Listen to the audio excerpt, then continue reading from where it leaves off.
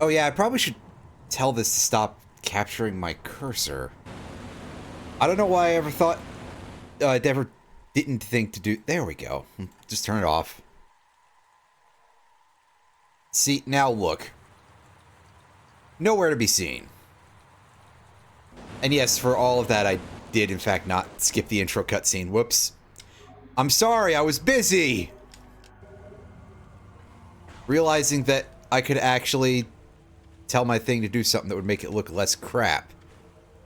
But, well... just, well... That Final Fantasy Magic set is, like, almost fully revealed. It's been fun showing some of that stuff to people, and having one of my friends be very aggrieved on behalf of the fact that Gaius's card is underwhelming. Well, sir, what I can say to you is, you're the one who likes underwhelming men, so... wait.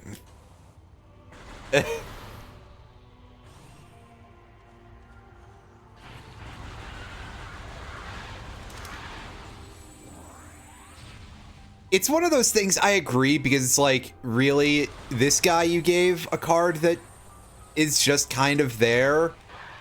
I mean, it's quite useful, actually. If we're being totally honest, Gaius's card in the Final Fantasy set, quite useful. For those of you who haven't seen, Gaius Van Belsar, legendary creature, whatever types he is, who cares? 4 drops, so costs 2 and 2 black, 3/2, and that's a little small, all considered, especially, hey, yeah, major story character, but underwhelming as we've been over. When Gaius enters, you choose one of 3 options. One of them is each player sacrifices a non-token creature, or each player sacrifices a token creature, or each player sacrifices an enchantment. And there's a shocking amount of utility there, actually. That if somebody's doing something with, like, any of the decks that spam tokens, but they have one very important creature to it, like... oh, damn it, I forgot what the thing's name is. The thing from the Phyrexia set that doubles your token output whenever you create tokens. And they've made it indestructible. Mondrak, yeah. Like, if they have that out, you can just say, okay, we each sacrifice a non-token creature, and they have to dump that. Assuming they have no other token, non-token creatures. That phrasing is suspect, we'll say, on my part. So, or again, enchantment destruction, which is a thing that tends to be undervalued because enchantments have very rarely been a good card type. But also it's nice to actually see that in black. I know that technically they made changes a couple of years ago to design philosophy things that says that black does get that once in a while, because that used to be a big, glaring weak point. Now it's that black usually cannot destroy artifacts without the support of other colors.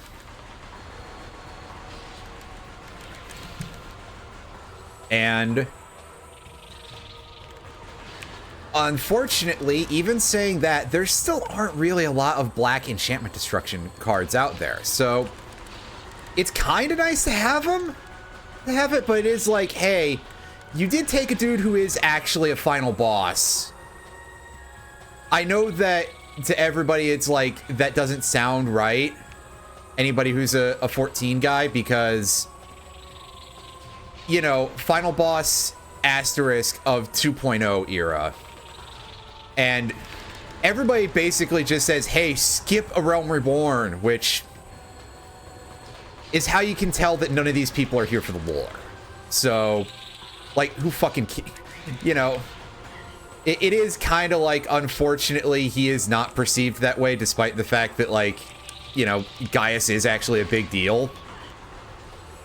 Yeah, no, I was talking about Gaius, and I was saying that I think his card has utility, but unfortunately, a big thing here is that it's like, okay, you've got this utility removal card compared to like a lot of the other big final bosses are all these big audacious creatures as you would kind of expect them to be. Like, there's an Ultimisia card that does something pretty stupid. Wow, hey, another Morph Ball. Am I sure this isn't the same fucking seed? No, I saw earlier that it was different. And also, we got an artifact in the Space Jump Cave, so... It's like, yeah, they've kind of forgotten about Ultima Weapon as, you know, the actual device Ultima Weapon. I think there is an Ultima Weapon card for, oh, you know, for the armament, but for the monster, they're like, what is that? Tav, nobody played any of those raids, you fool. At least not until people found out that they started dropping gear that could be reduced and crafted into particle effect things.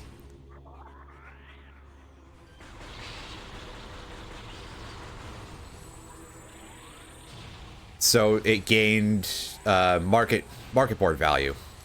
And then, of course, people just skipped the cutscenes, which...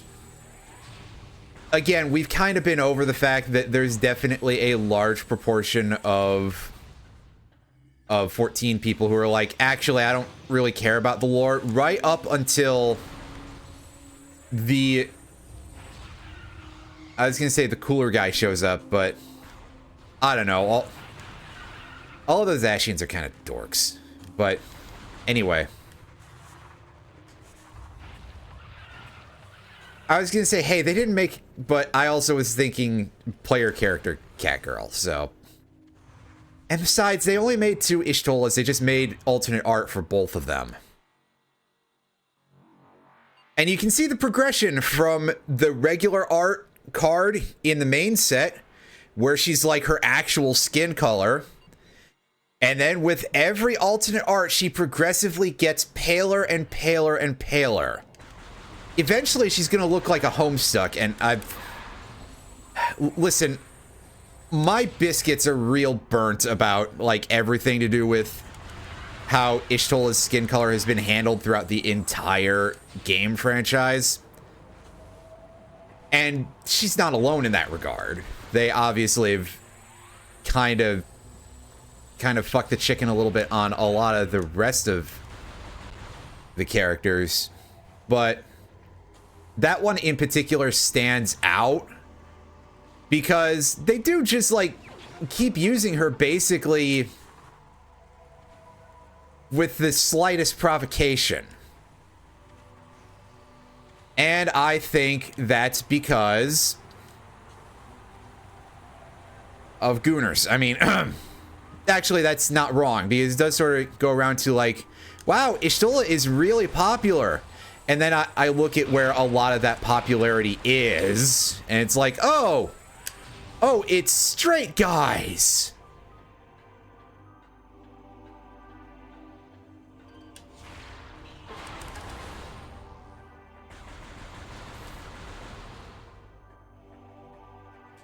I think what Square Enix should do in order to, you know, fix this and restore balance to the universe is that in the next patch, they should give Ishtola a girlfriend. Oh. I'm being told that this is my stock response to everything is just make that character gay. And that apparently it's getting played out or something. Which personally, that sounds like a load of shit to me. Furnace. So that one's possibly like completely free. Once we have bombs, anyway. Biohazard containment. I'm actually reading these as I go instead. Tower of Light. That is Wavebuster Tower. Overgrown Cavern. That... I forget exactly where it is. Vendrana Shorelines. So that will probably require Plasma Beam, I believe. Bazon Mining Tunnel. That's... like first half of the area, I think. Observatory.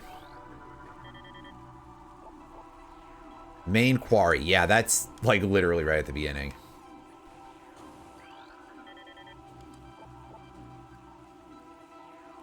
Cargo freight. Yeah, that's get gravity suit. Storage cave. Storage cave, I believe, is the little thing off of Thardus that requires grapple beam. So, good news, folks. We don't have the big time-wasting bosses on our necessary list here. Yet. Who knows where the road will go, but for the time being, we don't have to fight Thardus. We don't have to fight Omega Pirate. I'm quite happy about these turns of events.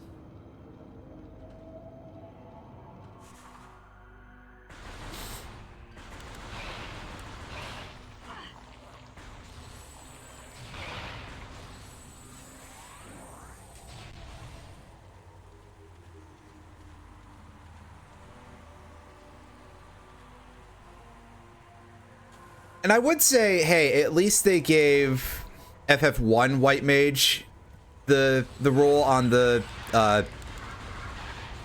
equipment card, because there's been a bunch of cards, by the way, for this set where they're all like class-specific gear, basically, and they create a token for you to equip them to start with. So it's like, hey, I think the mechanic is literally called Job Select, but I'd say, hey, that's neat, but unfortunately, they did kind of get a little boring with it with regard to White Mage, and really with the genders of all of the FF1 classes after the NES version.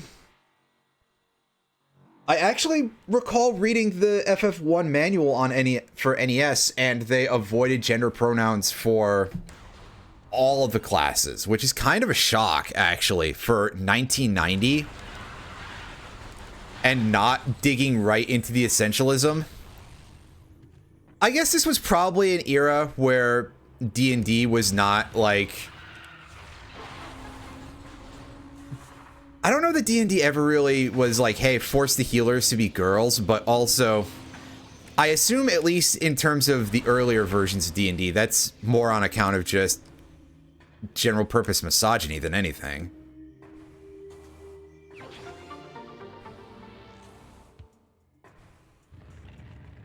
Yes, I have to see the cutscene no matter what. You have to get the partial music switch.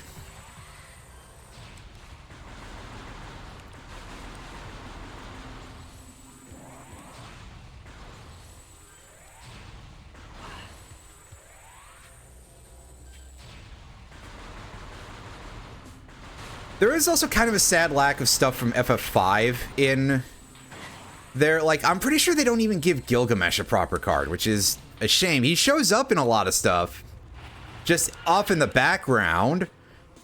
But as far as actually just being like, okay, yeah, here's a card for this dude, they kind of dropped the ball a little bit on that. But hey, that's... It's not like they haven't dropped the ball massively on a lot of things in the Final Fantasy set in general. So, gee, I wonder if translating a thing with 16 games in it, and you have to account for characters, locations, items, abilities, across a series of releases that account for maybe a maximum of 1,000 or so cards. Although I guess with the reskin subset that they've got going, maybe it'll be more, but regardless, it's almost like there's a bit of a problem there, and also for the purposes of balancing it for a game, they're going to end up completely leaving some things in the lurch. Like, speaking on the subject of that, you're saying, but there's more than 16 Final Fantasy games, and you are correct. There are quite a few spin-offs to a lot of that stuff, not to mention ones that are just Final Fantasy spin-offs in general, like FF Tactics and Tactics Advance and shit like that. And as far as I can tell, they have completely ignored those. But whatever, I guess maybe not enough people played those games because of reasons. Like, I was impressed for a while with how they were doing with a lot of the cards and like incorporating various gags and doing fun stuff with some of them, like that Jumbo Cactuar is a pretty good example of that. Where it's like, oh yeah, it starts with 1 base power, but it has a 10,000 needles ability. But then as it goes on, it's like, well, and I can't tell how much of it is we're hamstrung by the need to make something that still resembles a playable card set. Which, why did you guys make it a standard legal expansion? Something people go to these events to play Magic. You know, again, kind of the same gripe that's been said by basically everybody who's a big Magic fan about this. But I think it legitimately is an issue. Plus, also, I mean, Wizards of the Coast is pushing Arena very heavily. MTG Arena, which is their online client for it. Their current one, actually, that they care about, I suppose, because they do also have MTG Online, which is a little more free-form in some ways, I guess. But it also does kind of go like, hey, a lot of these companies are not allowing their crossover cards to be put into there. Like Marvel in particular, because of course they're doing some Marvel sets in the future. Have already said, yeah, we're not letting you put that stuff into MTG Arena. So I feel like, what is the point? Granted, they've already kind of made it a different thing from the paper game because they did the fair thing and took advantage of the fact that there's some stuff you can do in a digital format that you cannot do in a paper format. You know, for example, you can do things that, well, what I would refer to as being like more than two-faced cards, where they have creatures that have this ability called Specialize, I think, where you pay a certain cost and it changes into a different form. And right now it's 1 for each color, which is what they were doing for a couple of like multi-class characters for the, I was going to say Dungeons and Dragons tie-in, but that A, may be considered not specific enough, and B, there are also other like franchises in that area they've tied into. I don't know if we should count D&D as like, oh yeah, Baldur's Gate or Forgotten Realms, which I think was the actual one that they made a regular set out of, was Forgotten Realms. Even though, yes, objectively, those are just D&D things, but some people will be like, oh, well, it's not this, you know, and you can tell what level of opinion that I have for that sort of malarkey, judging by how I'm talking about it. Answer borderline contempt, but with my gagging aside here, is ultimately that, yeah, it's not necessarily a good idea, because a lot of things are going to have to get left in the lurch just by the problems of designing for a card game in this way. Like, how many people who are buying this as outsiders, because, well, you might be thinking, yeah, there's already an MTG TCG, but I think that exists primarily, pardon me, there's already a Final Fantasy TCG, but I think that primarily appeals to people who are already, like, invested in Final Fantasy as a franchise. And I've got a couple of cards for it. I've got one of the random Cactuars from, Opera Omnia, I think, maybe? Theater Rhythm, sorry. You can probably guess why I thought that title because that is an existing title, and also it implies music and the performing arts. Gravity suit, cool. Dang it, I forgot where I was. Oh, yeah. Like,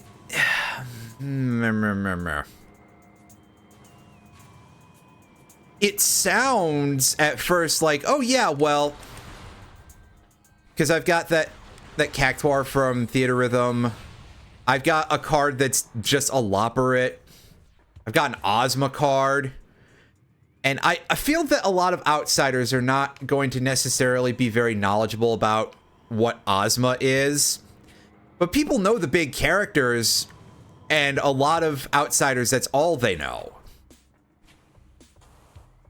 And a lot of the Universes Beyond stuff feels like it is very lowest common denominator in terms of its targeting. Because, I mean, at this point, we've had Lord of the Rings, we have Final Fantasy, we're going to have Spider-Man, and I think Avatar: The Last Airbender was another one that was spoiled as there being an upcoming set. Because it's Magic angling for more money, more than anything. And truth be told, folks, I think the one that gets the closest to disproving what I'm saying there is the fucking Warhammer 40k set. And I'm not sure that I want to, you know, be in a position where I'm like, oh yeah, the 40k set is where the good shit is.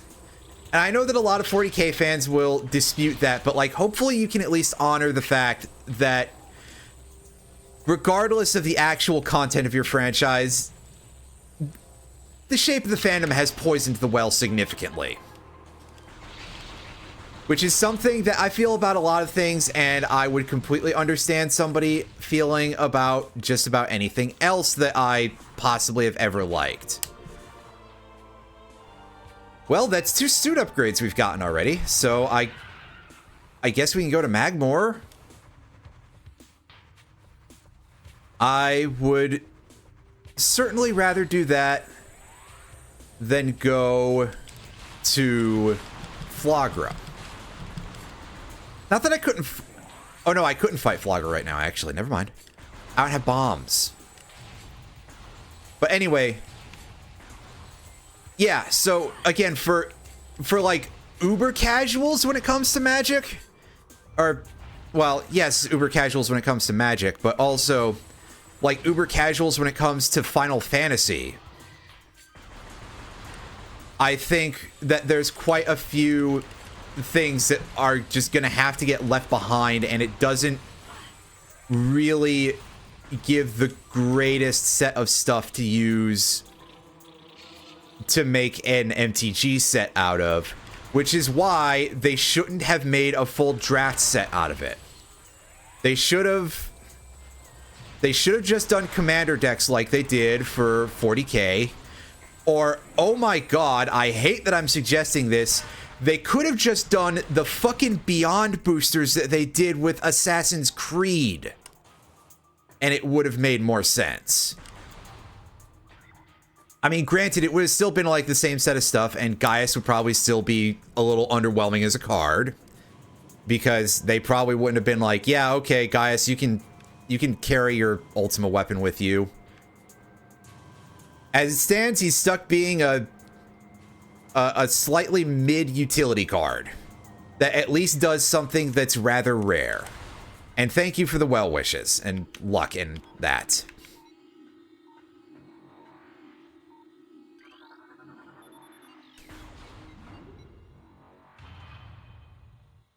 So it started off quite good as a thing, and it was fun to look at the cards, but I think that that's gone downhill a little bit, which is a little sad because, again, it was looking fun, and I was happy the devs were doing, you know, were having fun. as long as they're going to keep making cards more and more needlessly complicated because they've run into this issue of, oh, we have literally over 10,000 cards and then some in the entire card pool now. Like, I'm pretty sure that in the time since I started playing again back in 2009 up to not long after I quit, the card pool like doubled or something, especially because they started just increasing the amount of cards they were printing for a while. And that's card pool as in just unique cards, not just, oh, total printings, because obviously that went up by leaps and bounds. Anyway, yeah, so whatever.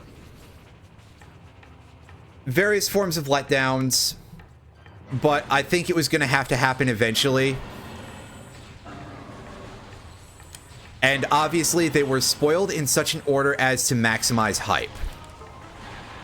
Which, wow, who could imagine that that was the intended goal and that was what they aimed to do? It's almost like they have a long and storied career in terms of doing that. Boost ball! That's some free items. Oh yeah, because we can't actually go in here any. So we're going to have to take our boost ball and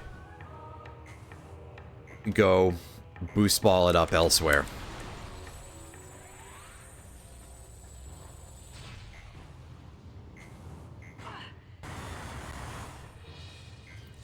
It's okay. I'm like really cheesed off at Square Enix these last few years. And especially ever since I turned into a person who ever looks at the price of merch that they sell. So my investment in it is slightly lower than all the amount that of cards that I've been throwing at certain people. So hey, I'm not going to be baited into buying the wildly overpriced packs. If I pick up anything, it'll be single cards that'll be, you know, resold at also wildly inflated prices, but at least that'll be something I can blame on singular people. Anyway.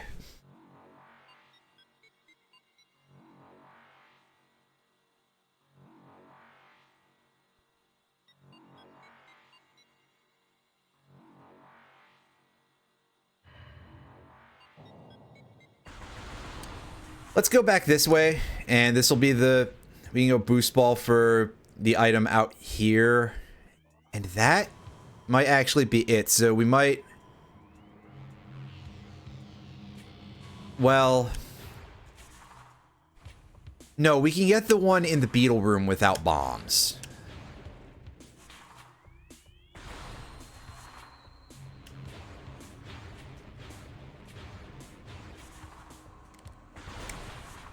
So, there's that.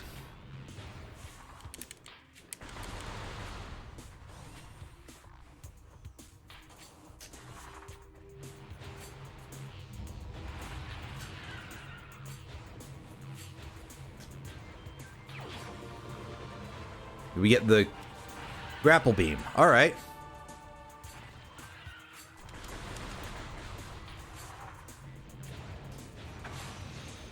That continues to not be a solution yet. Not by itself. Oh yeah, there is still the item we can get in Root Cave, so that's not without purpose. It could end up being like, okay, that's X-ray visor, and then you use that to get to the invisible item, and it's plasma beam. And that'd be real stupid. We can't even go into the wrecked ship yet, but we can get the item outside of it. Which might be meant to be locked behind grapple beam? I don't recall.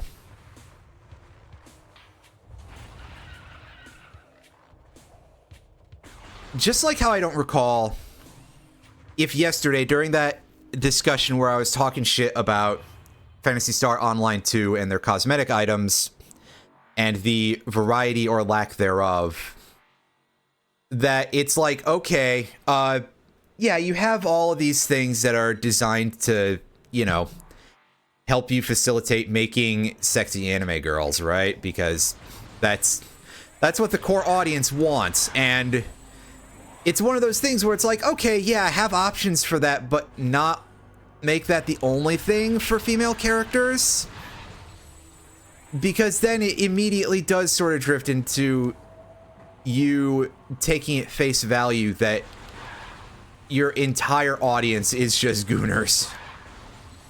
You know, again, the idea that, yes, sometimes there are women who want to put a character together like that. And asterisk, statistically, I'm pretty sure it's mostly queer folks comparatively, but, you know, without getting into that part of things, because that's not the important part here. It's just like, hey, yeah, this thing that they're doing gets a little tired.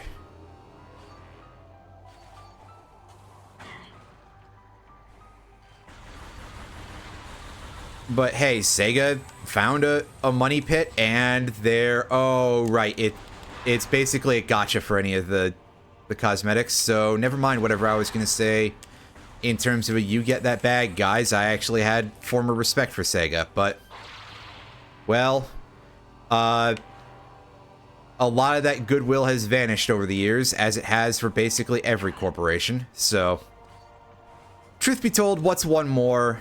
And really, what's them doing like probably the sleaziest out of any of the options, right?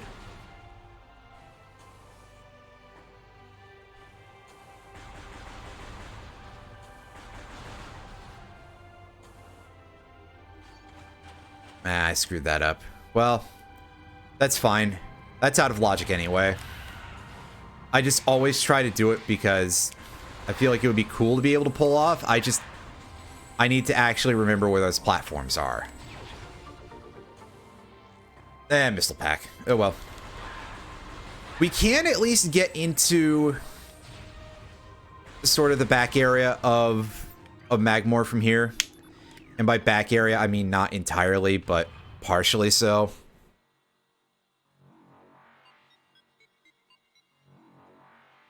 Unfortunately, we don't have bombs, so we can't jump the ball any. So Phendrana is currently not available to us. So we've just got this small amount of extra map to ourselves here. But we have a boost ball spinner that we can use, so...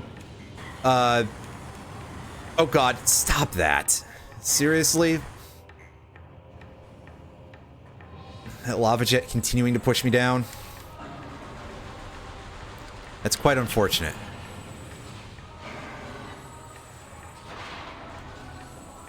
Yeah, give me that health orb. Those health orbs.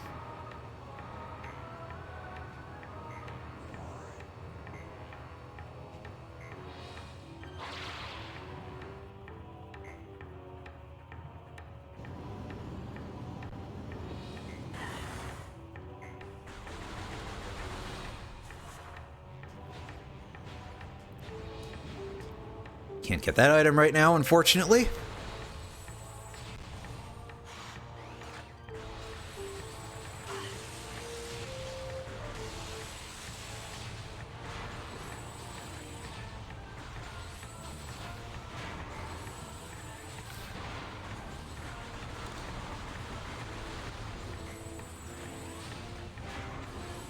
Things still do a lot of damage, even with us having 2 suit upgrades for defense boosts. Oh well.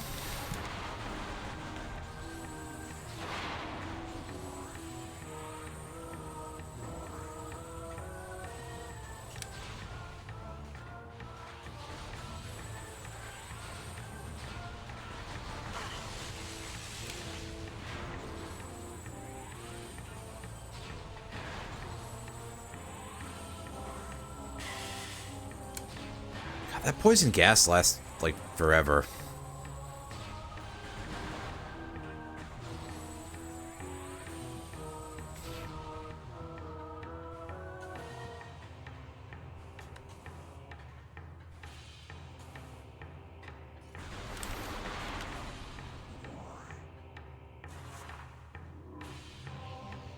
Oh, right.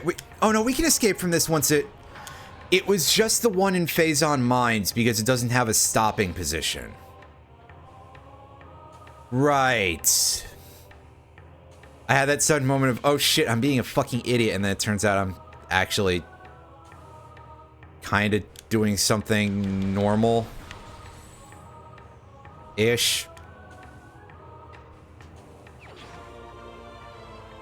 Oh, we got power bombs. Unfortunately, we can't go power bomb that thing right now because while there is a power bomb position under there, it is also going to soft lock us if we do that because we can't get out from there unless we are able to jump with the ball, which we can't yet.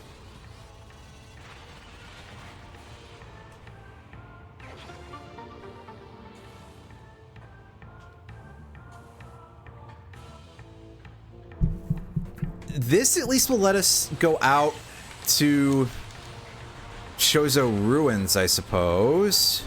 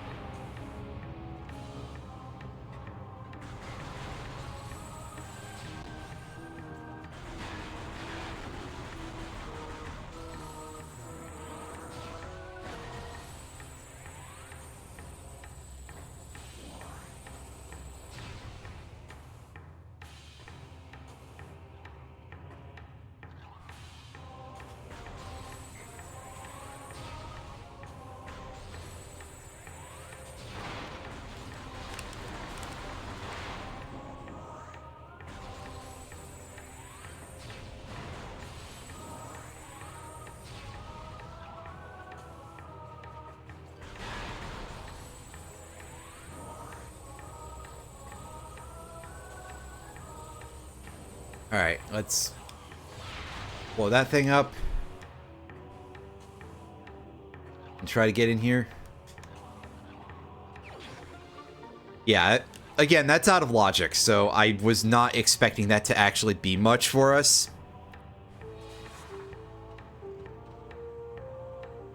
But the fact that I can do it and it's not really that hard or that much of a time sink means that just getting around somewhere very simple like this is instead going to have to take the place of that. So, good work, me.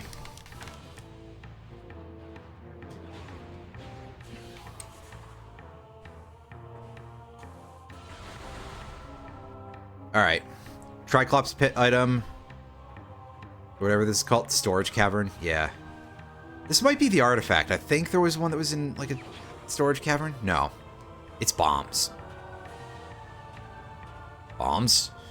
You want it? It's yours, my friend. Etc. Pretty good, though. Glad to have that. That's a very helpful thing to have, to put it nicely, because A, opens Vendrona Drifts, B, there's a couple items that I know we can get now for sure. C, we could go fight Flagra. I don't want to, but we could.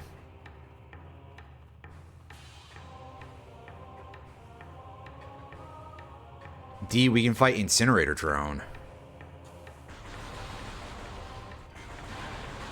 And also get the stuff in Early Furnace. So, I mean, that's like 3 free items right there as soon as I actually go back to Chozo Ruins. Which, by my own admission, that's gonna be a minute. That's gonna be a minute. How'd I pace my words out like that? What a fool.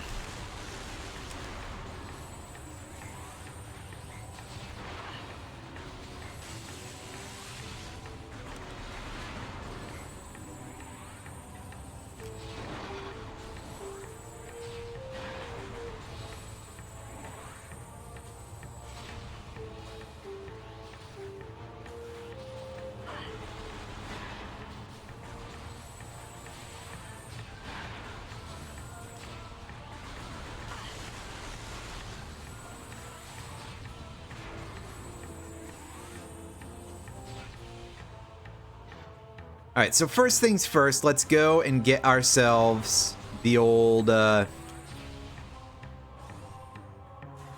this thing. Whatever it is in this run.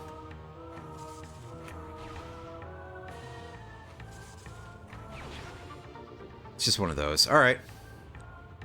Fair.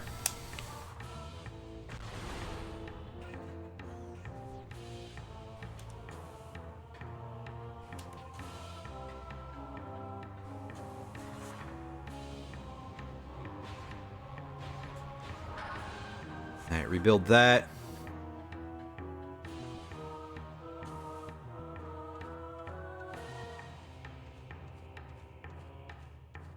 And now we go get the item that's down this pathway. And then we make our way back to Chozo Ruins. Wow, the sheer amount of elevators we've been on this run. It's a little silly. Yay, a missile pad. Oop. I didn't mean to do that. Maybe it'll help. No. Wrong side for that. And hey, this glass tube has already rebuilt itself.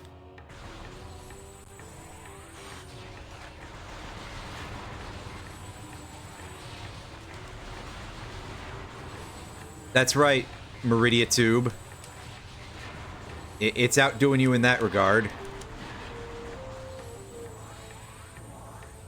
Might be for the better. That doesn't need to regenerate. For, like, any reason.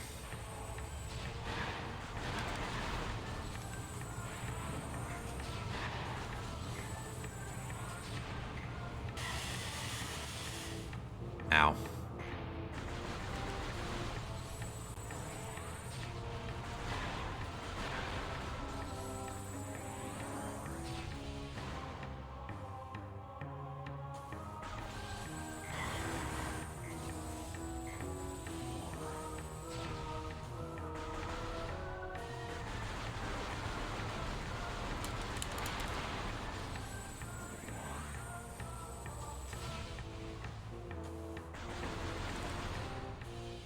Okay, yeah, so this is...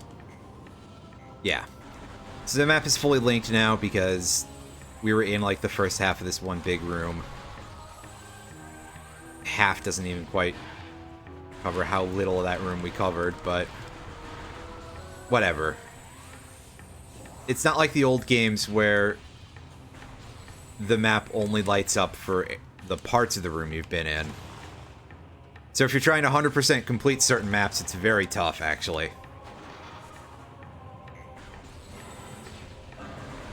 Although, you probably wouldn't need to do that in most Metroid games.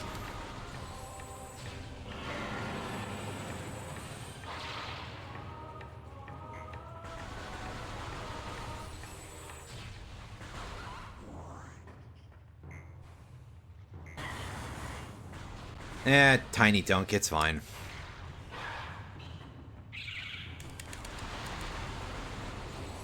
I just didn't want to shoot any of the Griswolds, that's okay. Right? That's not what they're called, but...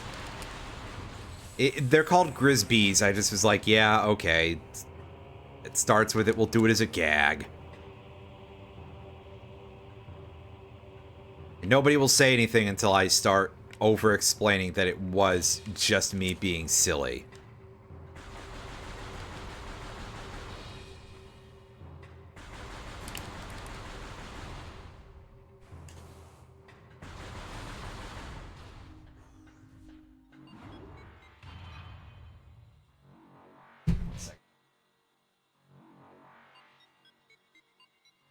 Ah, this tiny rug.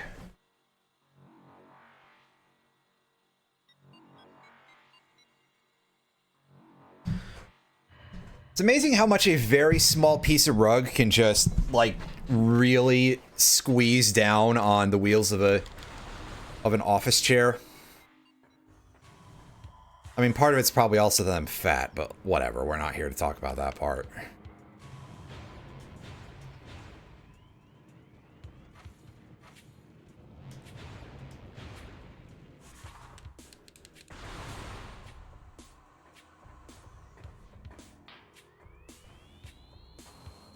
Let's get the item in the vault.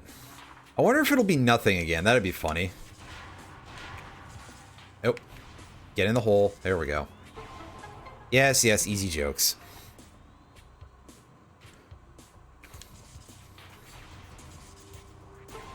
There's no, like, ordered combination to this. I'm just doing it in a different order this time because I am able to.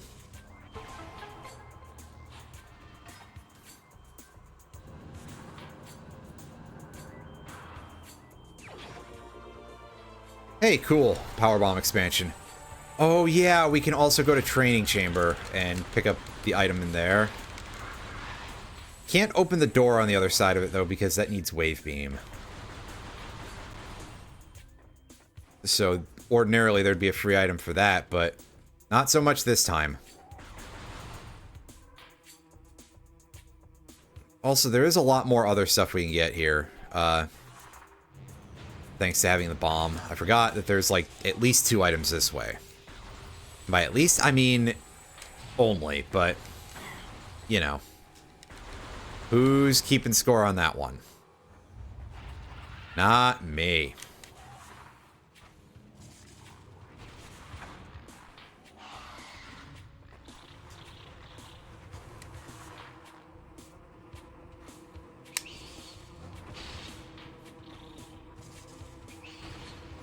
I suppose it is at least multiple, so by the standards of this, hey.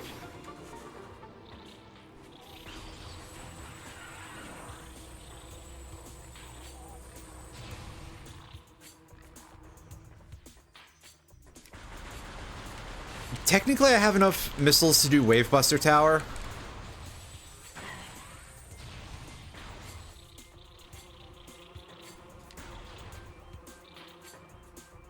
But I would also need Spider Ball to get up there, so we're not doing that, that's for sure. Get in the hole, come on. How hard is it to do a simple jump? And the answer is actually, if you've seen me. Oh, well. There we go, there's our item off of Training Chamber for us. Now that we've got the Wave Beam.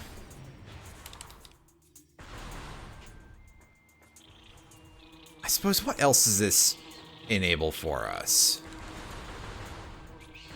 If I knew how to do the full skip in the Chozo Ruins back rooms, that would be there. Unfortunately, no Spider Ball, so it's not actually available, because, yeah, I don't have that trick turned on.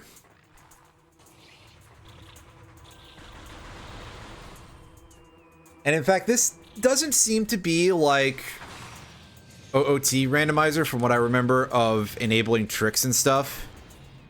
Is that you can't so much enable specific ones like that, where it's like, okay, yeah, I know how to do this sequence break of room geometry abuse. It's, can you do things that are like general techniques, like can you do any of these crazy bomb jumps that can get you places, or stuff of that nature.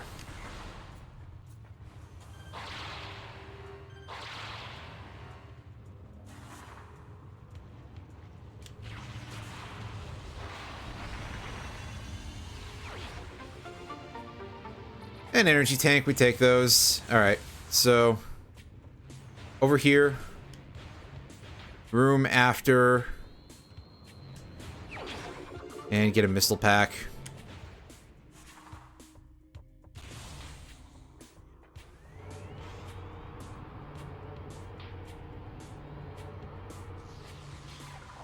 So, if I recall correctly, this does not require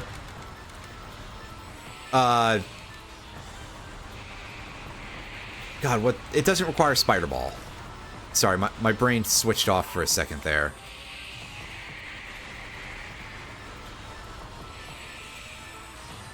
Oh, sure, you're inside the wall now, are you? Alright.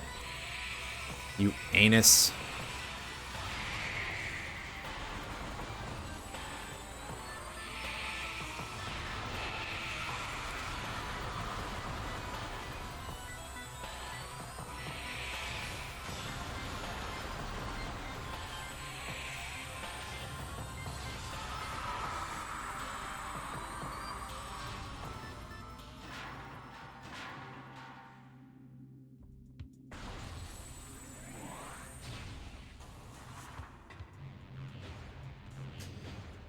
I mean, if it does require Spider Ball, we at least can, like, leave the room and come back.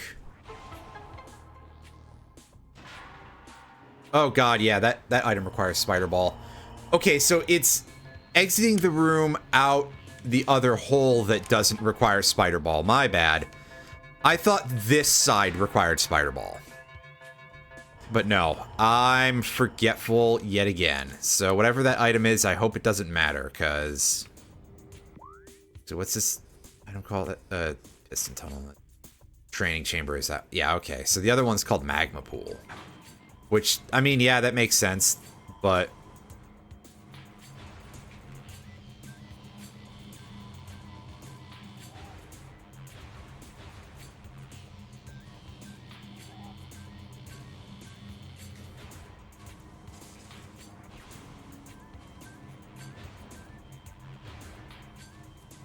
Come on. Quit goofing around. It's just main plaza. It's not that hard.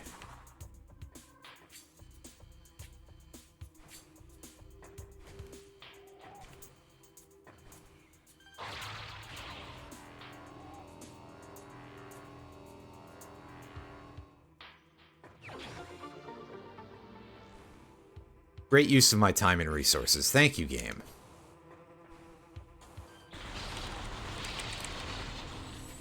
Anyway.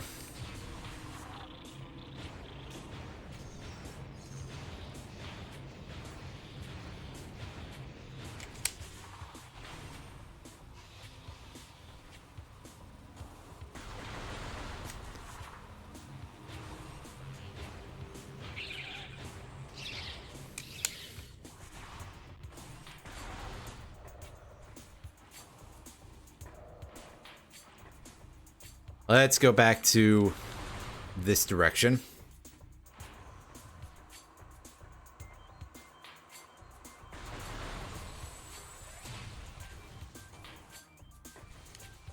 Oh, I mean, well.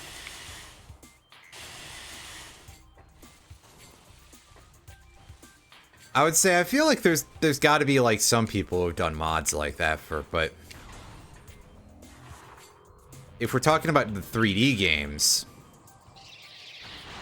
options there are a little bit limited because a lot of them are these first-person games. I mean, I guess you could do it with Other M for optimal things that you're surprised that the developers didn't come up with in the first place, but...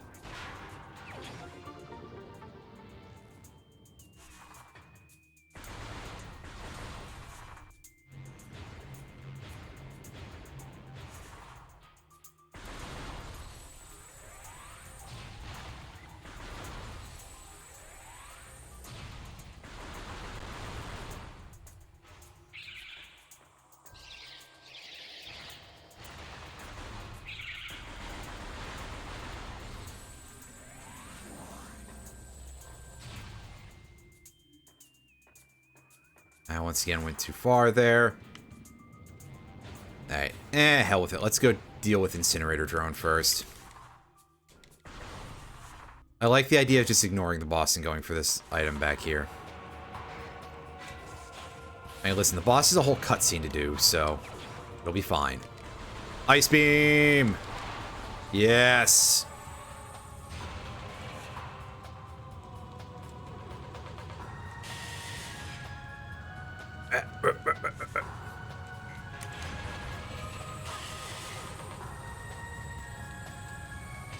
Alright, open your eyeball, Incinerator Drone. Come on.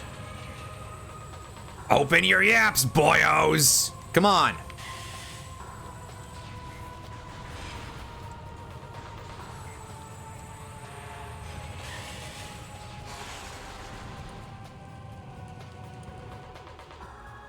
You knew I'd been holding that button for that long. It was like, yeah, well, I want to annoy you greatly. And it sure kind of almost worked.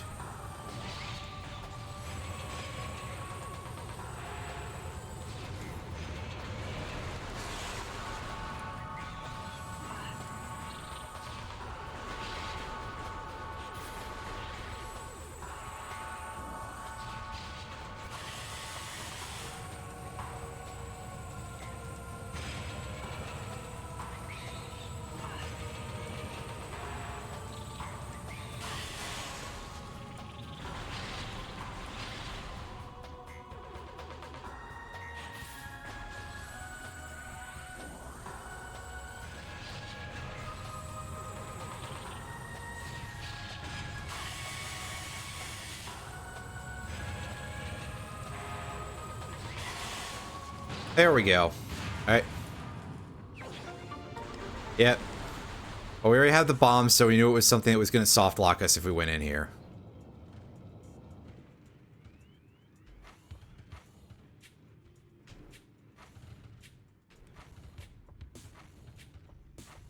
Get in there. Come on.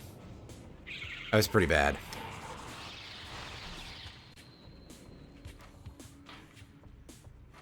A lot of unsmooth performance here on my part, but eh. Not unusual, but also kind of embarrassing anyway, so. Oh, hey, get.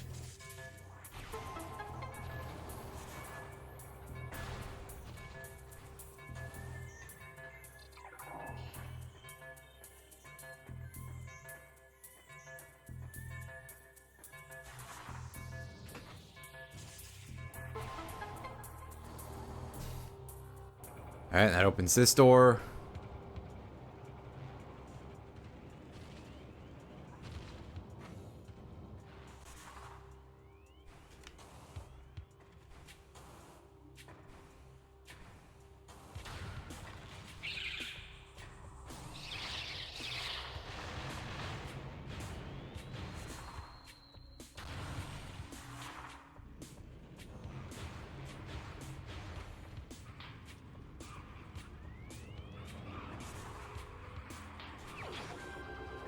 And there's our artifact of truth. Okay, then. Can't really do a whole lot else back here right now. I don't trust myself to be able to pull off that one skip in like 3 hours worth of goofing off, so we're gonna try to stay in logic as much as possible here. As much as it would be fun to not.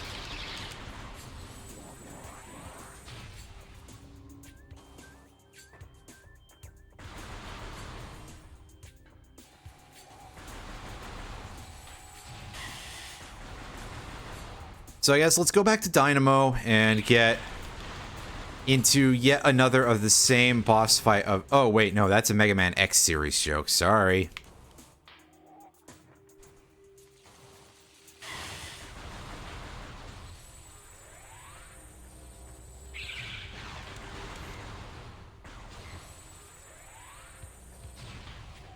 And I guess I could go fight Flagra, but I don't want to. It's not fun. Flagra is like the other big time waster boss next to Omega Pirate and Thardus.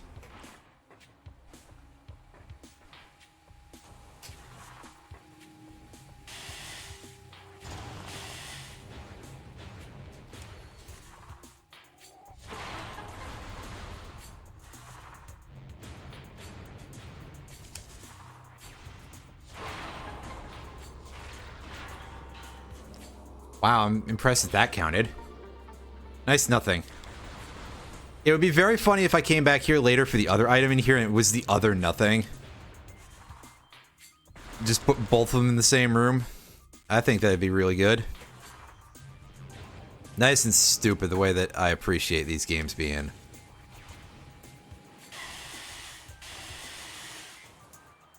Alright, so here's my question. Can we get this item? Yeah, I mean, this is sort of a micro hell run, but it was not worth it, ultimately. But that's fine, because we have enough energy, and because we have the gravity suit, we're able to do it. Well, I guess we can go into the shipwreck and at least start that.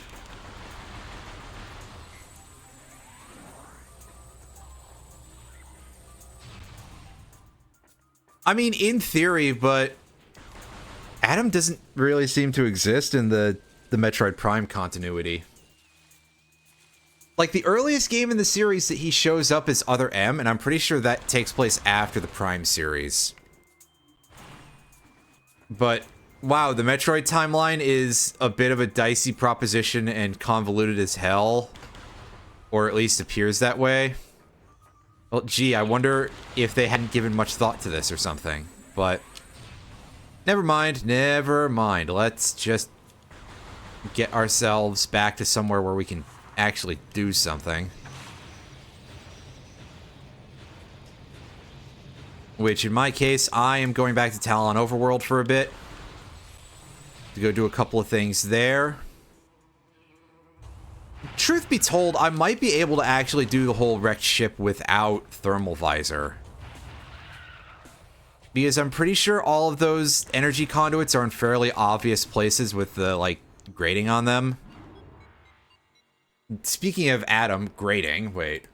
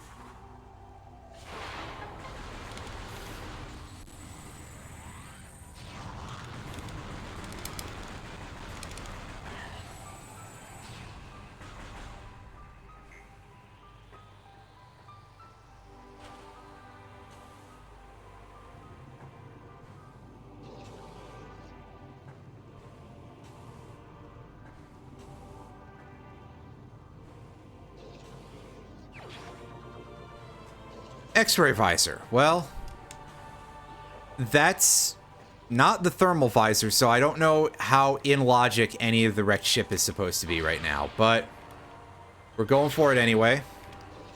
And no, you don't need the grapple beam to get over here. It's just that this is a way that I know to do it, so. Ice beam, however, as you can tell, you do need.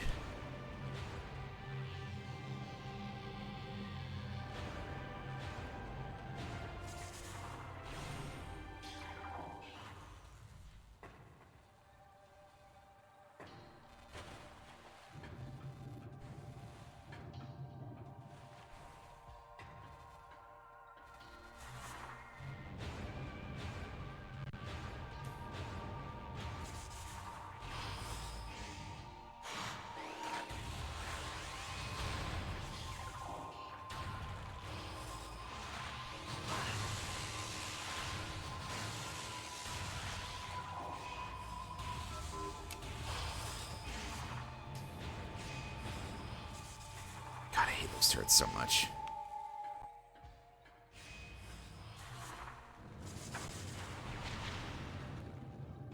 Well, I've been able to powerbomb all those crabs away, but it's a waste of a good powerbomb, really.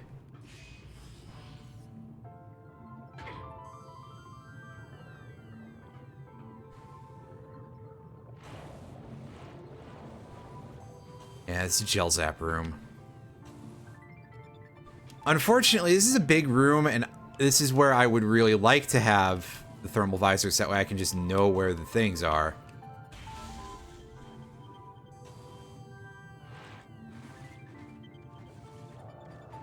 Again, I kind of assume that this location is supposed to be out of logic for us right now.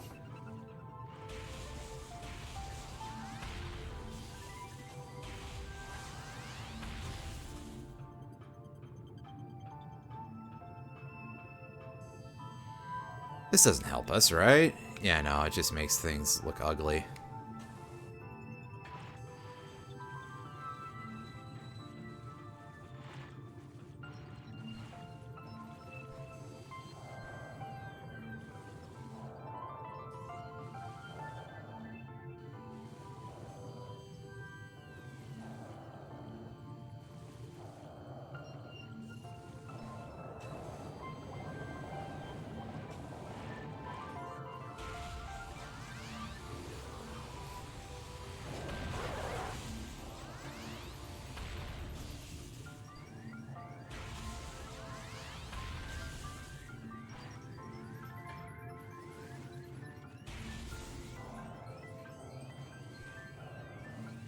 I really wish I could just remember where these were offhand, and then the whole thing would be a lot easier. But there's one of them.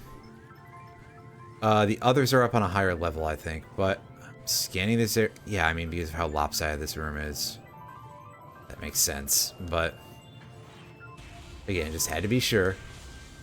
Oh, did I hit one? It sounded like I did.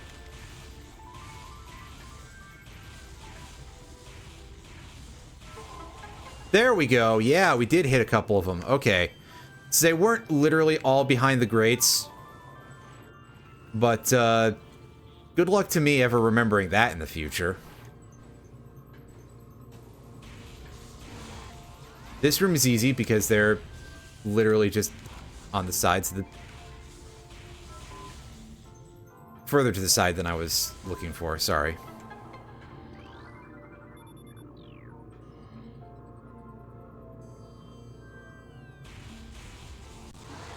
Open up.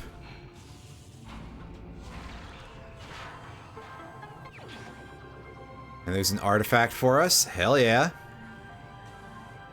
Artifact of world. And...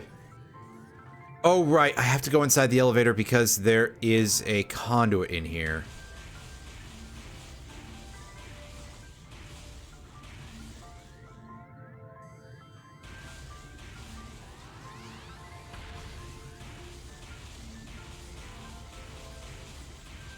Unless I already got it. Outside? Outside, yeah.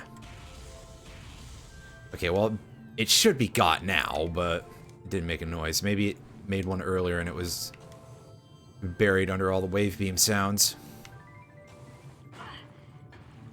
Obviously, if I'm going without the thermal visor, I don't have a check for that until I get to the top.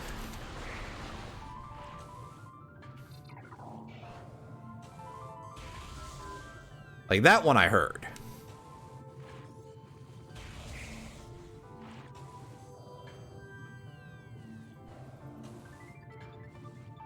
And there's one up near the top, I recall that.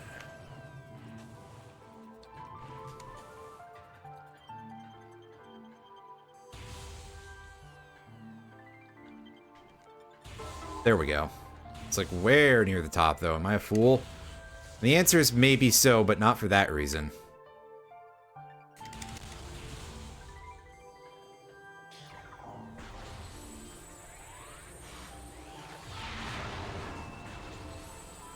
Nice twofer there.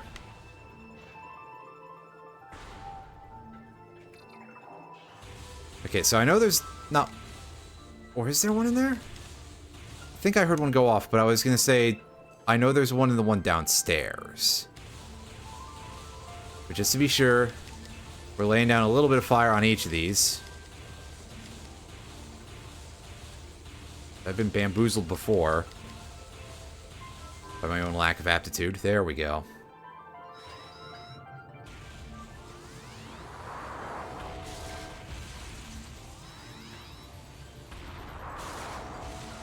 Alright, well, there's our security drones down.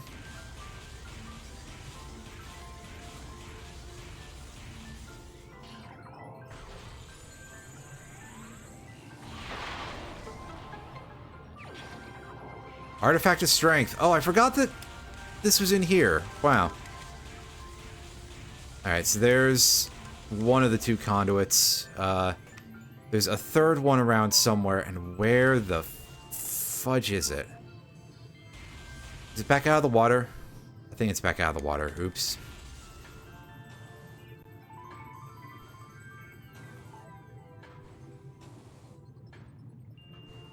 Yeah, I'm not completely sure about anything to do with that. Federation Force is one of the few Metroid games that I haven't played at all.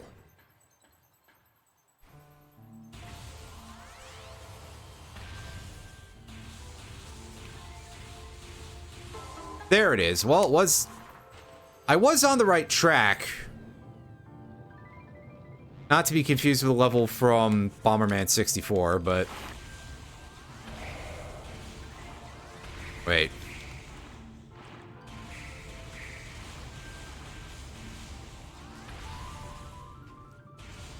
Come on. Open the goddamn door.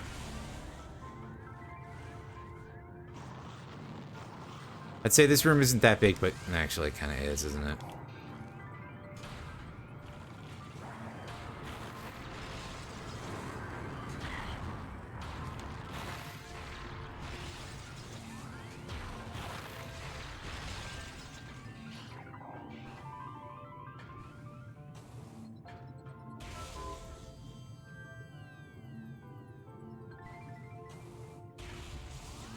Is this a room with 4 things in it?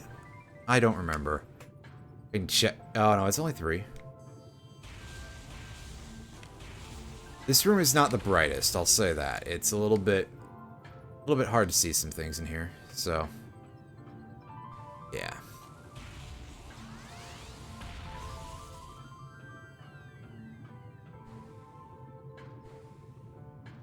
Door, oh, it's a different door, right?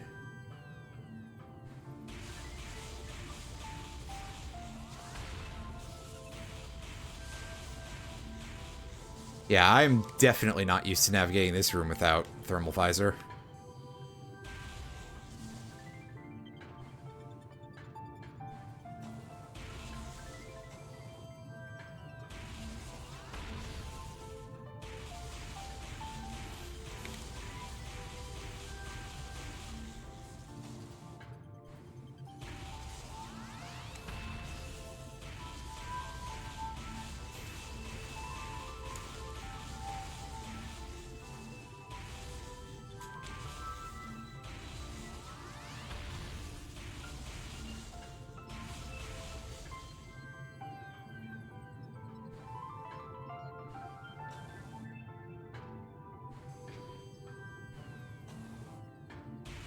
So I don't think these are all behind grates in this room, because I didn't see that many grates to put the power conduits. So this might be the location where I'm a little stumped.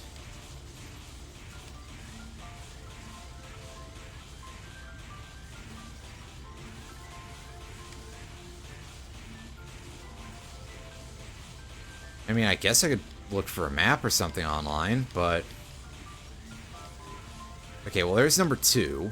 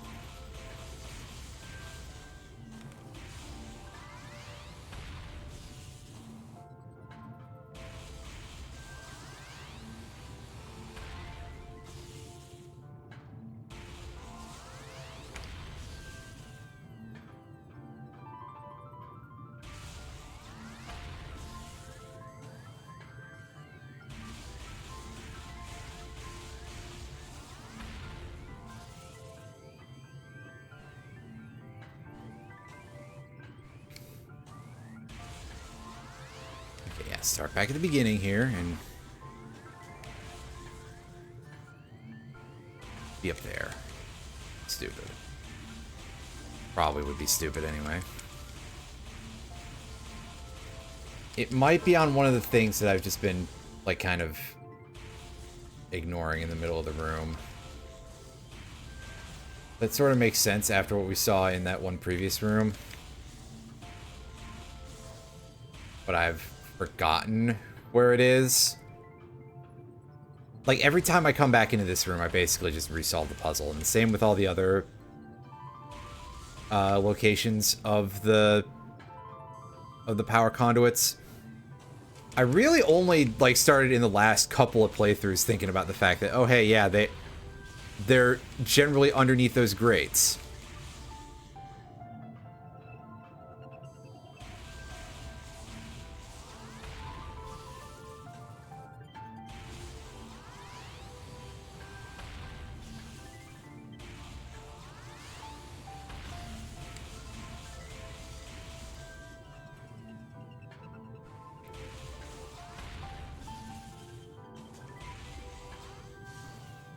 Hey, is it open already and I've just been farting around here? Yes! Oh, goodness. Well, that was silly of me. Much like this whole endeavor to go through here without the thermal visor, if we're being honest, but whatever, it's a learning experience or something. Again, I think this is supposed to be out of logic at this point, but no, that will be unnecessary. I'm like, wait, how much modding can I do with disk images after the rando? So, I don't know about talking about necessity, but now that I mention it, it's like how...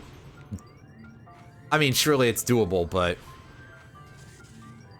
you get what I'm saying. Maybe some other time. Listen, it took me how long to even get around to modding any of this stuff for OOT rando? But also part of that was because I had a surprising amount of difficulty finding some of those as just like the separate model packs.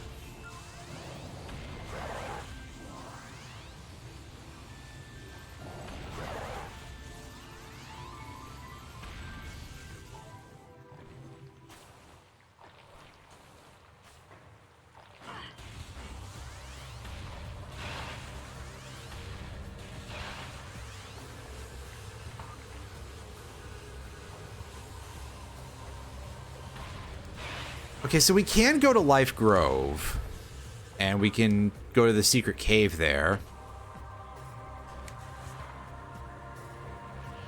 Again, all shit that may technically be out of logic, and also, yeah, this gateway is open. I should know that.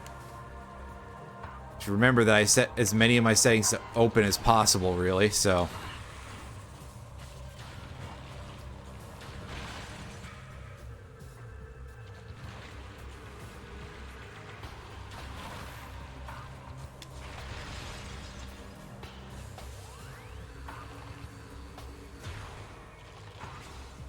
Yeah, and this invisible platform is not hard to find because you can see those rain particles.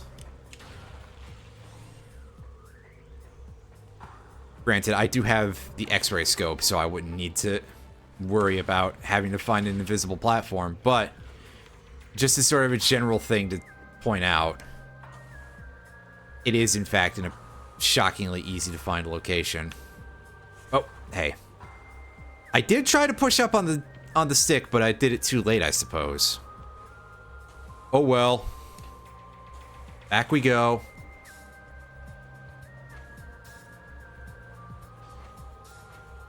Oh yeah, no spider ball. Right. I've forgotten already because of some reason.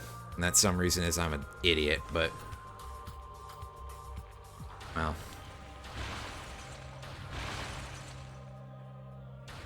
However, no, we can't actually get the thing in main quarry, so...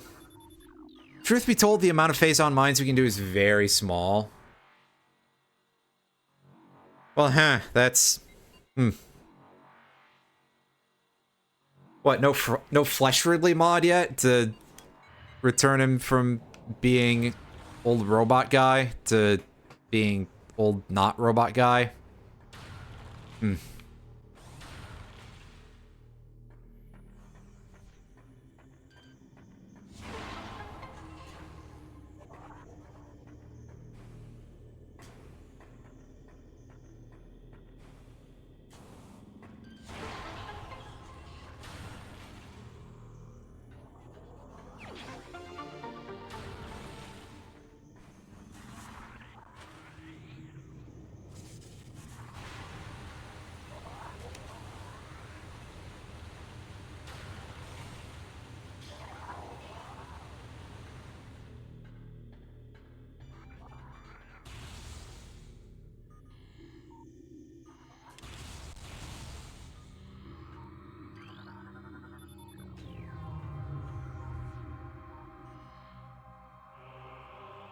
Oh yeah, I can't do anything with this.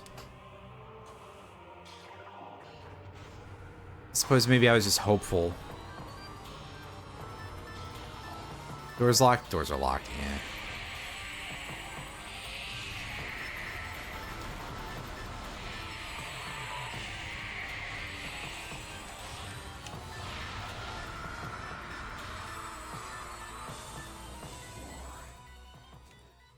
I mean, again, I suppose I could try for you folks. Skip. Attempt to show it off again. Like, yeah, I can do...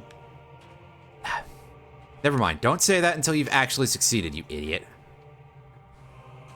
Because otherwise, what will happen? Oh, right.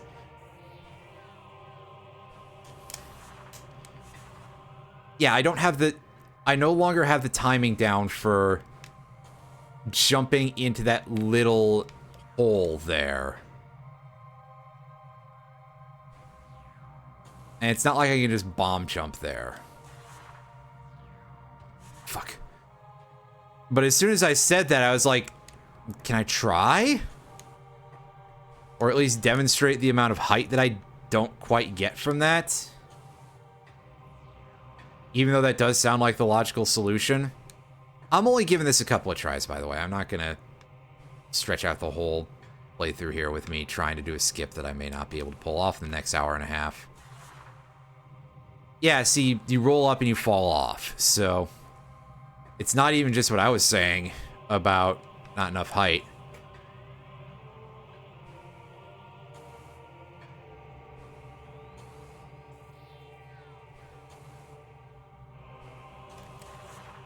Ugh.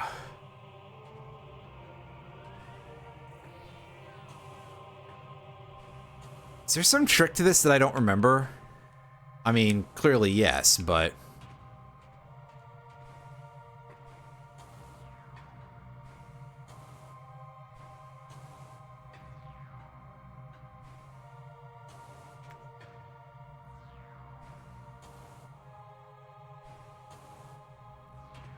I was going on a little too hot there.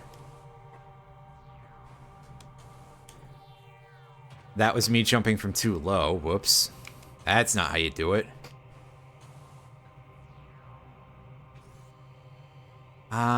Taking a look at the room geometry again a little bit.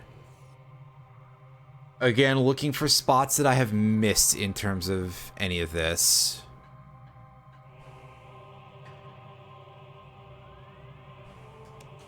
Obviously, this isn't going to get me anything. I just am curious about what this chunk of ground is now.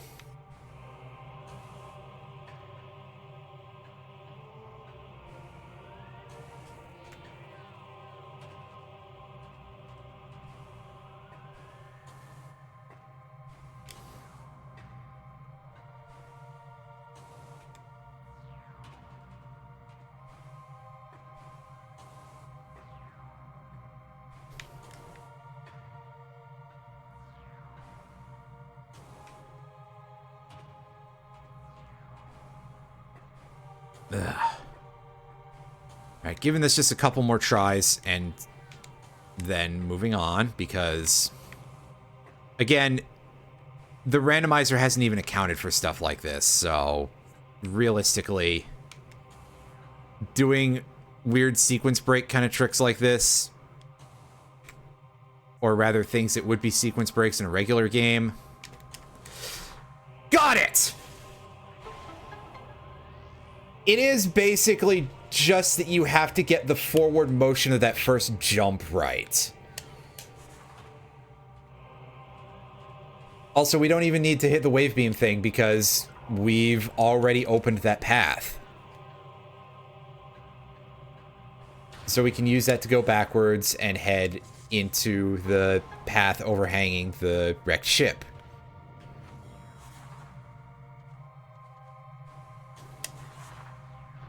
It's just kind of a tragedy. We are not going to get Spider Ball here, and we will not be able to go and complete the rest of Furnace, or basically this whole side of the map, for a bit.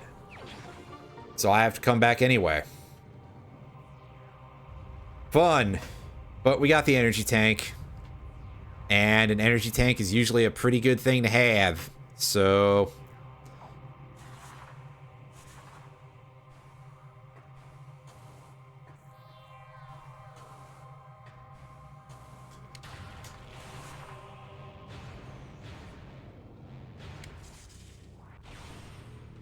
pop this open, and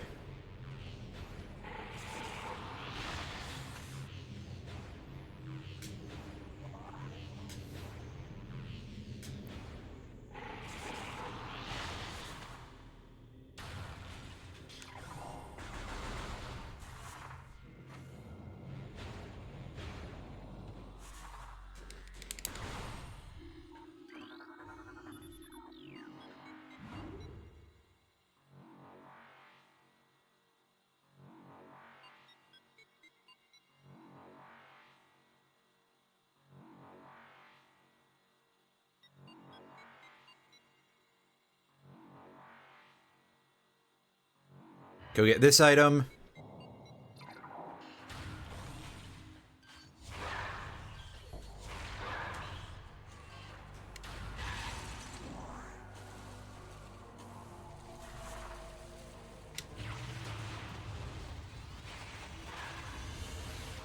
Complete and hilarious overkill that didn't even get all of them, to be fair. It's kind of a shock, actually.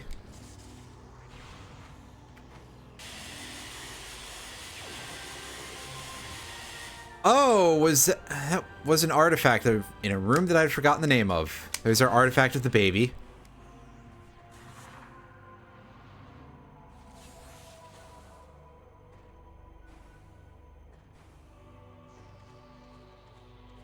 So we're at how much now?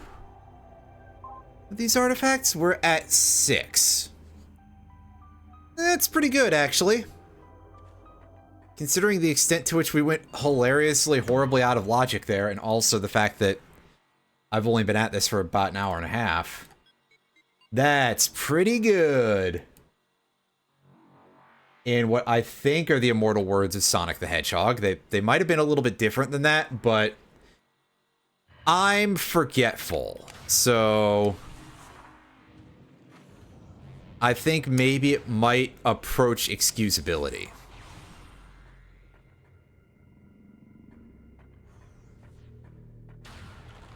We're gonna go open Phazon Mines and do the, like, 3 things we can do in there. We can't even use the save point, which is the thing that makes the entire endeavor a little bit terrifying, actually, but...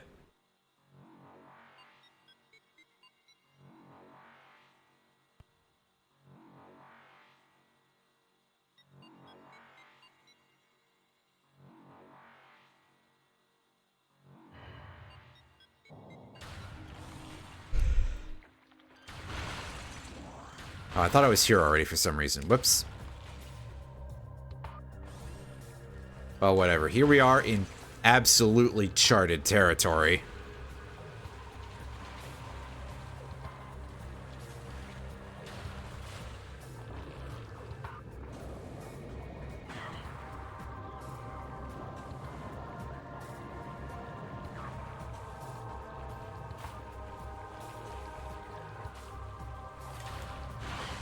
Well.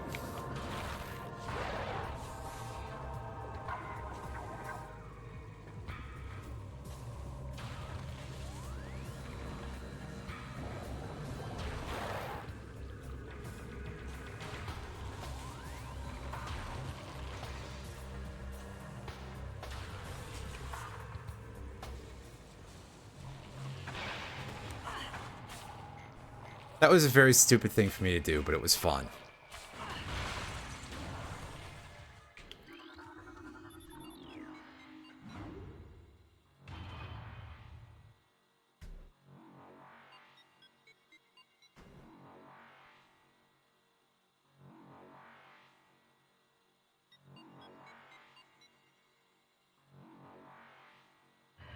Store uses, yeah, Wave Beam to start off with.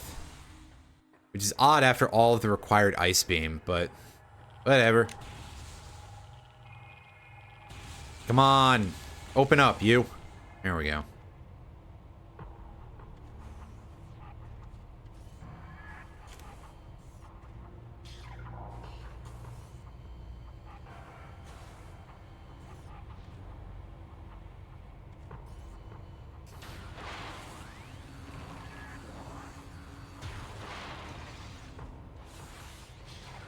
Oh, yeah, here come the turbo shitter turrets. Ouch.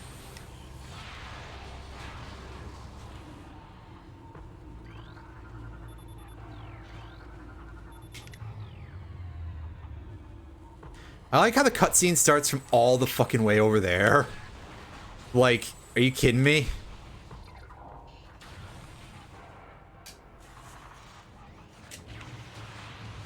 Aw, $20. I wanted a peanut. Wait. It's my immediate go-to response of thinking about Homer.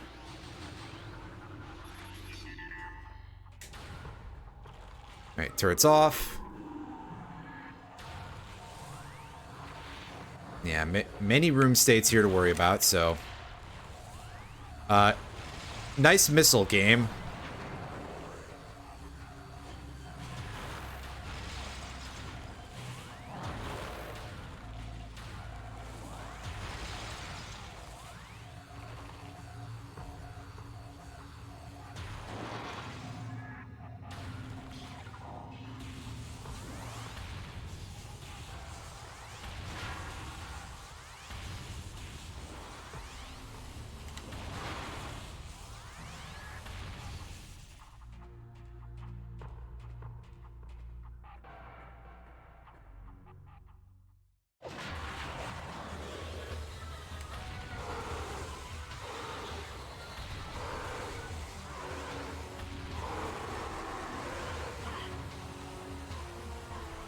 Oh, you jerks.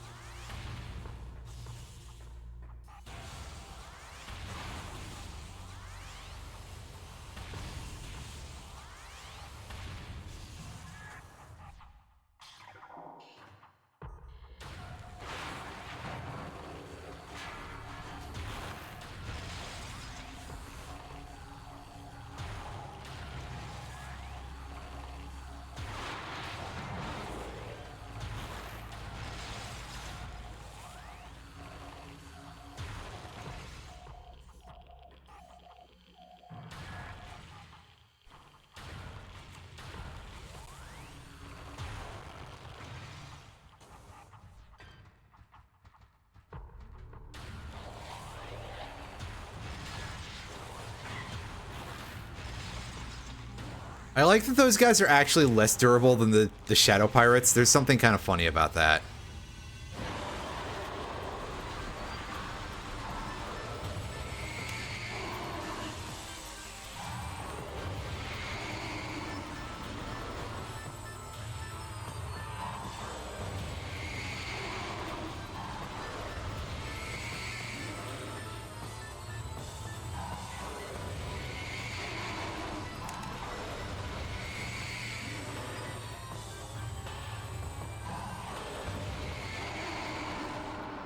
Oh, yeah. Can't cutscene skip straight away. Alright, so where's our...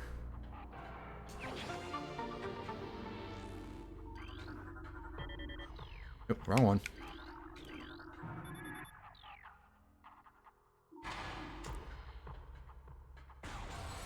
Alright, so...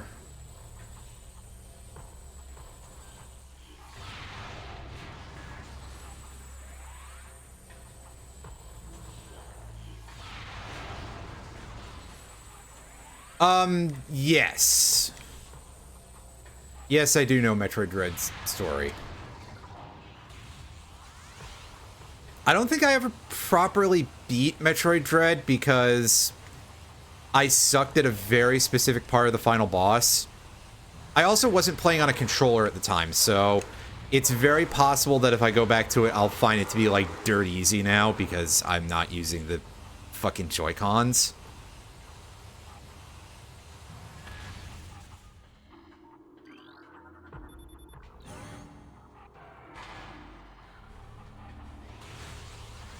Power incontinent. Wait. Actually, I don't know if that was true about Shadow.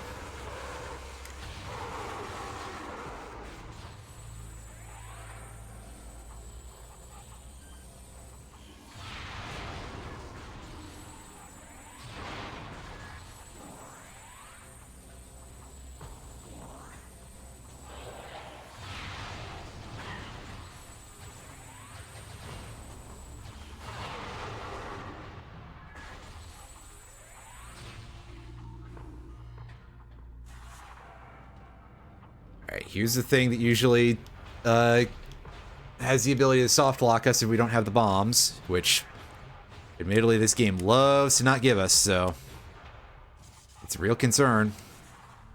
Unfortunately, we cannot go past this room without getting...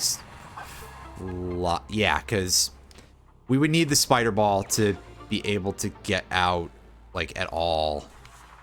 I think technically we could go through Phazon Processing Tunnel if we went through the entire pain that is. But I'm just going to leave the regular way. This place can kiss my butt.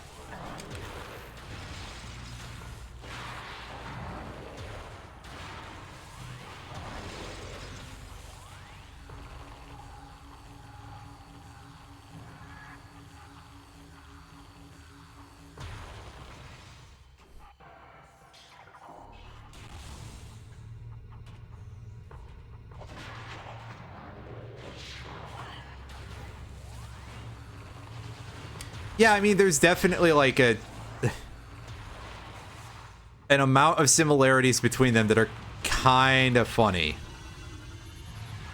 on certain levels.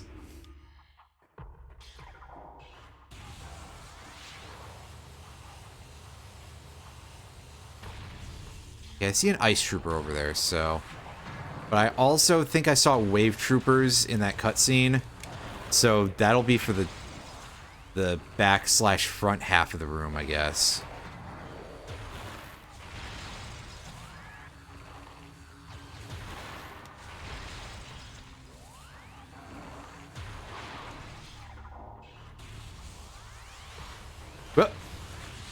Ruh-roh. Forgot about you. Forgot about Dre.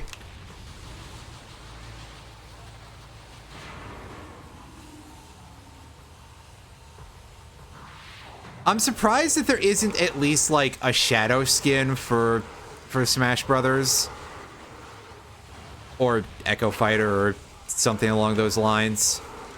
Like, without getting into, oh yeah, Shadow has spent like the entirety of the franchise trying very hard to acquire an identity of his own, so that would be kind of a slap in the face in terms of canon, but like,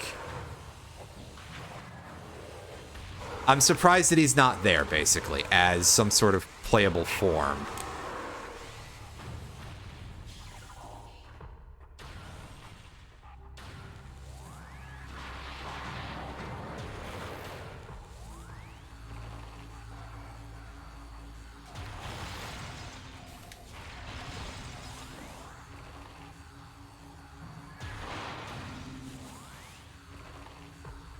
I don't know, maybe the Smash devs just can't read the room when it comes to who's popular from the Sonic series.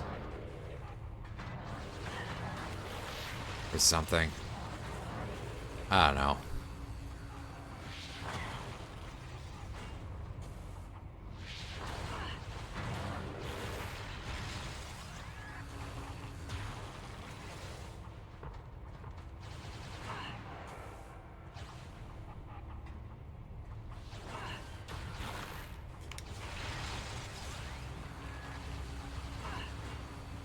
Yeah, I mean, to be fair, that is kind of not wrong.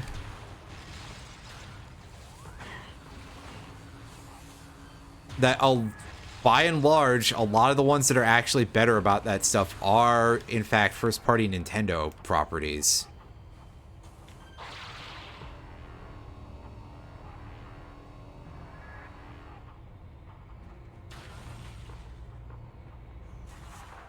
Okay, so we're here in the bottom of this room. We should be able to get back up, right? This might be a very odd path that we have to take.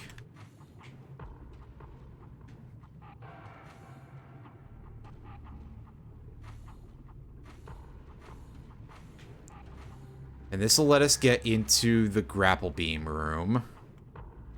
And we just have to come back out the way we came.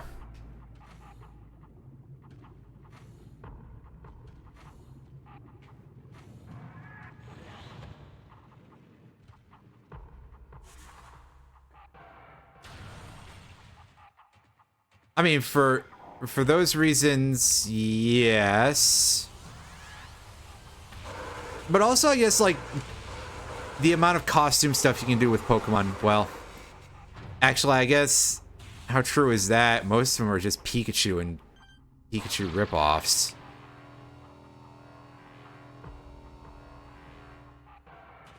Adjuncts, I guess. So a lot of it is just like, hey, yeah, you can put the rat in a hat.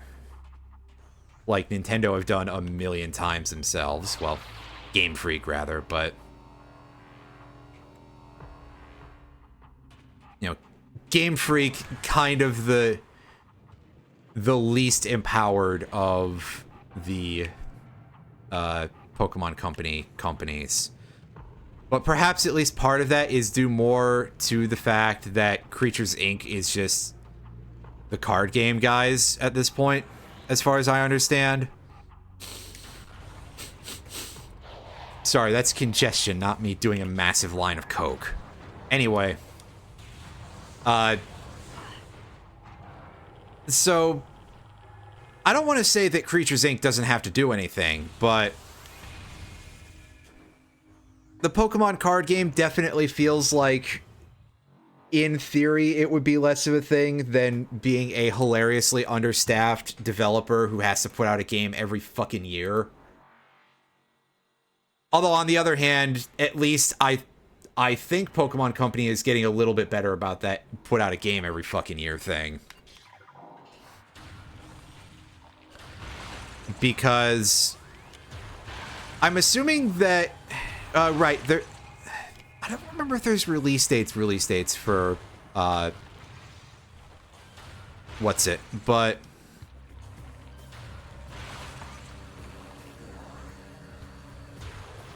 oh my god, why am I having so much problem here? Yeah, Legend ZA is at least probably going to be this year at the earliest, and then Gen 10 is going to be afterwards. Yeah, no, but obviously quality has been a little bit on the questionable side for the franchise since Gen 5, but when it comes to Gen 9 in particular, which is the one that's infamous right now for being just kind of dog, at bare minimum, you can at least go, well, Game Freak are being or were anyway, absolutely being run ragged by Nintendo, who, I don't know, maybe they were afraid of being forgotten or something. I couldn't tell you. All I can really say on the matter is that those games were disaster pieces.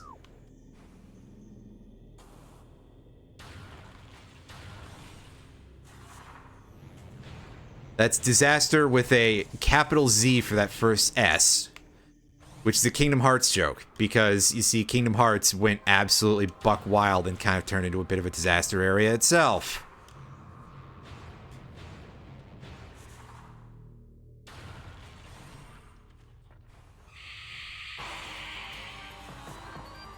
Anyway, that's right. Entire map's haunted now. So, oh come on! I don't think that ruined the Sonic franchise in the same way.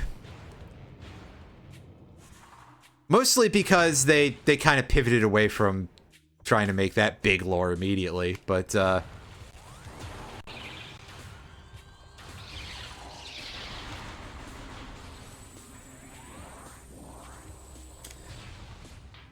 listen, I hate to say that the Sonic franchise was in a more graceful position than some of those, but you know, Sonic Colors was a game that people liked, and Sonic Lost World was a game that people liked less, but apparently was still kind of good.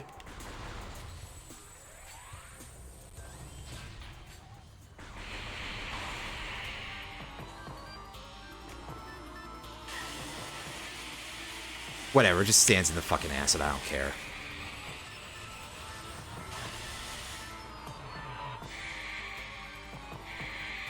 Because now I've got fucking bird ghosts and acid to contend with. This sucks. This...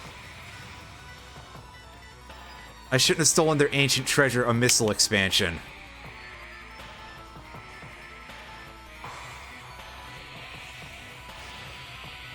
And now you've got all these guys out here just like, return the slab or suffer my curse. I'm just like, fuck out of here with that. What do you think this is, 2003? Nobody's scared of that horse shit anymore. And apparently they've taken this very personally.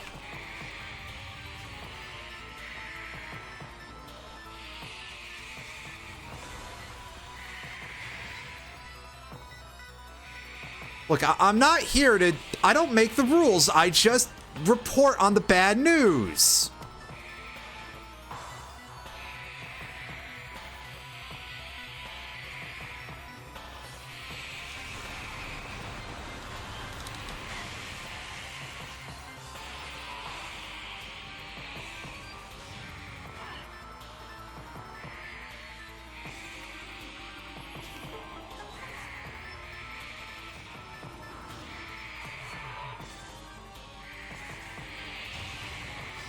See, I think that when it comes to a lot of that, also, I think the overall way in which people describe games, or, you know, talk about and rate them, has changed a little bit from when Sonic 06 came out compared to Rise of Lyric. And especially when it comes to Sonic, like, I think people have definitely gotten a lot more harsh on Sonic as a franchise due to reasons that I think are rather bad, but you know, let's not necessarily get into the whole story there because shit's a bit of a bummer.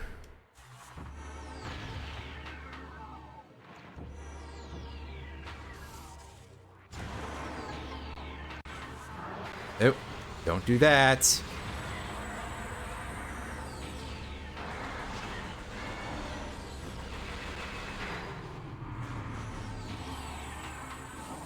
I'm entering what I like to call absolute complacency because this boss sucks.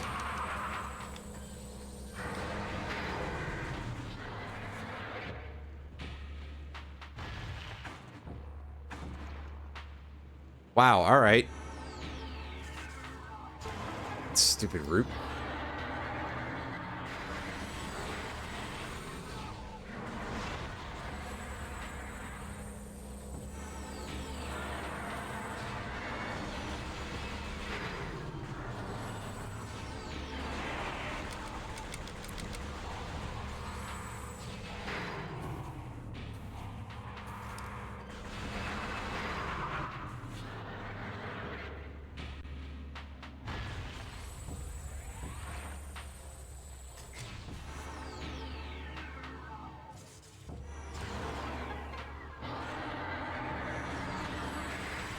I mean, at bare minimum, the one thing that I can say about Sonic Boom, at least as far as I've always been...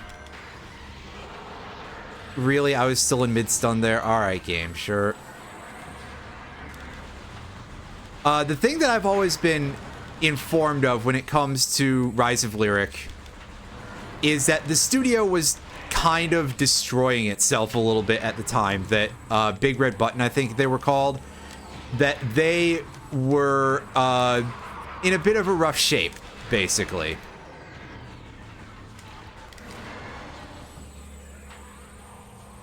So perhaps that's a little bit more understandable, but also, again, people were mostly having fun with that because it was so janky. And at that point, you know, maybe take the L a little bit. Yeah, missile pack, of course. No spider balls, so we can't go fight the ghosts, which is ultimately fine. Chozo ghosts kind of suck to fight anyway, so.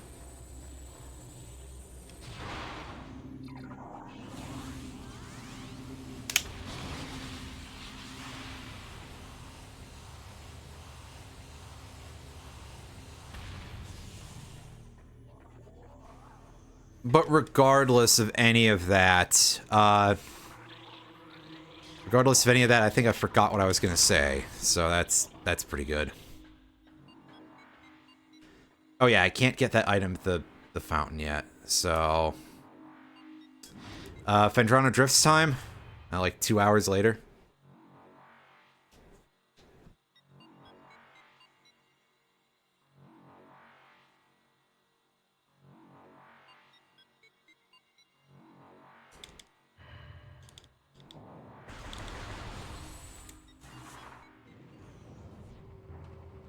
Regardless, yeah, I think overall that, like, because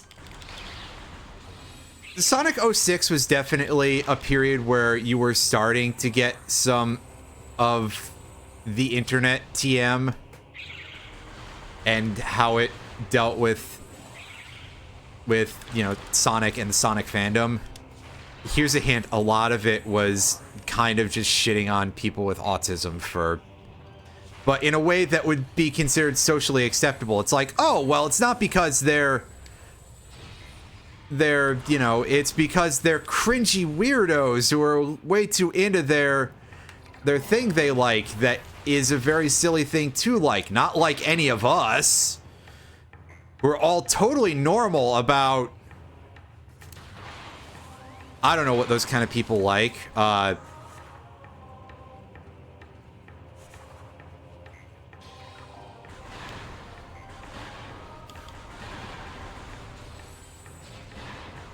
Other things that are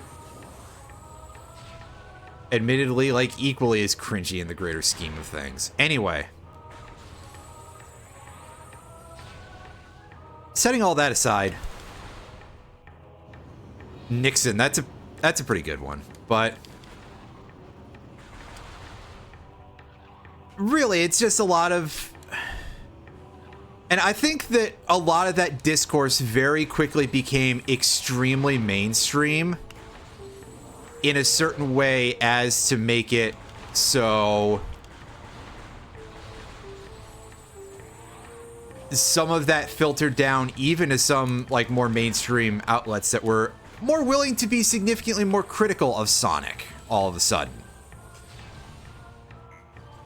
Not that I'm saying that that's all of it. I mean, obviously, a lot of these games were kind of janky and a little cash grabby in terms of the development cycle end of things.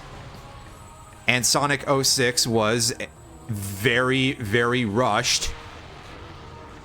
To say whatever you will, leave the saying whatever you will about quality to a personal matter. Because saying, oh, they rushed it out the door to meet a certain deadline, that is an objective statement.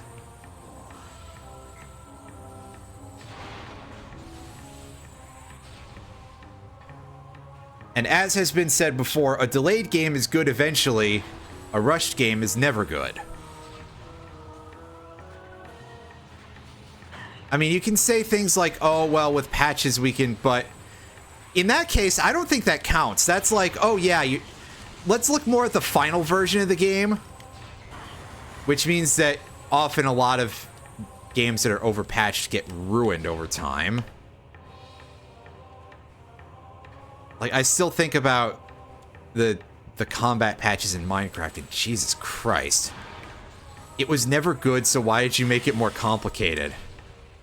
It just made it more irritating to deal with.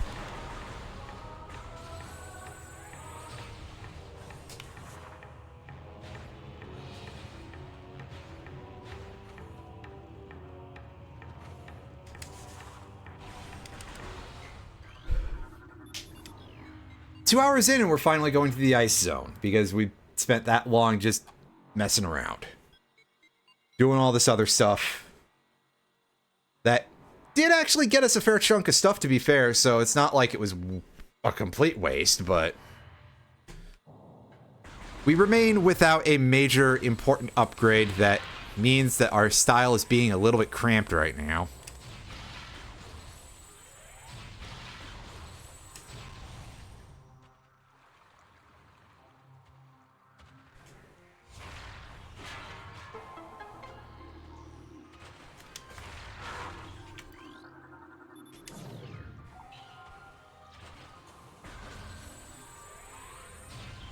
Okay, so we can access the pirate base. And in fact, we can do the whole thing. We can go deal with that, and then we can leave out the back door without even having to think about thermal visor puzzles.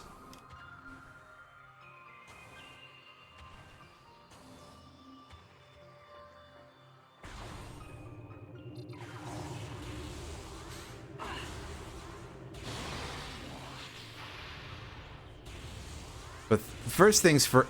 Oh, charge a little better, come on.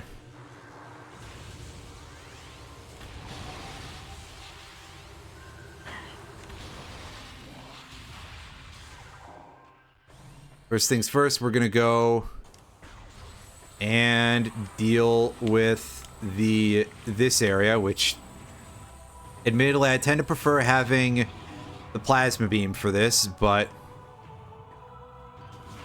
we don't have that right now, so we'll just have to deal without.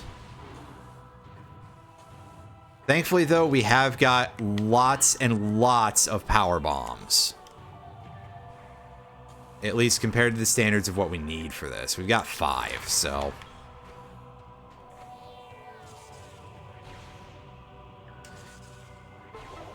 Oh. I was expecting to have to skip a cutscene there. Sorry.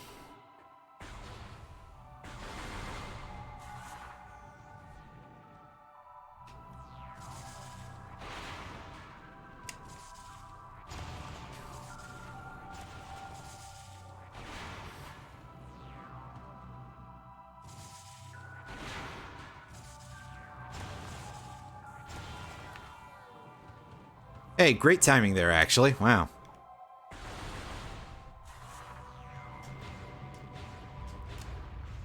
Wow, we were actually almost able to get that. That's pretty impressive. Alright, get over here, guys.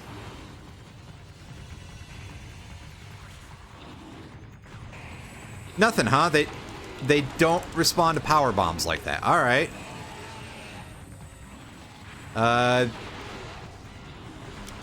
No instant death from super missiles either. That's a shame.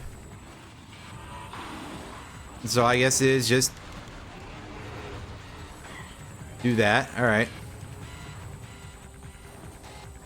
Stop spinning, you fucker. There we go.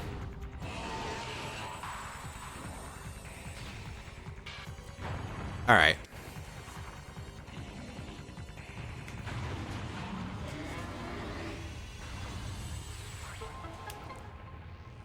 Get that thing out of here. Energy tank, that's fair. That's useful.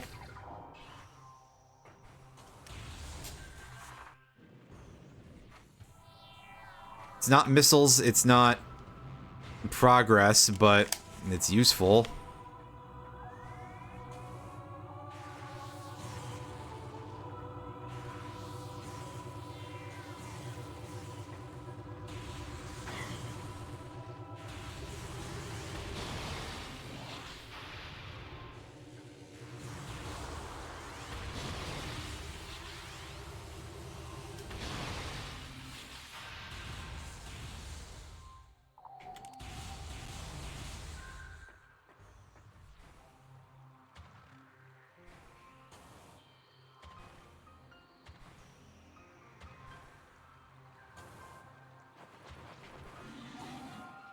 Unfortunately, we continue to not have plasma beam or the other thing.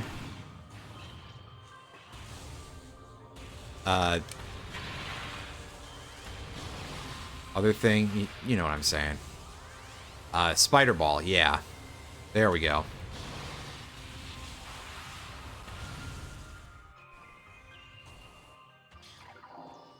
So we really can't explore this area to the fullest.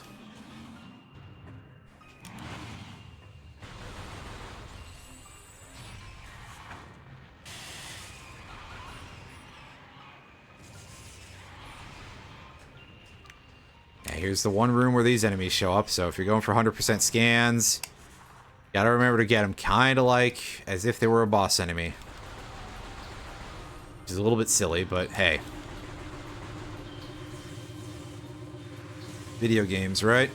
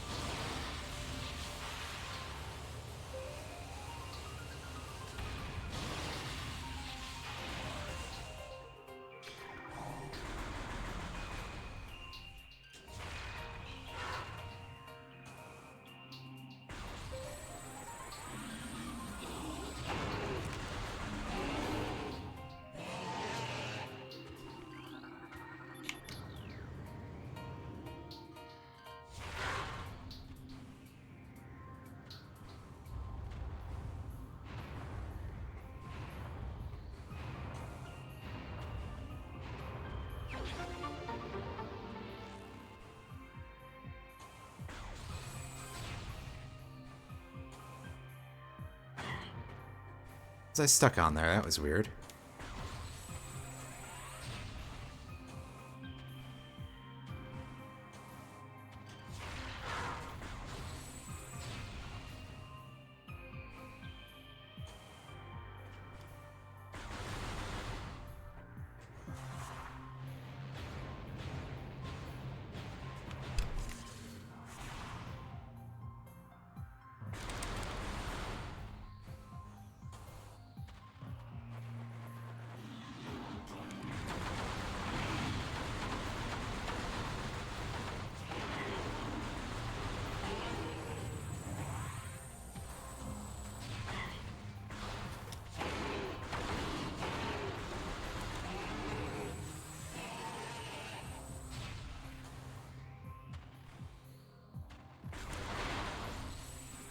Alright, where's... There we go. This is the way up. That's what I'm looking for. Climb the rest of the way. Ah!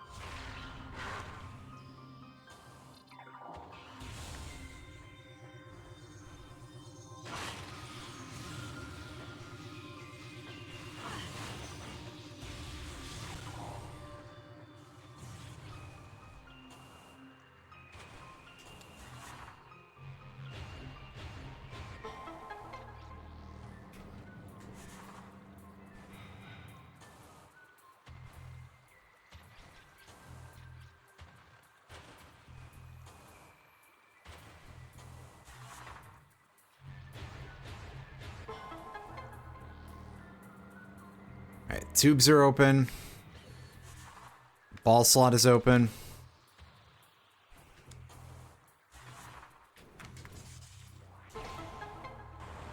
Alright, room is filling with water.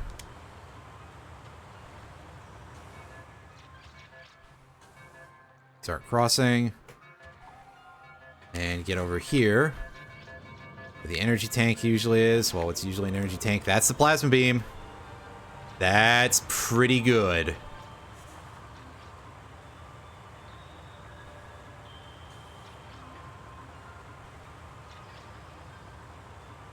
I mean, it keeps us locked out of exploring certain areas for now, but for the time being, it's still a pretty nice thing to have. We can at least go deal with the entire this place now.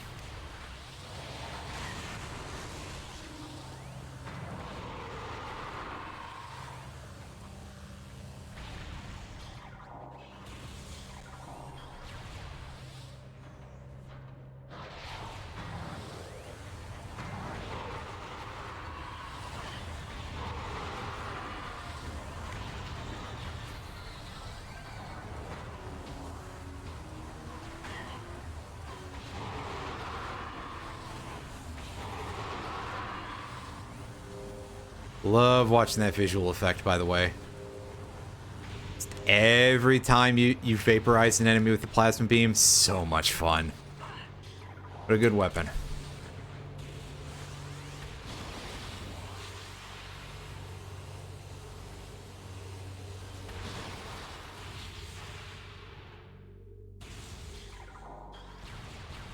Come on.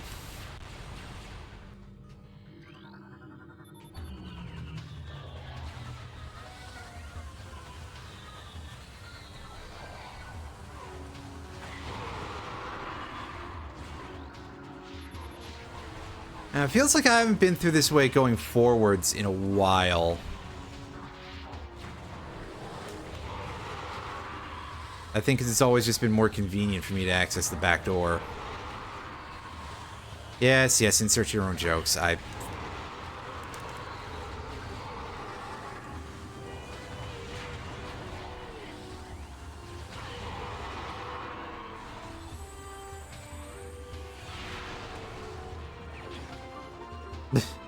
Oh, there's our second nothing.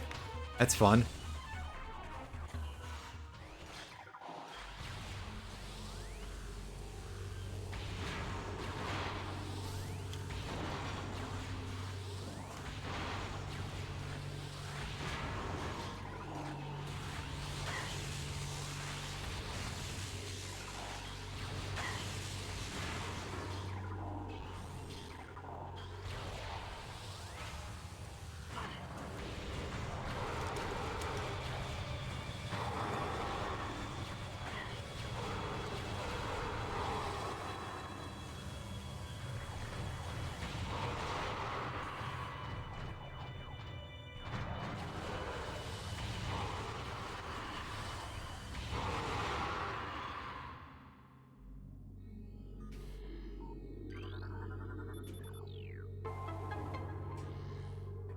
Alright, now remember...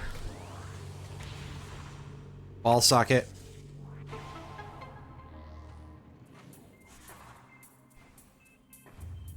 Then ball socket, and then 4 spinners, and then we complete the room.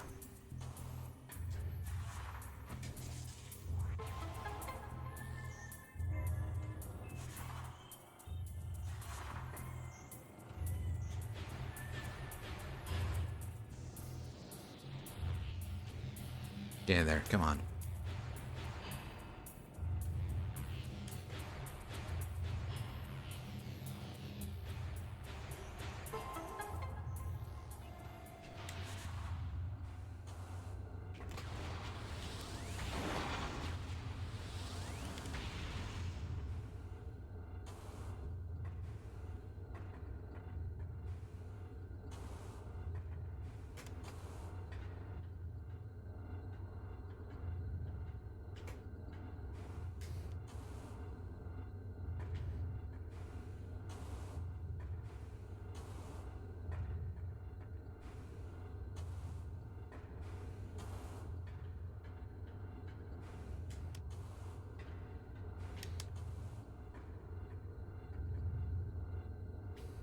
There we go. That's what I'm looking for.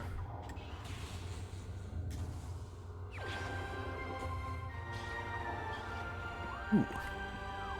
Right, yeah, I must have just forgotten that that was in here. But hey, good that we got that. What are we at? Probably like 8 now, I think. If I had to guess.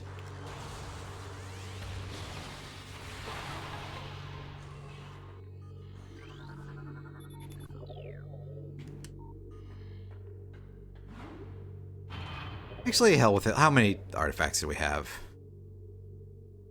Oh, only 7? I could have swore we got another one somewhere else, but... I guess I was just imagining it again.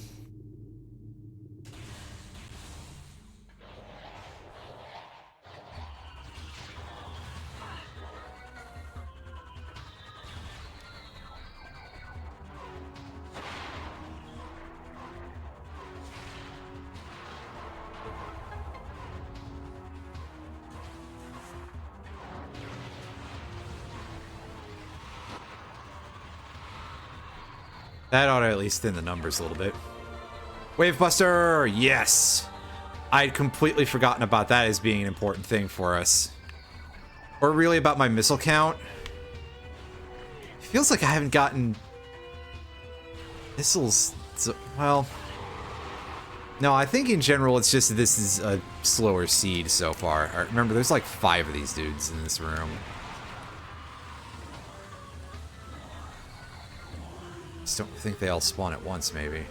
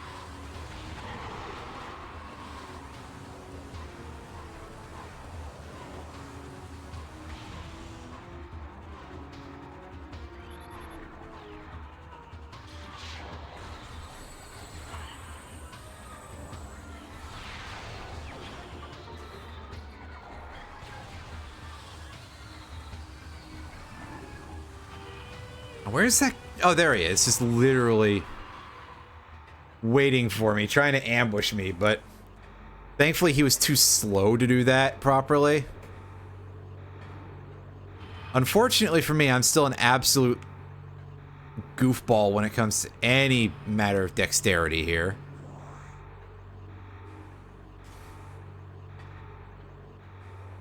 So I just kind of crazy legs it over the edge there.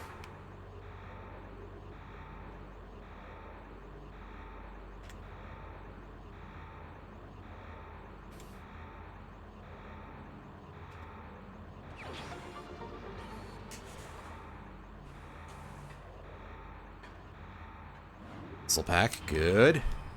Need more of those, actually. Because we're at 120.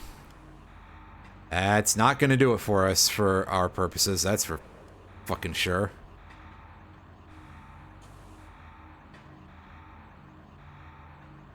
Oh no, the exit is down here. Whoops.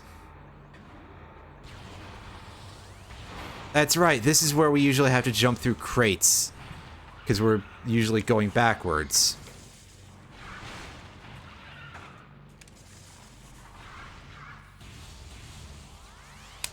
Alright. Get out of my fucking way, you stupid asshole bug. Come on. Move! What'd you think was gonna happen, dude? Come on. Ugh. That was just rude. That beetle probably didn't deserve it. Too much. Now these guys, however... These fucking flying pirates? Absolutely incinerate them. They deserve this. An irritating type of enemy.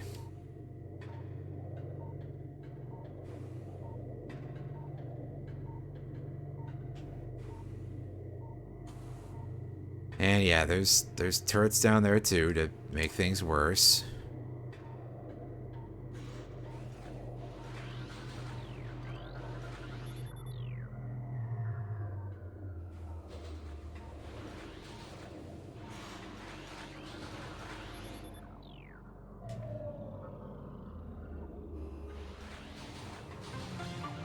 It's just a missile pack.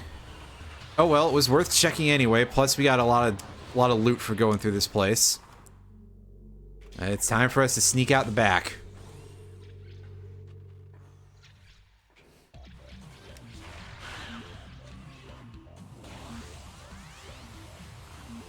See you later, garbage zone.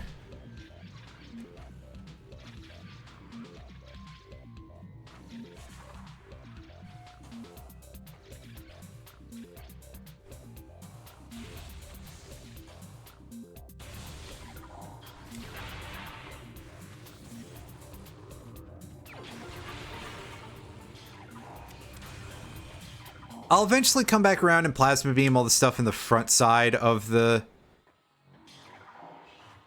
this area.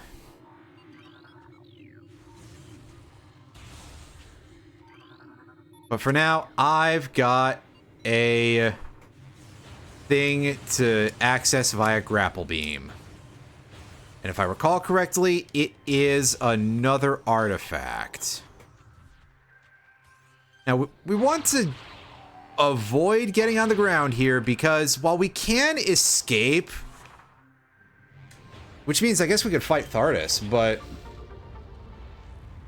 what a waste of time. Especially because we don't have the Thermal Visor, so that would just be a really sucky fight. Again, not like literally impossible, but just not fun.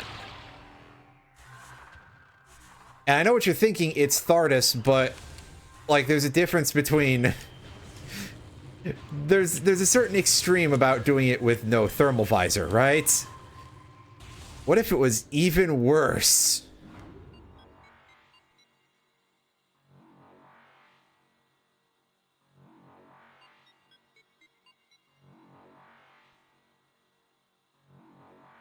Which all I can politely say is how horrible.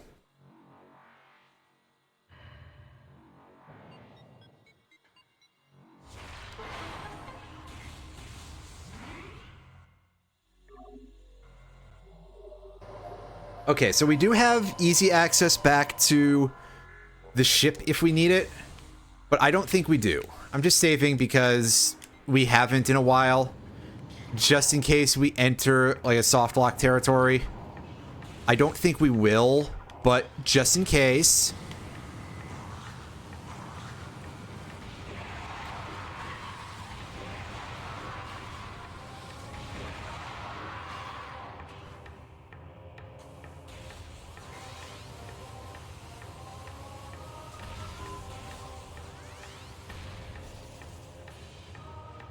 Once again, this is probably out of logic.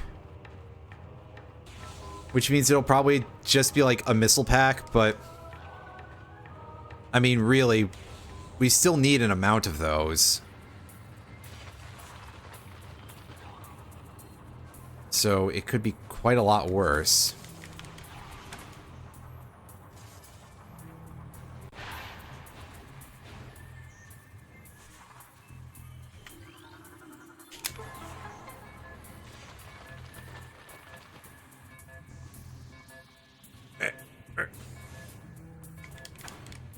Oh, neat. I mean, I'm still not, like, that interested in Mario Kart World or in the Switch 2 at this point, but maybe in some number of years when the quote-unquote price goes down, which will never happen, but for other reasons than what you're thinking. I mean...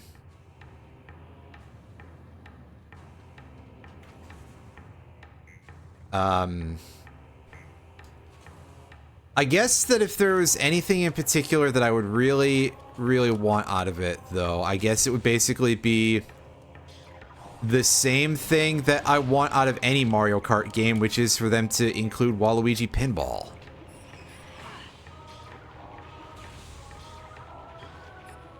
And at this point, that is like my main concern about anything to do with any content in Mario Kart is like, hey, yeah, did you guys remember to put Waluigi Pinball in there? 'Cause that was a good level. Fun track. I guess maybe some double dash stuff in general would be nice, because I always liked double dash, and I feel like there at least was a period where it got this really horrendously bad rap that was definitely not deserved.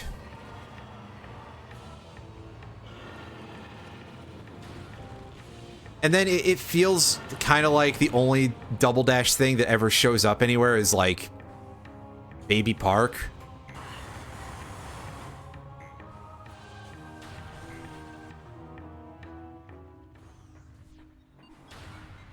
I think Baby Park is a little bit dry, if you ask me.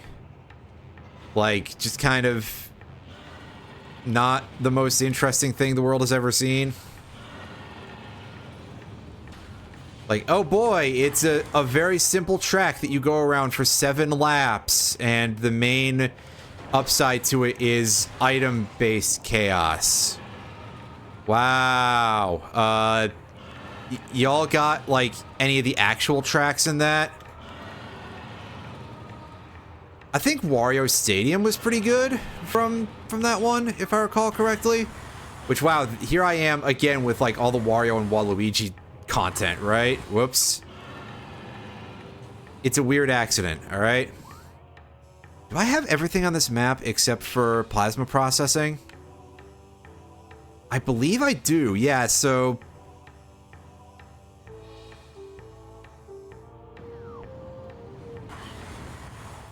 yeah, pardon me. It was one of those... Yeah, it was the fucking big one that they gave you only 2 laps of because it was that huge. I remember that one being pretty fun. Also, yeah, here I am going this way. I was gonna say, do I actually need to do this? And the answer is yes, because there's an item at the top of Root Cave.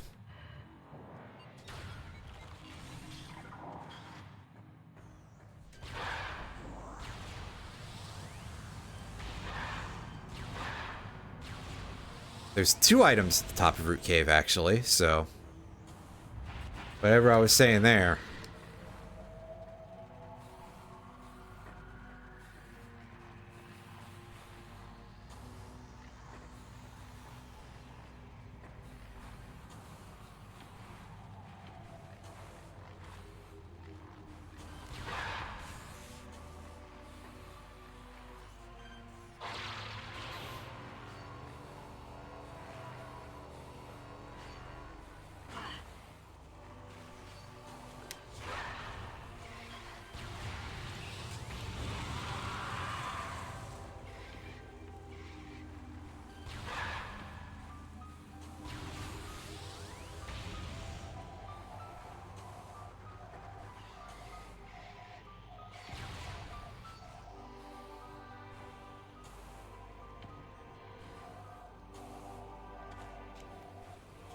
I missed this jump. I guess I just overjumped it, probably, because that seems to be how I do quite a bit.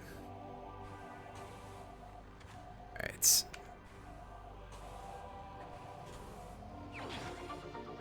Missile pack. Yeah, that sounds about right. Again, this lack of spider ball is causing me some issues. So, if I feel a little bit dry about a thing that I sincerely need quite a few of, that's why, is because it's just like, man, that could be spider ball, and yet instead the game is just not letting me have that. On the other hand, at this point, only having 150 missiles feels like I have very few, which is not really accurate, but still.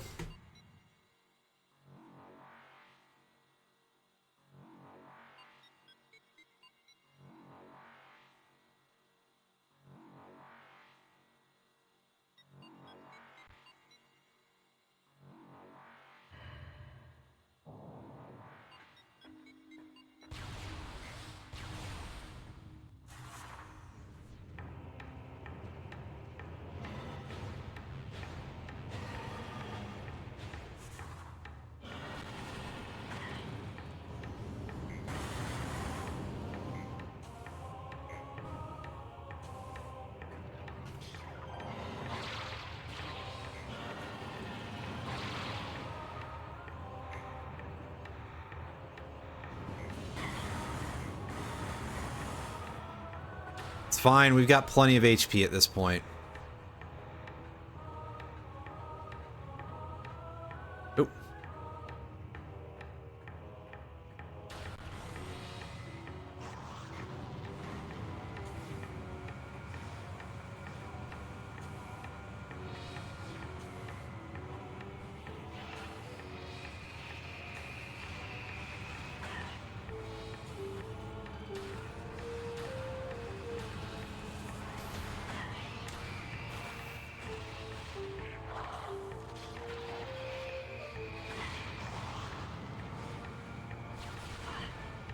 Ah, I see.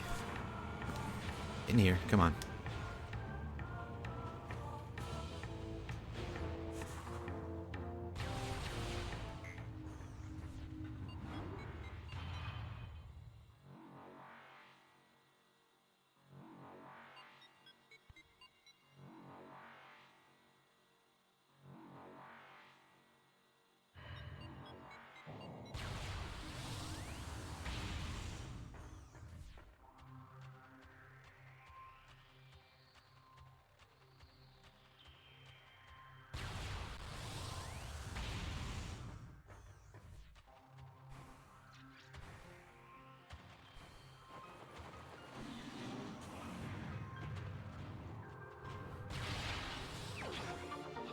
Missile expansion. Okay, yeah, so we need Spider Ball for the one artifact in Shorelines as well.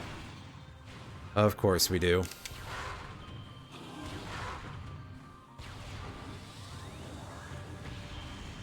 And I think Spider Ball is necessary for the item that's in this room, but I'll find out in a second.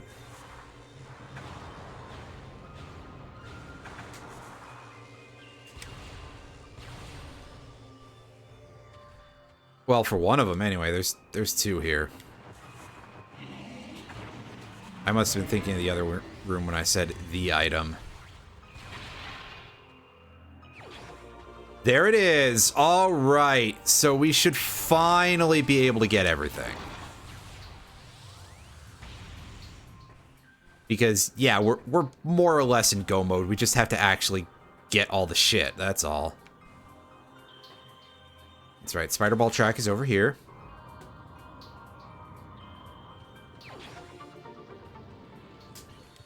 Gets us closer. That's good.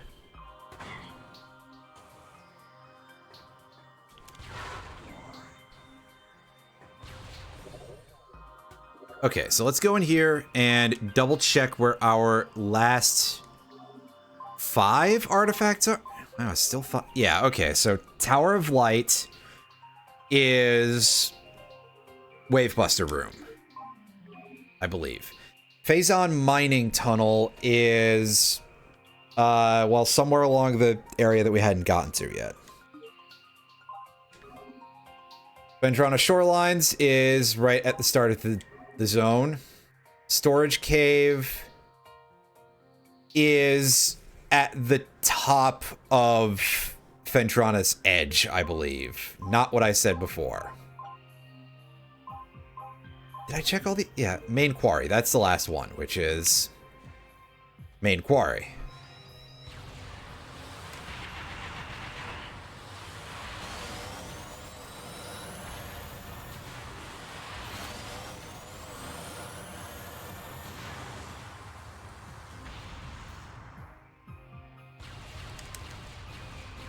Come on.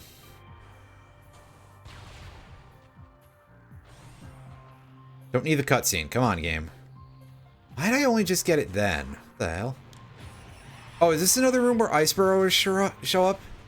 That's weird. I thought they were only in one room ever. That's, unexpected. What do you mean you didn't die from that?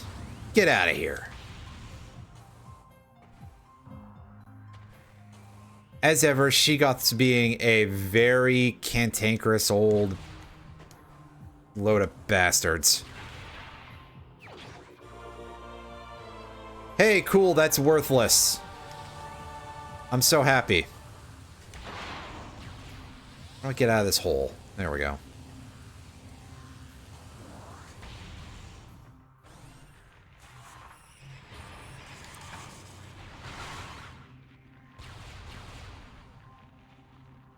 Open up.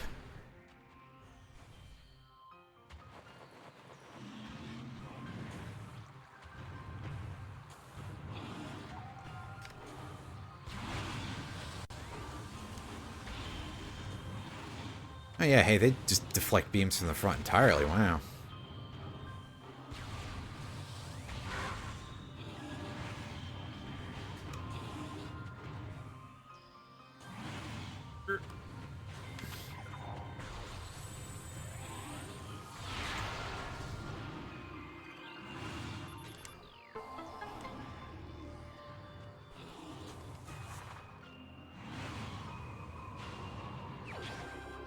Artifact of Warrior.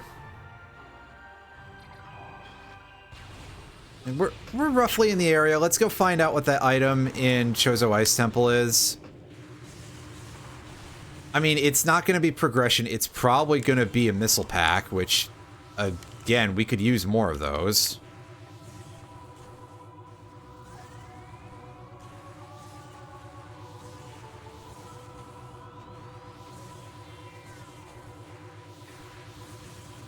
Excuse me.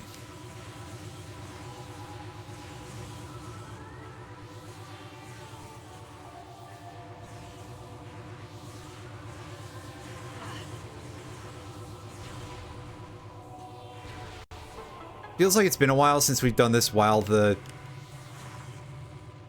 pulse bombus were out.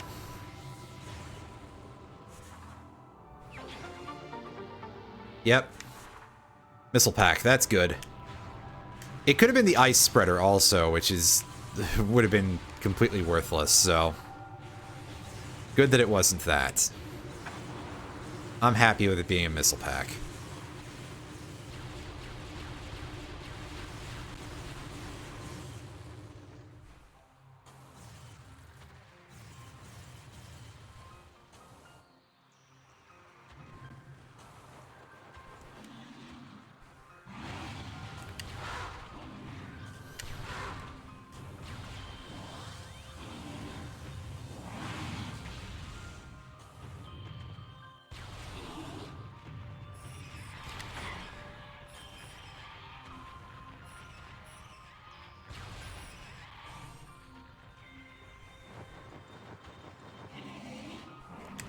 Alright, come on, resident ripoff merchant. Get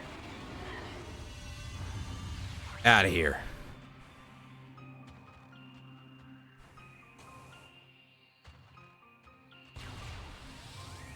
Alright, I don't actually know a shortcut through this room, to be honest with you.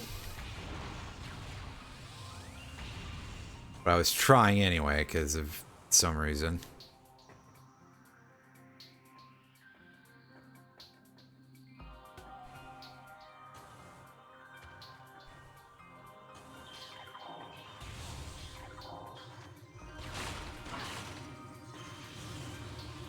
Well, yeah, I mean, we can't really death warp in this game as such.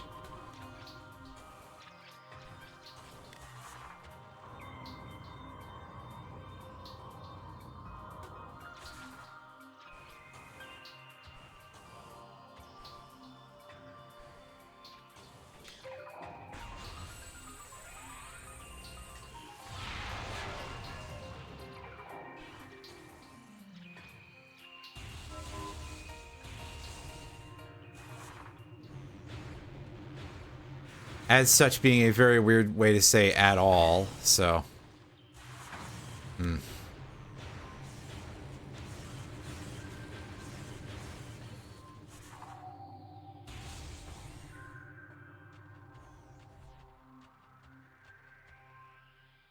Okay, so here's something I'm kind of curious about, and it's if I can escape this fight.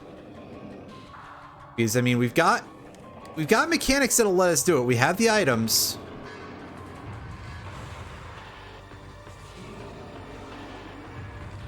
I'm curious if the doors are locked.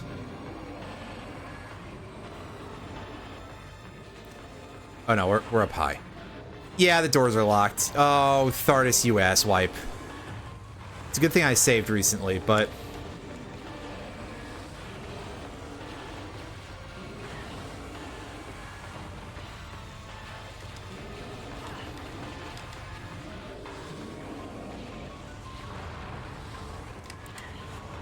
I can do this, I think. I don't like the idea of having to, but I can.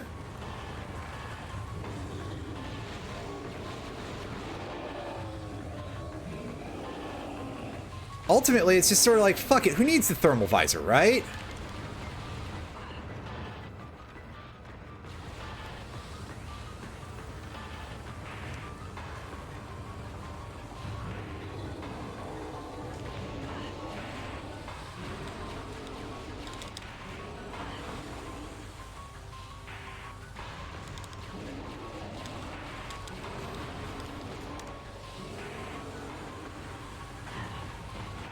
It does, however, make aiming for his weak points a bit of a pain in the ass.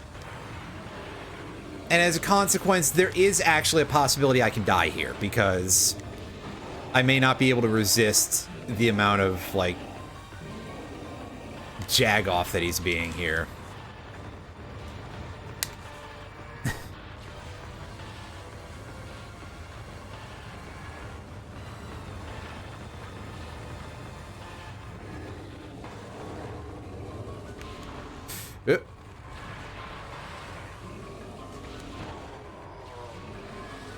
Yeah, see, there we go.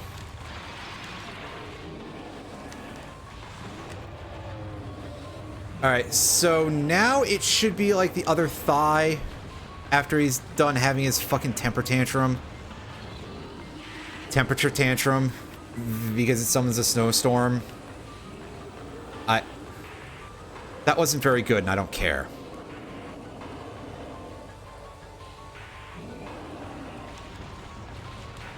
That looked like it, but... You know, don't let me confirm or anything, because, yeah.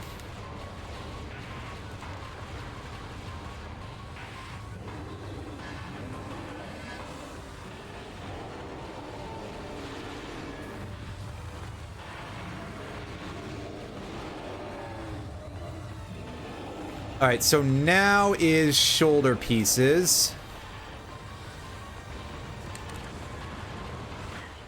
Oh. Ouchie.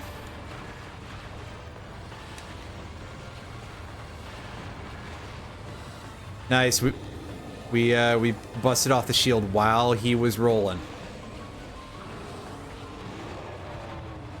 And I really did not have a great targeting on him, so good work, me. Pat my own back for that one.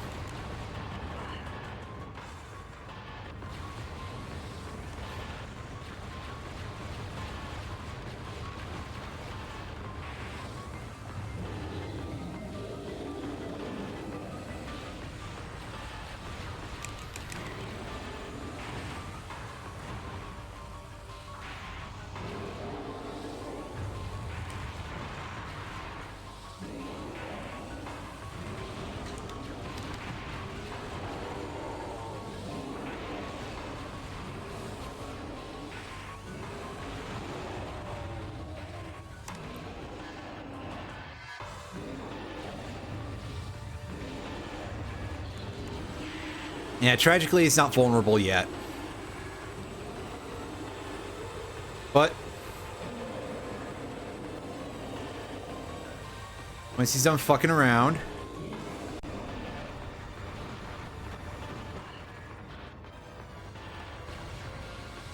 Nah, I just did that for fun, really.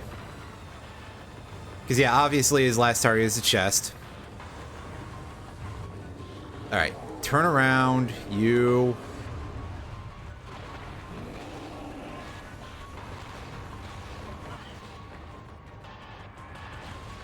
Hey everybody, we did it. We found a use for the flamethrower.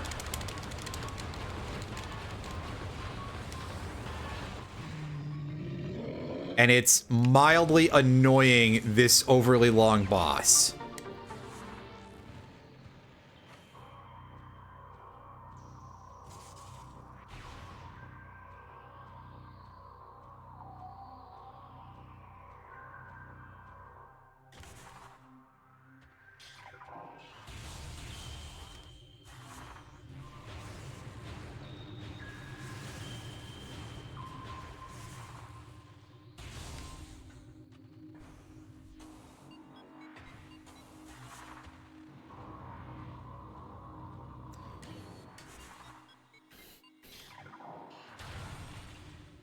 Up we go.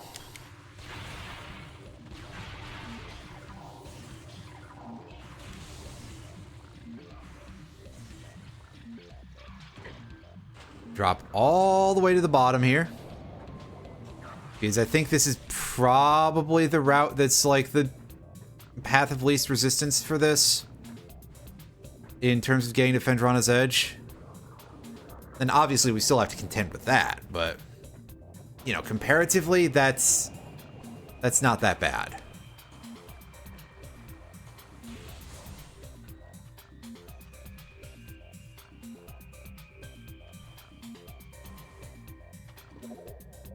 Okay, so... Yeah. So we gotta get across. Over here is the way to Gravity Chamber. Or Gravity, whatever it's called. Gravity Room. Gravity Falls. I don't know. Yeah, Gravity Falls, it sure does, Mr. Hirsch. That is a little hard to dispute. I've never seen Gravity Falls. There's a lot of things I've never seen.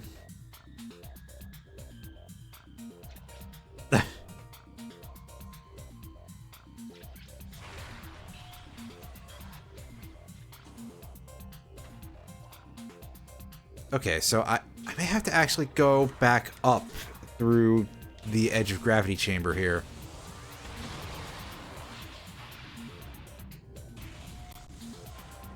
Because of how this is panned out. Which is to say, quite awkwardly. I guess while we're here, we can get the item that's behind the frozen grapple point. If I can remember how to actually get up to it from here.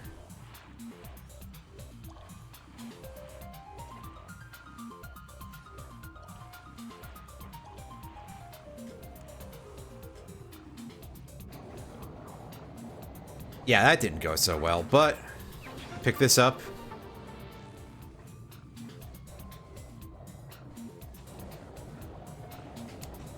And I mean, the method of fuck it, we're already here is still kind of a fair one, I think.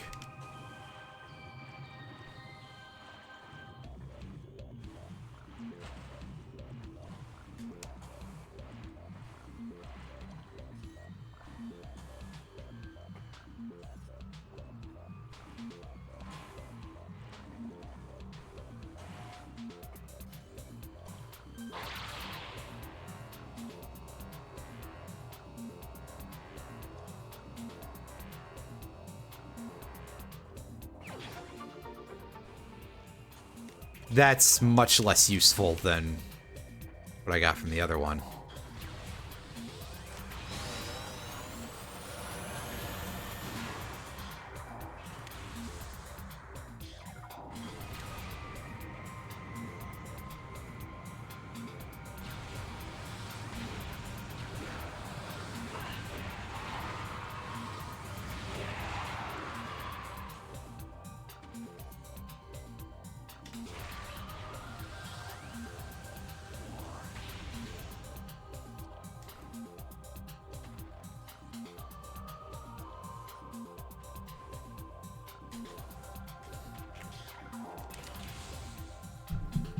Well, that works as a way to get over there.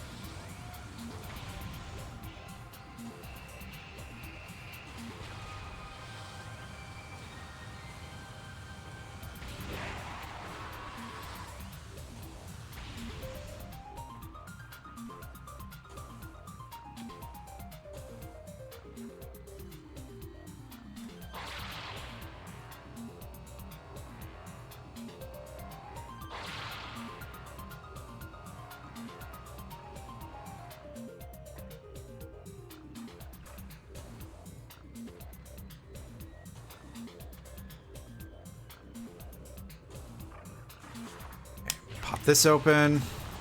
I forget if this one is storage cave or the other one, but we'll find out in a second. That'll be storage cave. The other one is not. But we're going for the item there anyway, just because we are really just right there. Okay, yeah, we do have to use the glider. I thought the glider was lower down, but I'm probably thinking of a different room then.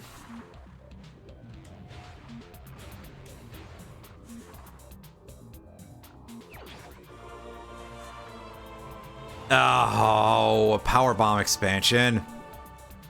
That's actually probably like the least useful thing that I could be getting right now. Because missile packs are always good for dealing with Meta Ridley.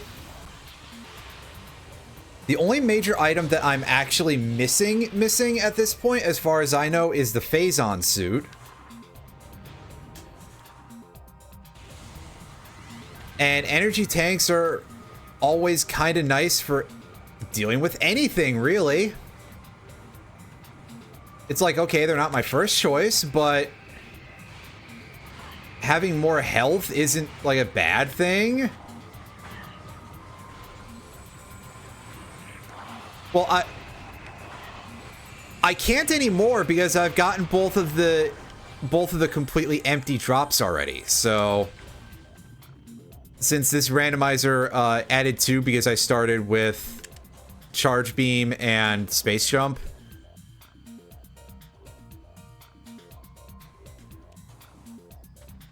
So yeah, that's actually no longer the case. As funny as it is, but God damn it, how do I get over there? Yeah, because it's replacing the 2 items that I'm taking so that way this seed doesn't turn into like a weird nightmare of having to find 2 parts for 1 key. And also so that way I can actually kind of do a little bit of different stuff at the start and possibly have it randomize into being a little different from a standard beginning. But of course, it's been a while since we've had anything other than, oh yeah, just go straight to Hive Totem. Oh yeah, come back to the ship landing location. Oh, fucking hell, I went to Gravity Chamber. I don't need to be here. Damn it. I feel like I don't come out this way very often, so my ability to navigate this zone is kind of crud.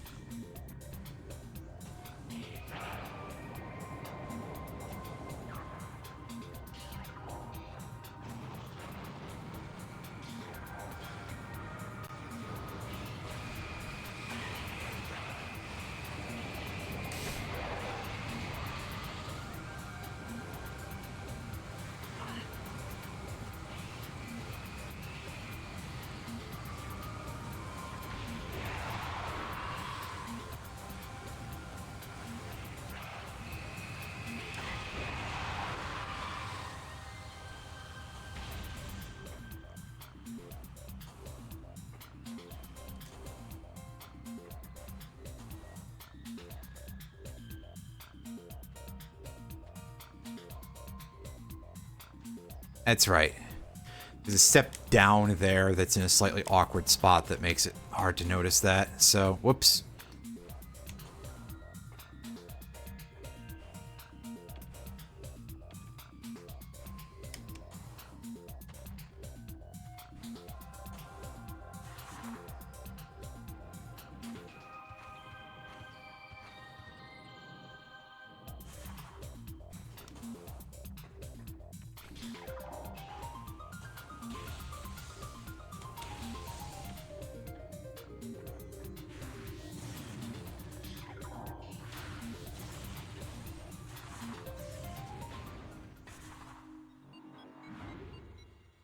Down we go.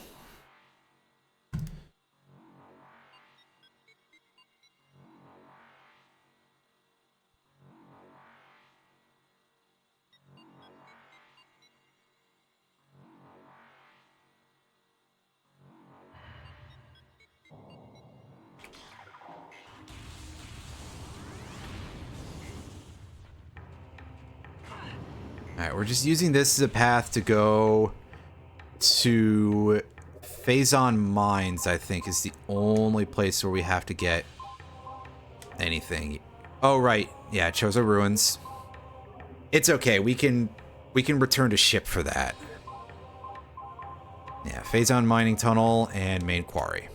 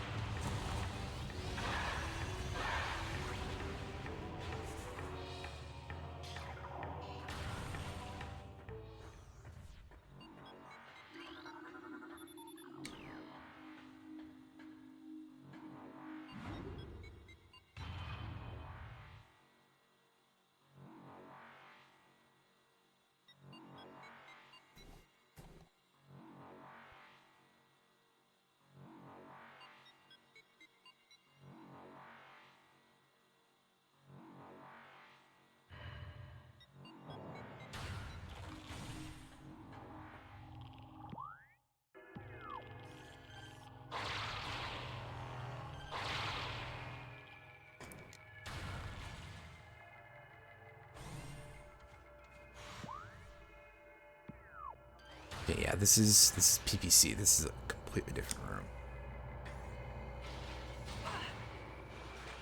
Fuck you, man. Oh my god. I hate these fucking turrets. They do so much knockback, too.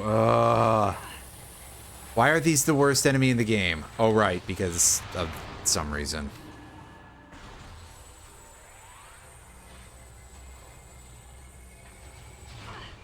They also kind of unthaw real fast at this point, so...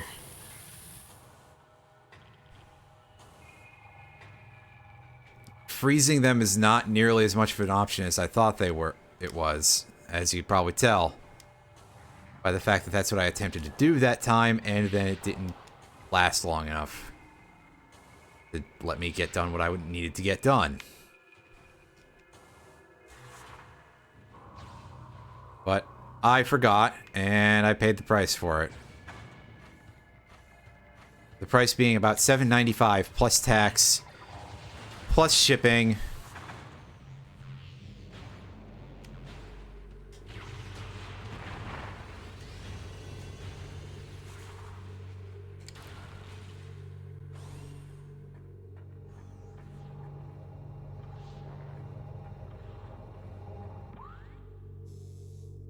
Maintenance tunnel.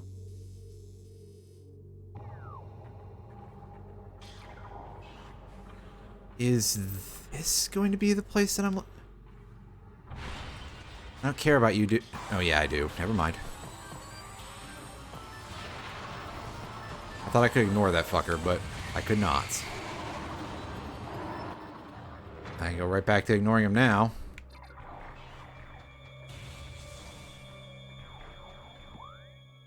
This is Elite Control Access, but...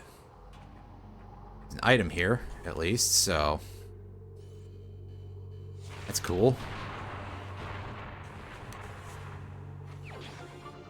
Missile expansion acquired.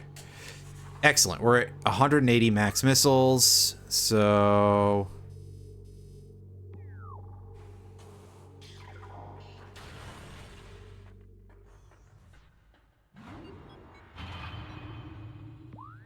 can't see jack or shit on this map. Ore processing. Okay, so this is not the way to go, I think. I guess. Phazon Mining Tunnel is downward.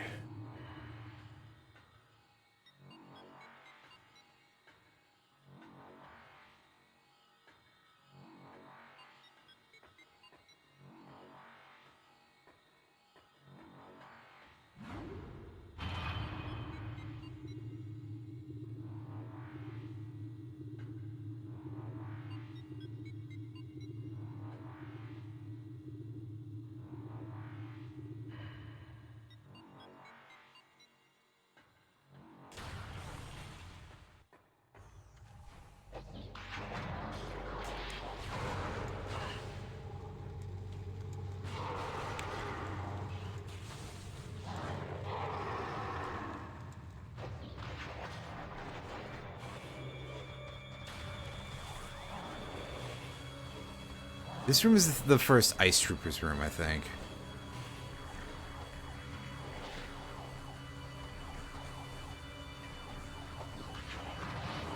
No, it's not. Never mind. But it's okay, I don't give a shit about these guys. This is the ventilation shaft. I remember that.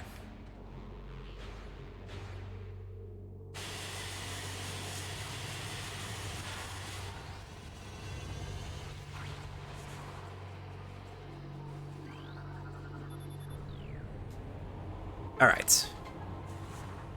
Yeah, vent opened, and pick up our item.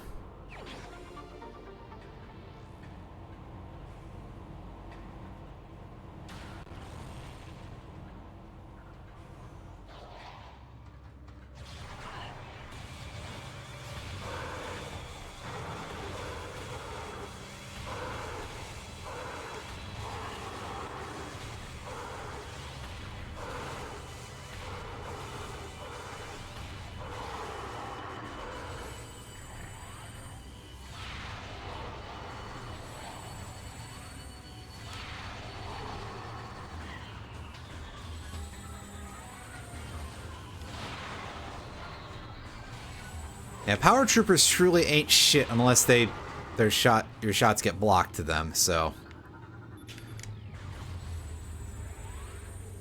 Thanks, game, for making me look like even more of a fool than usual. I don't need the help, I swear.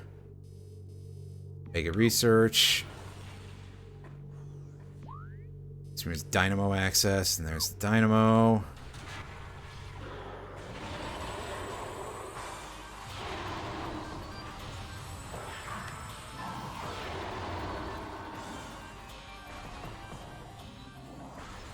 Man, doors were locked, of course.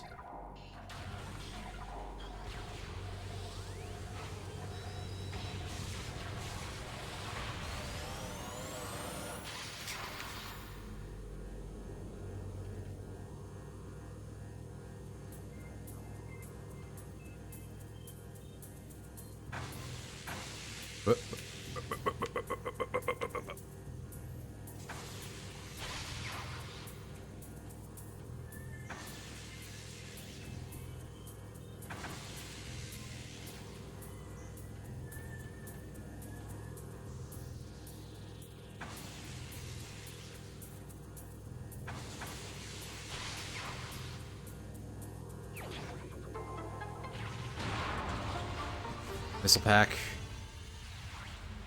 It was very little, that's for sure. But yeah, that was pretty rough.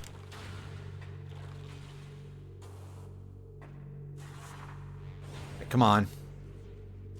Dang it.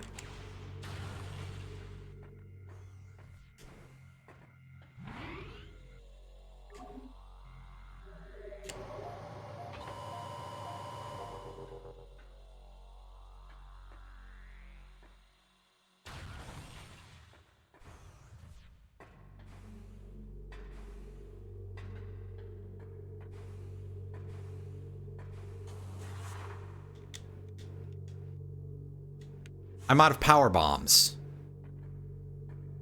I'm out of power bombs. How did that happen? Incredible. It's okay, I fix it pretty quickly.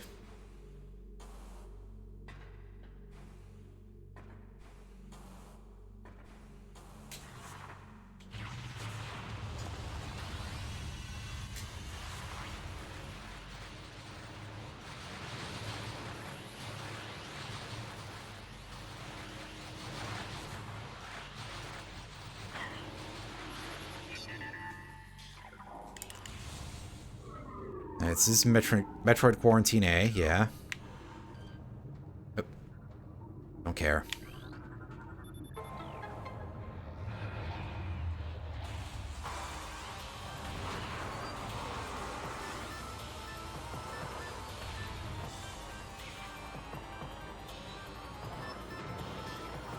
Later, boys.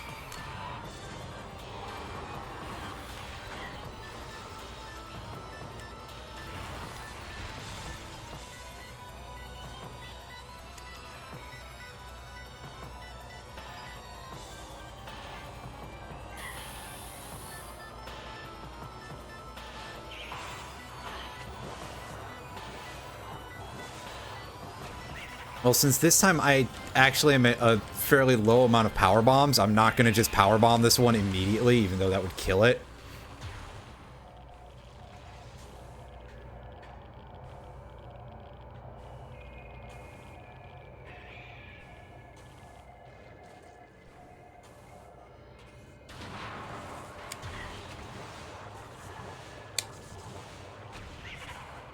I didn't hear that thing try to attack me at all. It just was stuck on my head suddenly. Alright.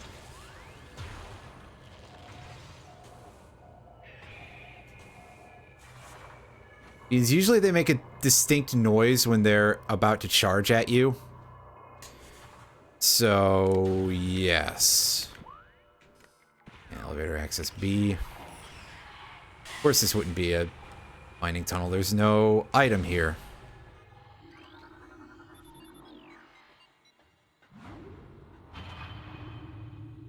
God, I just realized, I bet it's the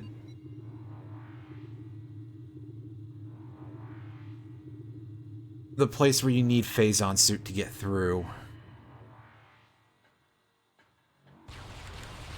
I mean, I just saved recently so I can confirm that that's the case, I suppose. Prefer to be at full health if I was going to try to do that sort of hell run, but whatever. Maybe enemies in this next couple of rooms will give me some health. Probably not, but it's very possible. Wow, alright. Good work not hitting that thing whatsoever. Missile tracking. That was interesting, and by interesting I mean ooh.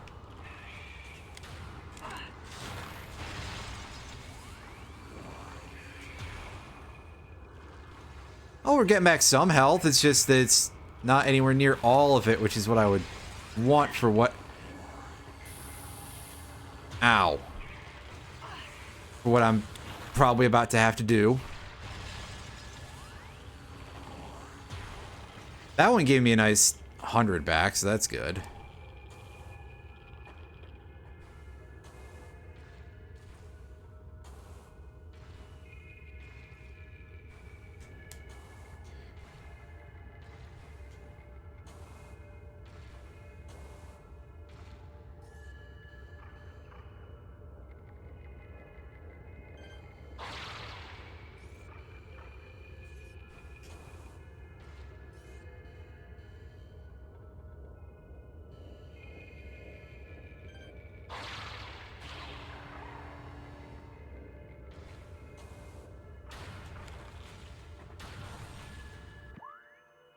Yep. PMT is the Phazon suit required room. Well, I guess let's find out if it's actually required or not. Otherwise, I might have to go, well, this isn't very feasible. I have a feeling that I'm not going to be able to get through this without... Yeah, this damage is adding up pretty fast. There's so many of these fucking God, it's speeding up, too. I didn't notice that at first, is that the damage was speeding up. So, cool. We need Phazon suit to beat this seed. Ugh. Fuck.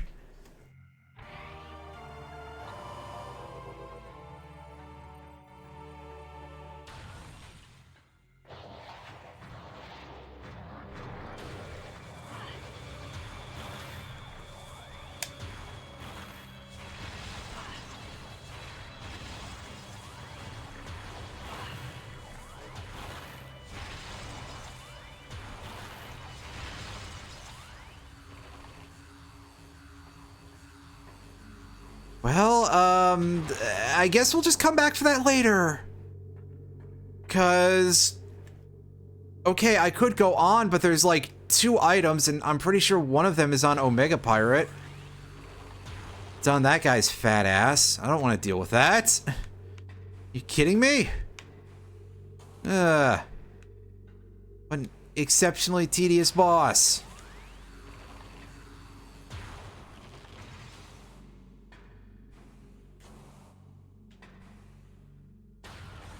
I guess at least we have enough missiles, though. And in the process of getting these items, we'll certainly get even more.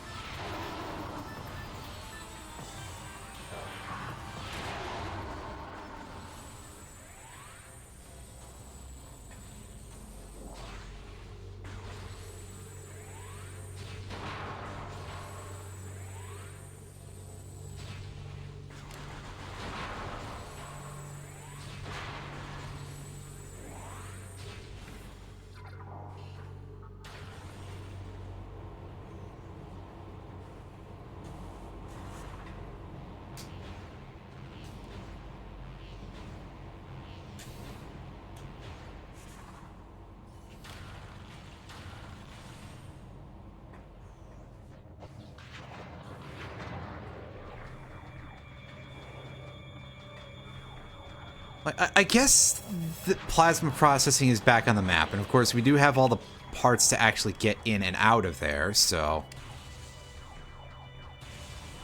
it's not completely impossible.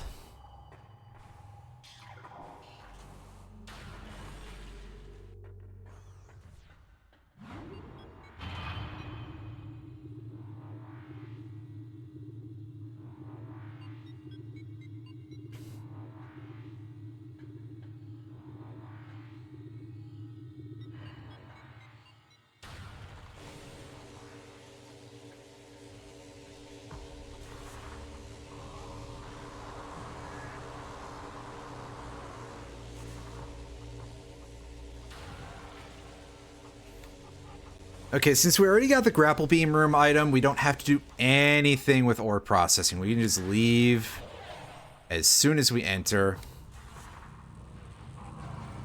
And then the only item on the way back up is going to be the artifact in main quarry.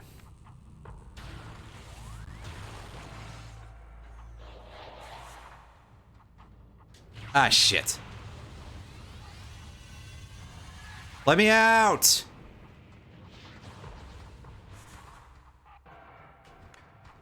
Oh, god damn it. Well, I can shoot this guy through the wall. That's interesting. I can't oh, no, I can target him through the wall. Well, that... Oh...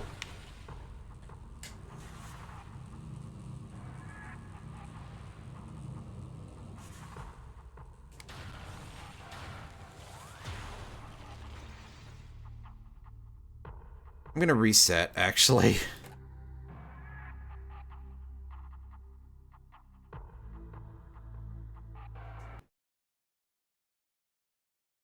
And then just warp back to the ship from there.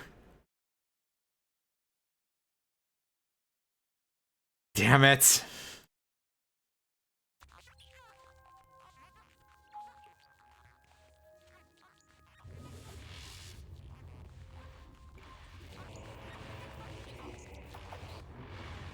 Because, right, I forgot that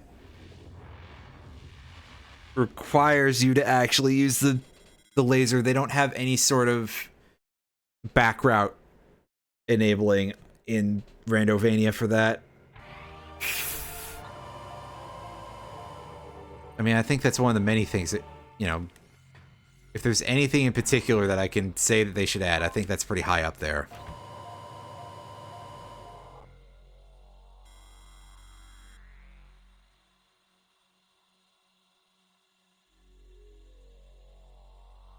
Turning to the ship.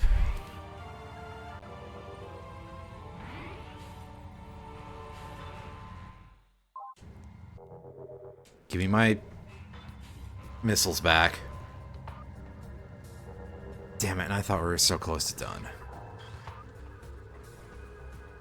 Well, I can go get the thing in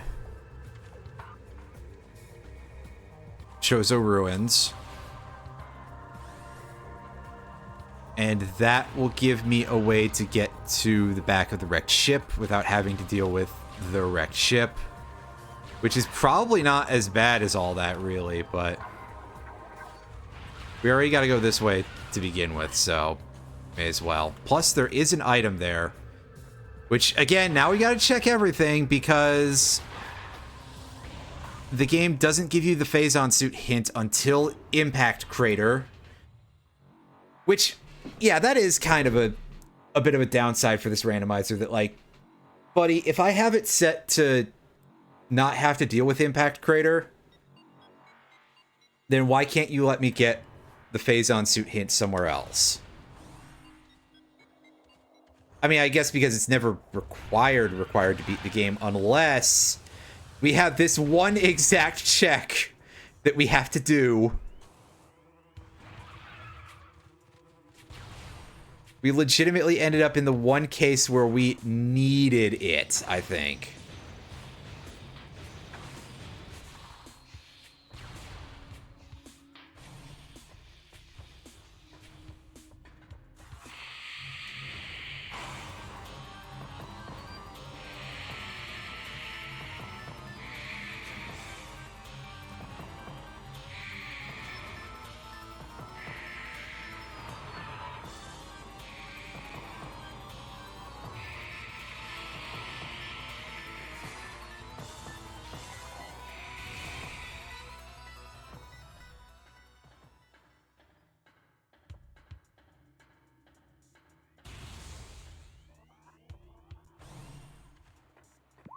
Right, this is, yeah, Tower of Light. That's what I thought. I just had to make sure. I'm slightly mentally taxed right now, but by virtue of this.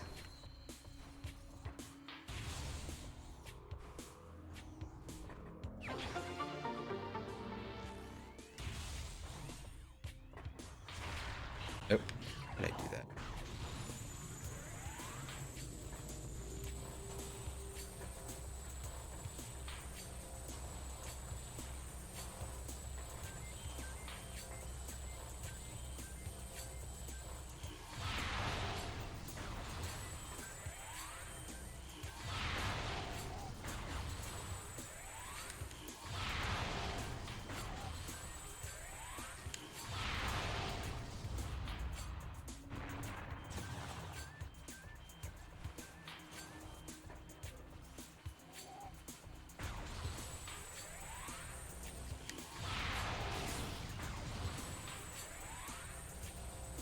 Oh, whoops, I was jumping ahead a little bit there.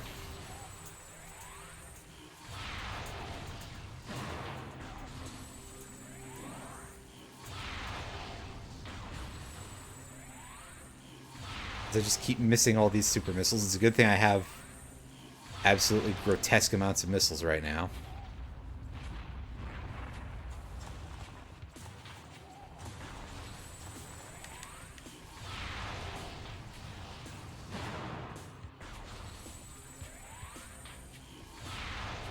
Wow, alright.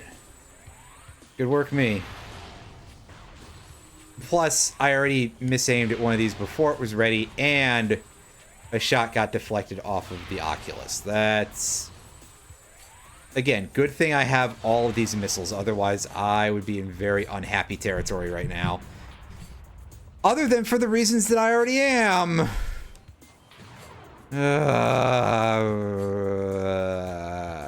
Well. Whatever, we got one of the other artifacts. That's something anyway.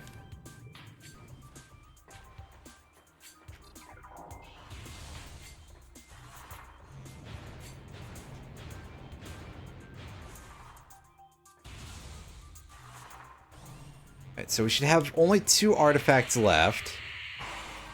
Both of which are in Phazon Mines. Oh shit, is there an item here that I forgot to get? Yes, it's over here. That's wild. I was gonna say, it'd be great if that was it, but there's still enough missile packs. Well, there's 10 now, so that's still like Probably still like half the items that I have left to get at this point.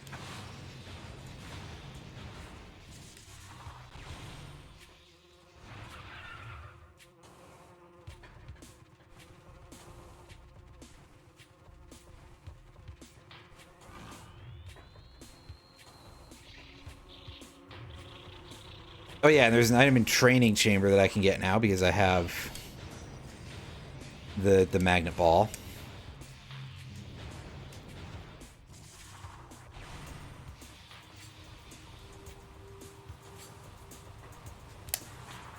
There's actually quite a few items in Chozo Ruins, really, that I can still get.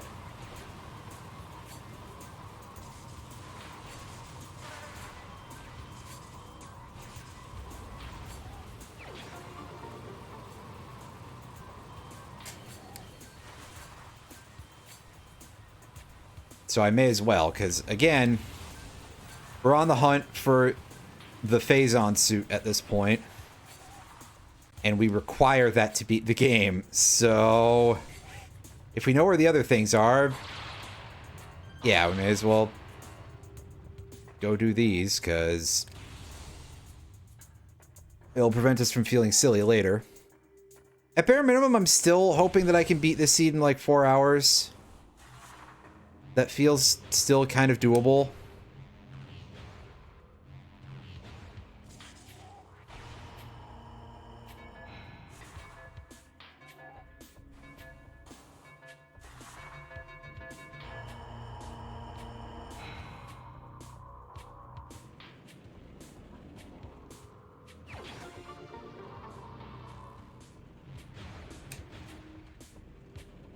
Did this already.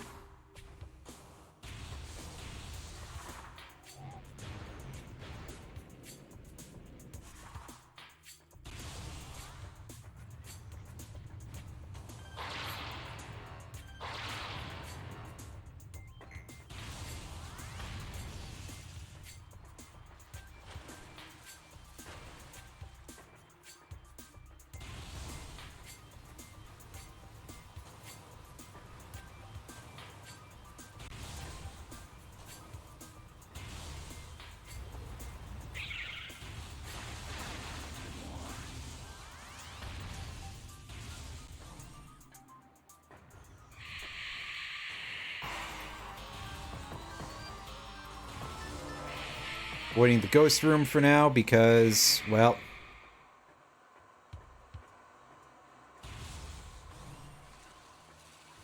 I mean, really, I could go to Flogger and fight the ghosts, too. They're not that bad at this point. Slight time waster, but, I mean, we have the X-ray visor, so we can make those go a little bit quicker. It's just that it's a bit out of the way at the moment. Compared to where everything else is, anyway. So, go through here, and let's go get this item.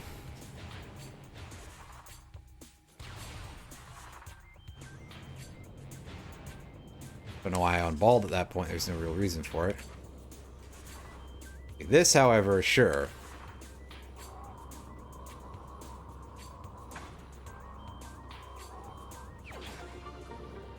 Hey, an energy tank. That's pretty good. We will be in very strong shape to fight Meta Ridley, to put it nicely.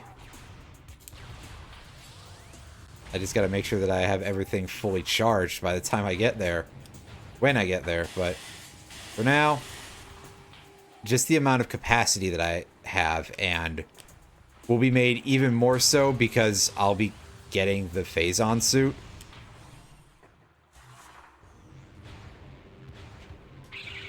Because I will need it in order to beat the game.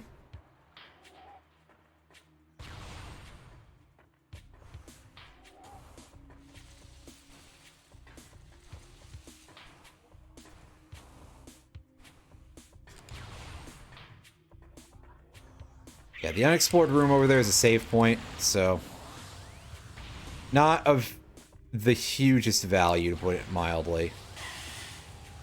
Don't need to worry about that thing.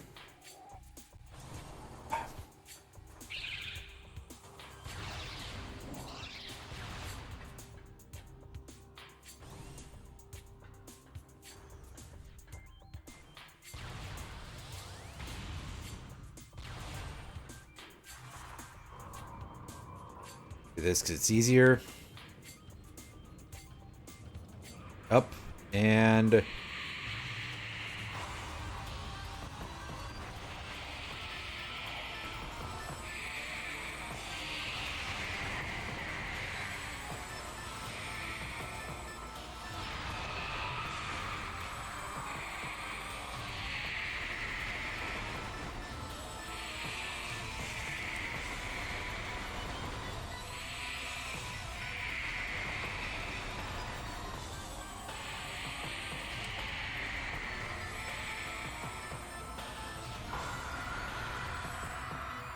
There we go. That'll just calm the music down a little bit and help me focus better on this thing that I am not good at specifically. Because some really crappy shadow drawing. Well.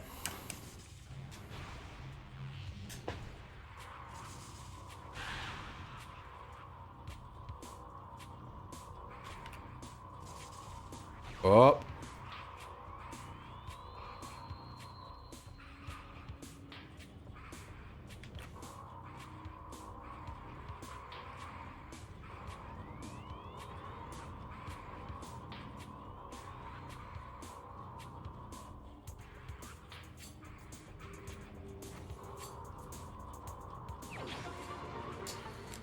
There we go.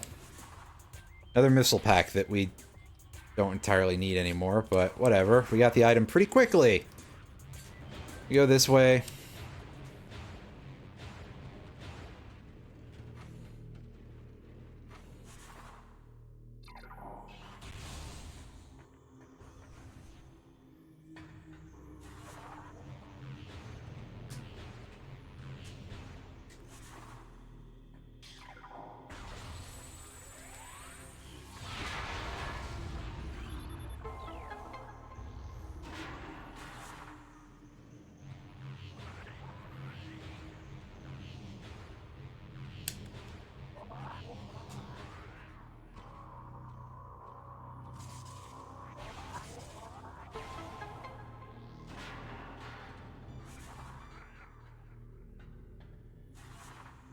Oh yeah, we gotta do this again on this side, right?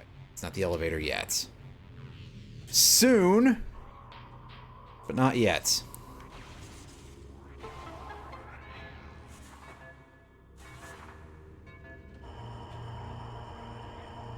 Alright. Elevator up, and another missile pack. I should probably expect as much, but still.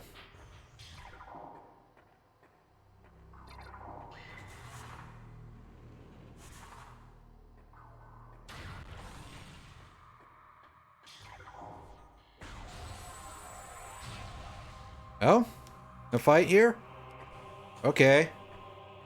Well, I accept your terms, game.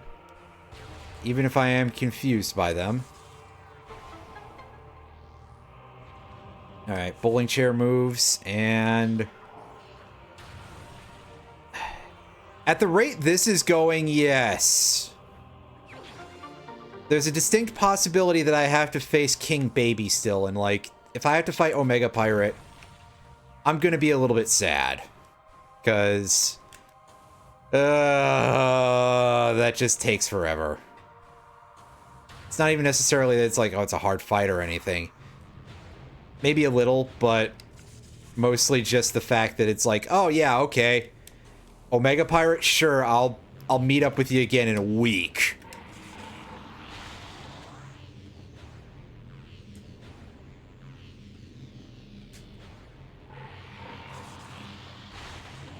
I wonder if you're quick enough on the uptake that it's possible to one-cycle Omega Pirate's actual health meter. Alright, so which one of these goes... Okay, yeah, this way goes to where we actually need to go. Which is the back of the shipwreck.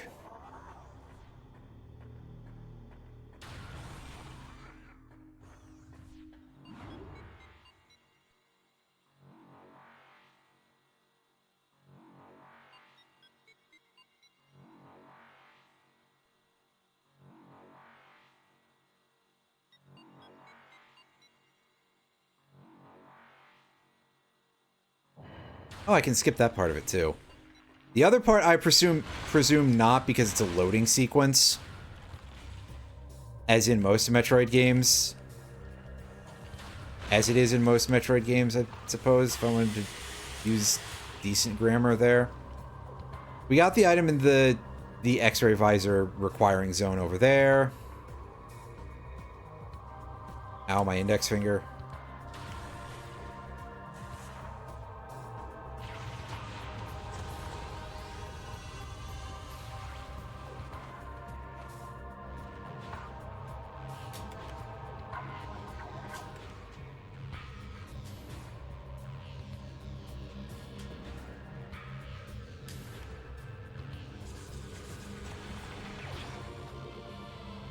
Powerbomb expansion.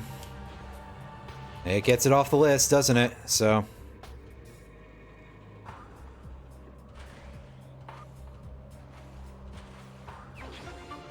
Missile pack.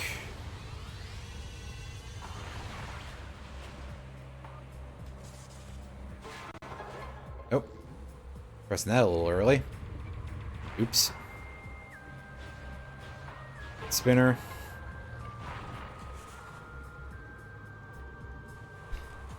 Sorry my commentary has gone down the tubes, but like... Ugh.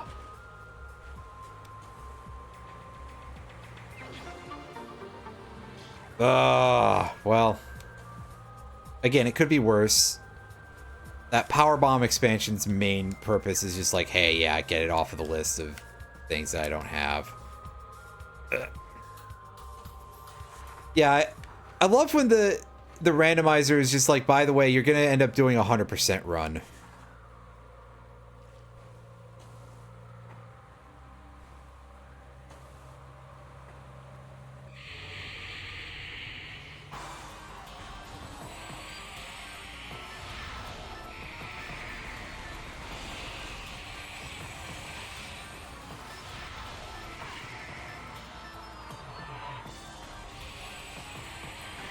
Oh, goodness, that sounds like it has quite a few opportunities to be a huge pain in the butt.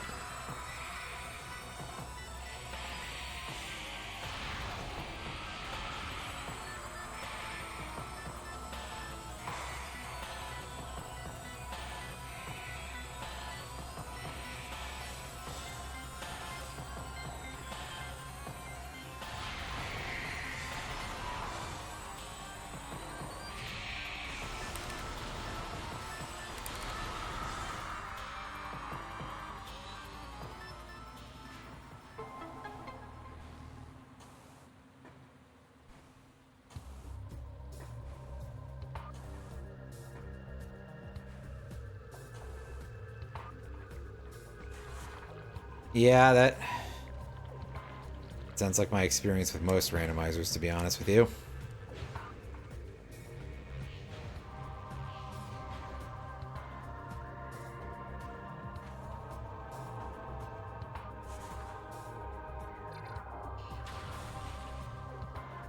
All right.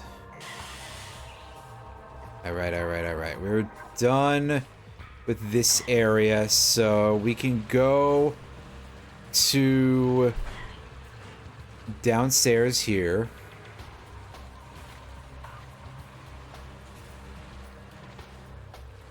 Oh, that's great. That's fun, because I'm sure the randomizer is not going to necessarily give you that for free either, because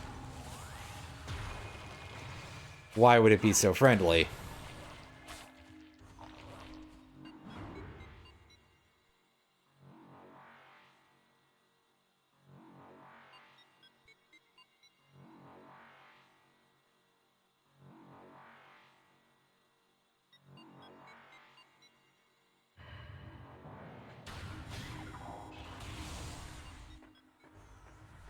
Yeah. Yeah, so then if you get into a situation like that, it's that you just have to go and get this item that you don't know where it is. That's always fun.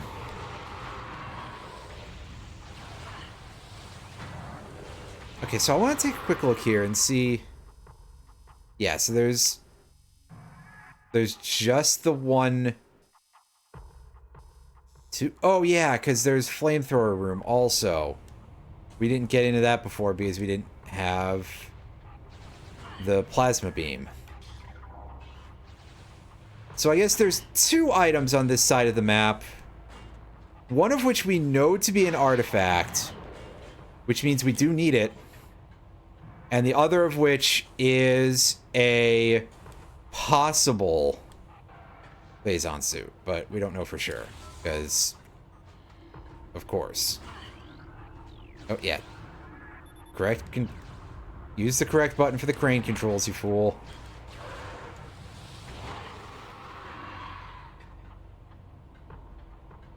Alright. Now, up we go. And we get into our position of having 11 artifacts. Correct? I believe that's number 11. Yes. Alright, so now we go...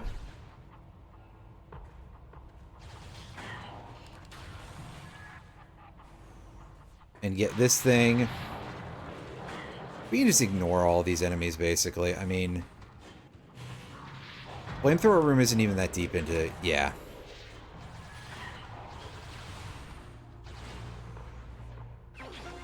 It's just a missile pack. Okay, so 1 second here. I gotta hash out how much more of the rest of the map we have to go. Which... alright, so there's... all the other items here are on the back end of the map. So we can get in there through Phazon Processing Center later. But for now, we've got these guys to basically ignore, really. I'm giving them way too much attention. We've got 1 item in Magmore Caverns. I think we've got a couple more items in Phendrana Drifts that I've just kind of ignored.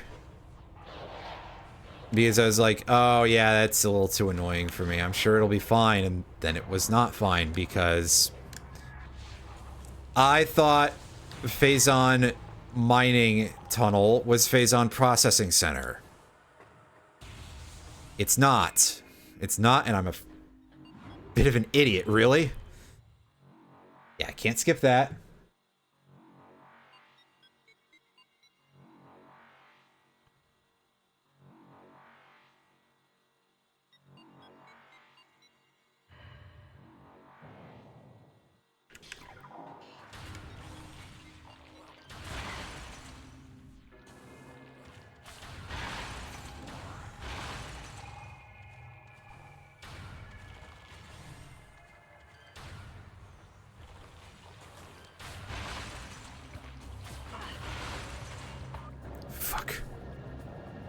Okay, now hold up. I want to take a quick scan of the map here and make sure that I didn't miss any items yet in Talon Overworld. And I'm pretty sure I've gotten literally everything here. Yeah, this place is cleaned the fuck out.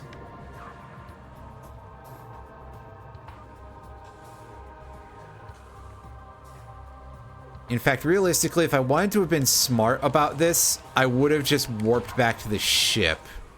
Now I realize I could have just warped back to the ship and using that to get deeper into Magmore faster.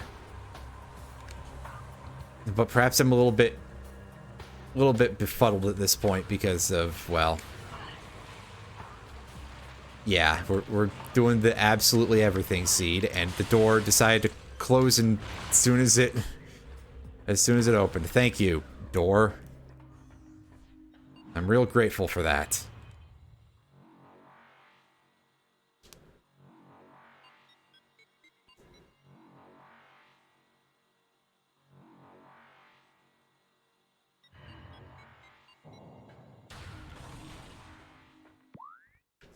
Okay, so quick rescan. Missing anything from here? Yeah, just the ghost fight.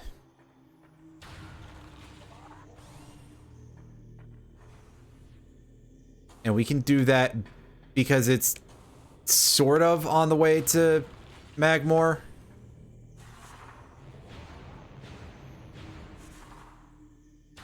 Again, already considering that I've decided to do this the foolish way.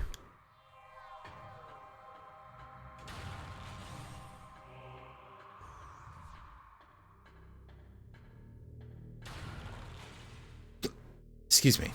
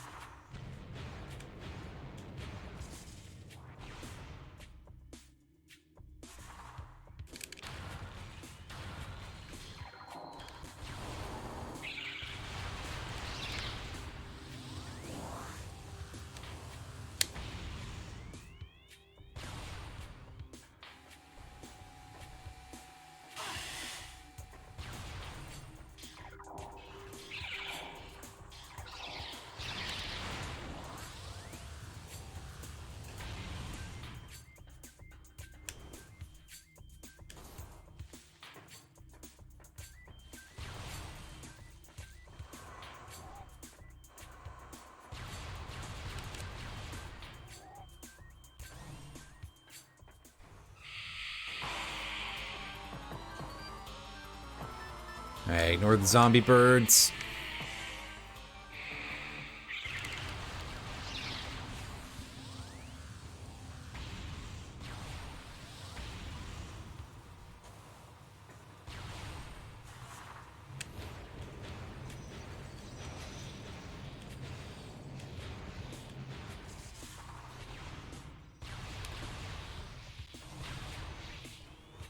Alright, now unfortunately,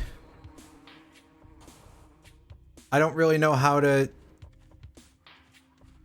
go that way. I tried, but it didn't work because I don't know how to do it, so.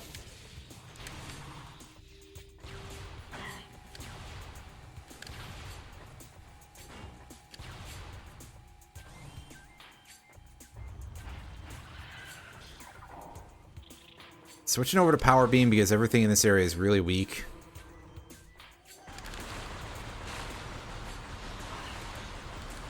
And I'm gonna need to have it armed for when I get to that room anyway, because I need to do super missiles, and then I have to fight ghosts.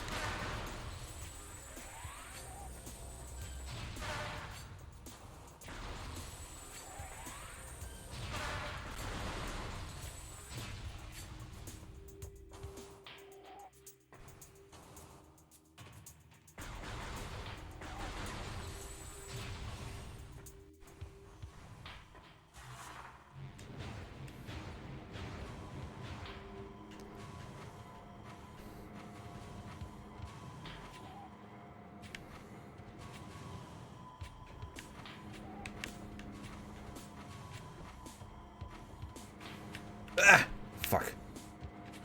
Fuck. This is really stupid. Why is... That wall is like really weirdly bumpy, actually. In a way that I did not remember. Anyway, we're going back that way in a few minutes, but first...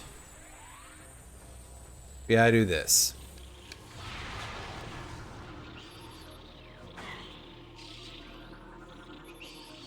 Do another runestone scan, because we haven't had one of these for quite a while. I mean, actually, we haven't, so...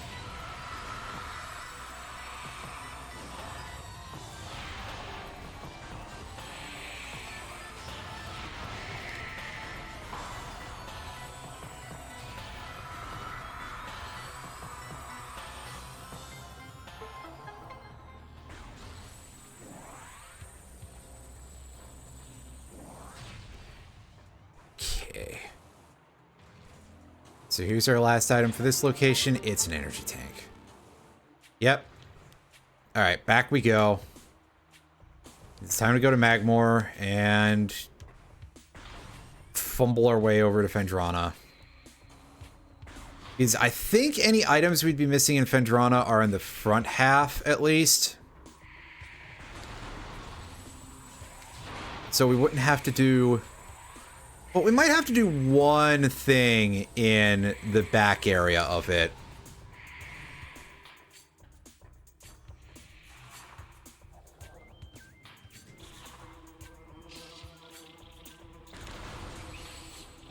Because I think there's like one item in one of the two caves by Phendrana's Edge that we didn't get to.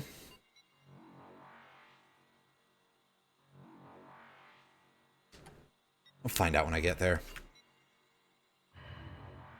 But I mean, that's fine. We can sort of just do that and then we don't have to backtrack as much, I guess.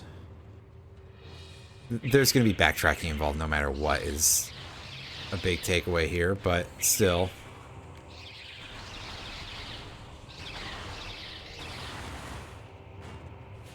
Actually, wait, no, I think I got everything in there, and the only thing I would need is in the back of Phendrana, so never mind. We're gonna go all the way through here and get to plasma processing and do that first.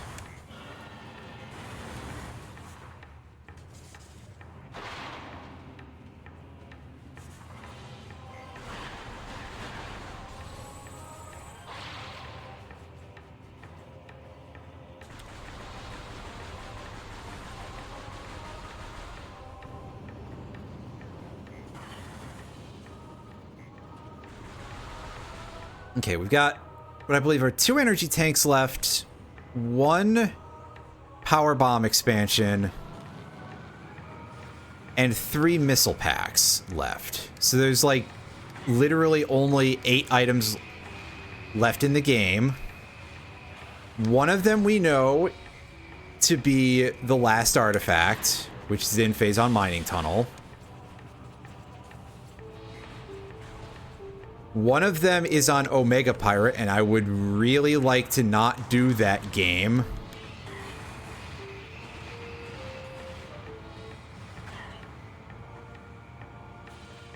One of them is in Plasma Processing, which I'm going the wrong way for that.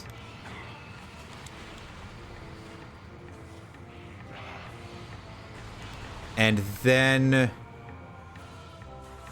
I think 6 items remain in Phazon Mines, counting the final artifact. So that's 5 possible checks there. Again, including Omega Pirate. I'm just kind of like piecing out worst case scenario here. And thinking how close to 100% am I going to end up on this run, because... This game, I swear.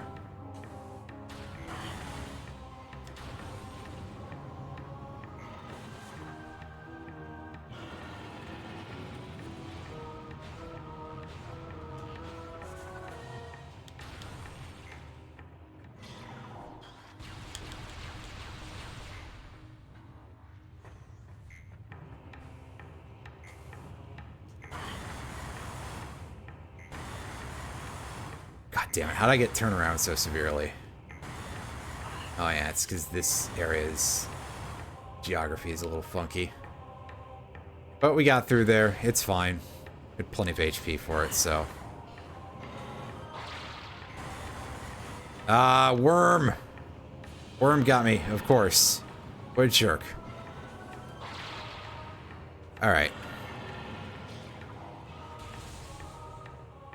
We're almost there. I think it's just in this next room. Oh yeah, there's the ice spreader also, so that means that there's 9 items left. Gross. I'm probably gonna end up getting the ice spreader well before I get the thing that I need to finish the fucking seed. you know, the ice spreader, which is actually possibly the least useful thing in this mode.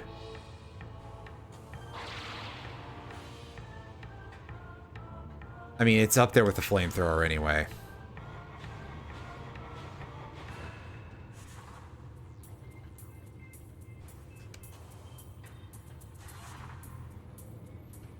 But the flamethrower did do some interesting things during that Thardas fight, so, I mean... At least it's got that going for it, I guess.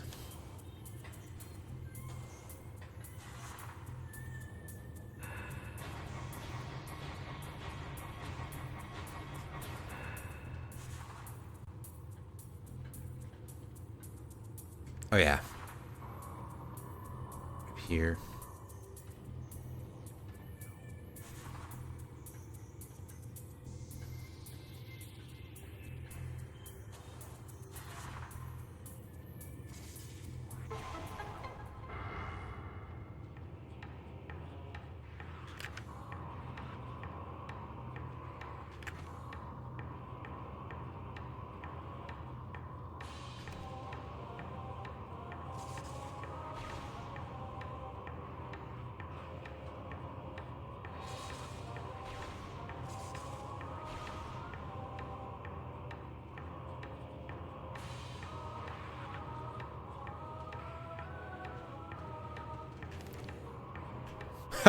Nice skip there.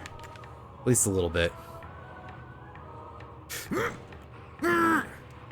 Fuck. Goddamn plated parasites, of course.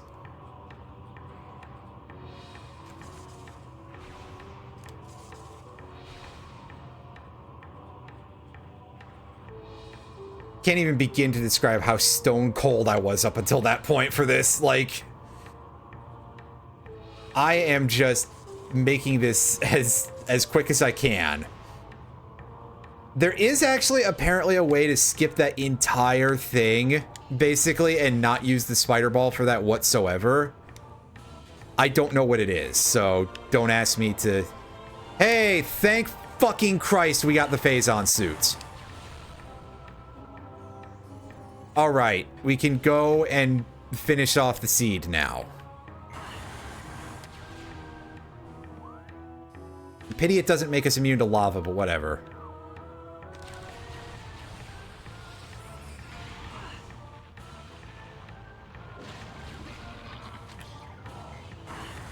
And hey, I don't have to fight Omega Pirates, so I'm actually quite happy about that.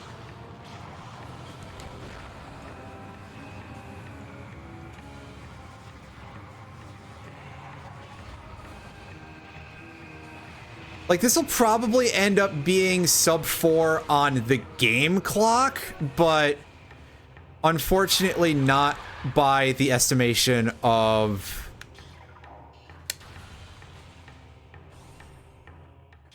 my actual VOD or anything. But yeah.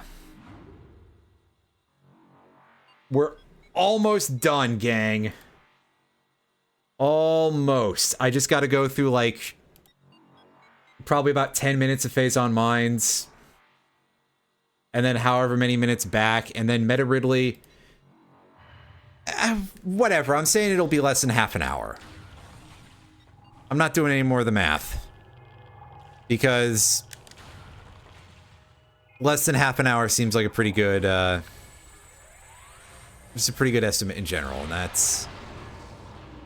If I can say that, that's fine, you know?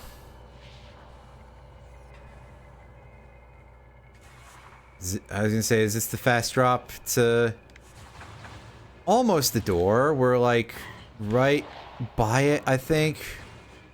Yeah, it looks like it on our mini-map. We got there. All right. And then I didn't have to reclimb the room and feel really silly.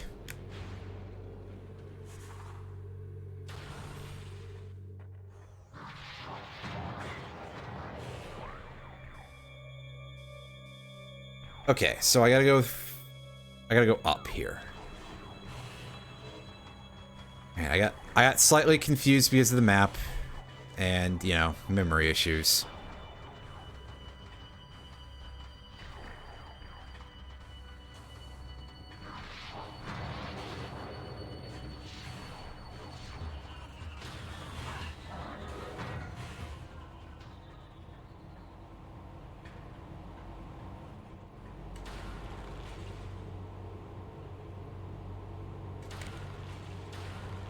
Come on. It is a big room, but still. I think this... Yeah, this room has a fight with a big chungus in it, so... That's probably why it's loading so much, is because it's like, okay, yeah, I gotta load in the event, room states, all that stuff.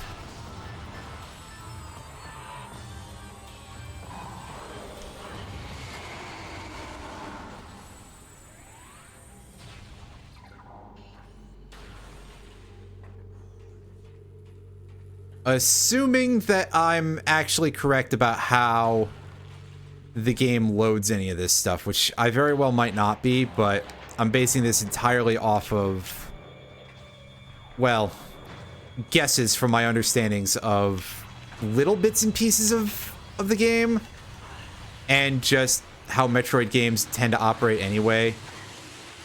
Like, yeah, okay, the elevators are loading zones, because they always are.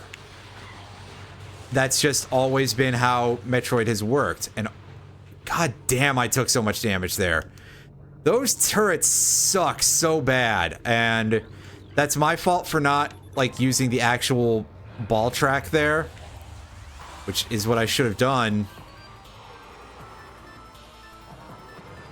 But I think at this point, I am sort of hitting this point of like, yeah, I'm in a hurry, guys.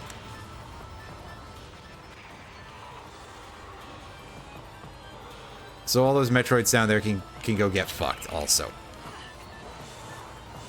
Really? I thought I dodged that, but apparently I didn't.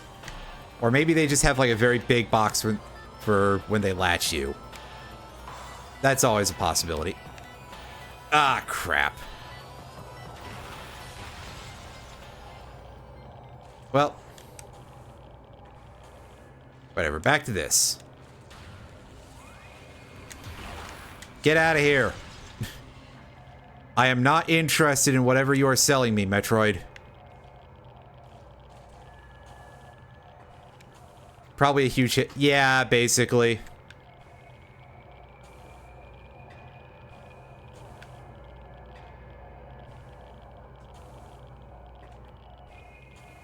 This run, I've definitely been grabbed by Metroid significantly more than I've ever dealt with in a playthrough since I was a kid, basically. Well, alright.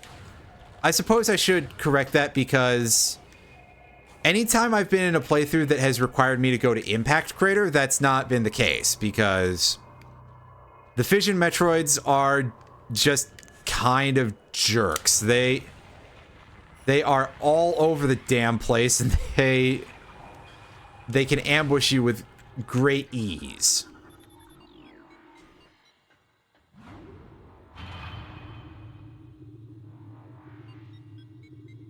But of course, that's Impact Crater, and we haven't had to go there for a while.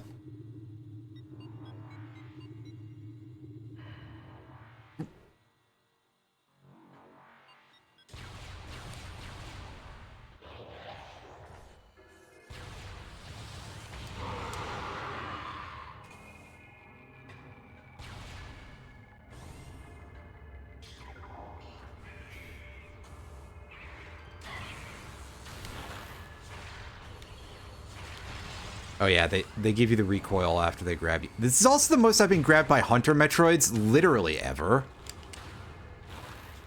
Because I got grabbed by them a couple of times during this, the first time I was in here before I realized, oh yeah. In fact, I think exactly that many times in the first run through the room too, but that time I chose my targets poorly, so...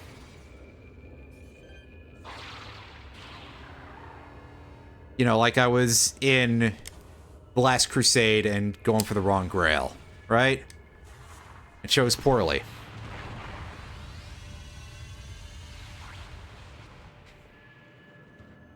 Here's me referencing movies like at all, really. It's been a while since I've watched any movies whatsoever. There's some stuff that I keep meaning to get around to, but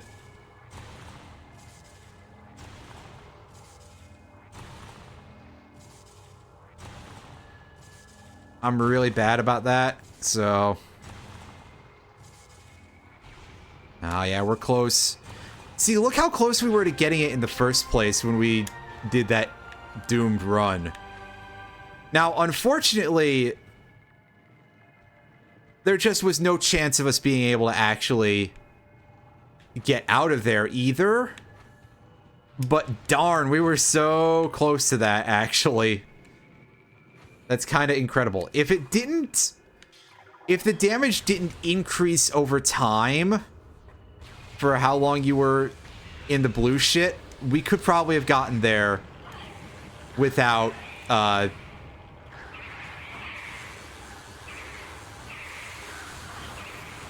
we probably could have gotten back, but unfortunately it does have that ramp up effect for reasons of them really not wanting you to get that item without getting the Phazon suit.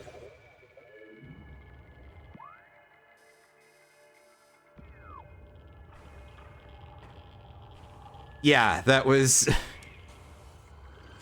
There was simply no way I could have gotten out of there with the without the Phazon suit. But after all, they do really want you to fight Omega Pirate. I think that...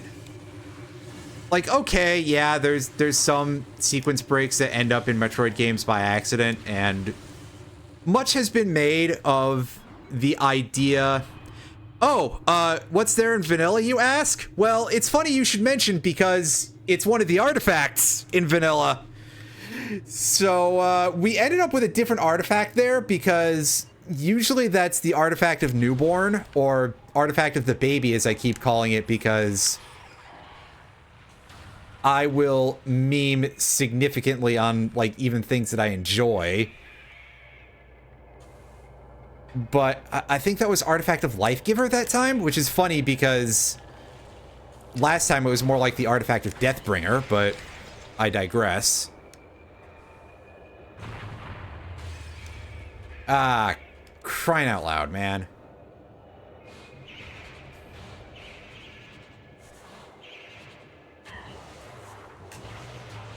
Get off my jock, all of you. So many of them that were just, like, all lined up to get a piece. Like, they were gonna put me into quite a combo there if they could have. Oh, I'm sure they exist, but I've certainly never met them, and I'm definitely not a person who doesn't meme on words. Anyway, why am I fighting these guys? I have enough energy to tank it out of here. Come on, open up.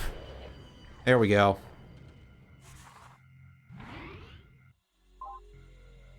Alright, warp back to the ship. I'm so glad I left that in there because that turned that definitely turned a 5-hour seed into one that's like 4 hours 13. So yeah, but funnily enough, that basically means, yeah, our last artifact was in a completely vanilla location. In fact, I think our first one was as well. Because I believe there was one at the Artifact Temple. But now I can't review that information, unfortunately. Until we hit the credits. Where we'll be able to see them at the end of the... At the end of proceedings.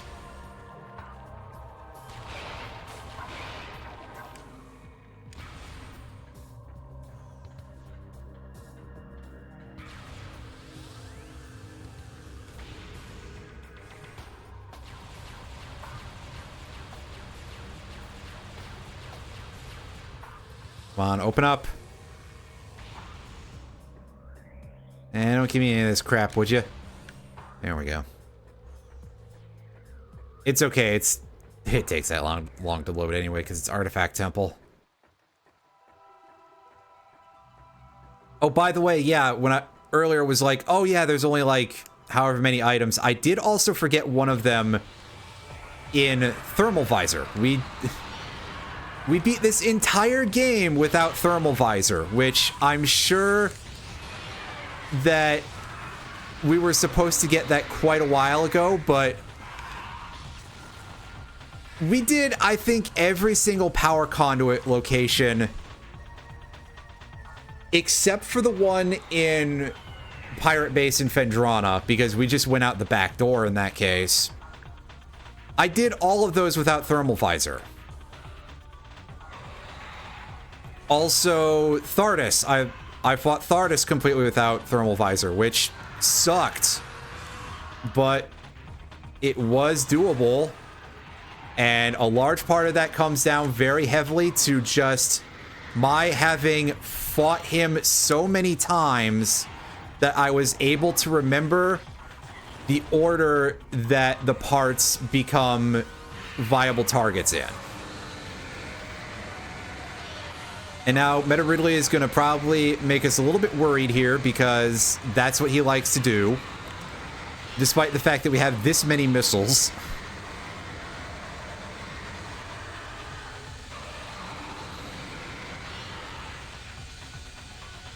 Yeah, just go ahead and stand there and gawk for a minute like, oh no, my one weakness.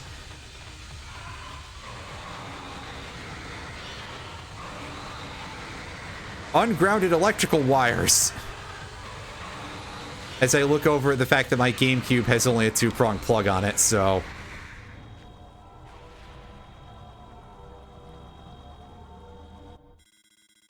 And there we go. It says Impact Crater, but it's cut into the credits. That was an adventure for sure.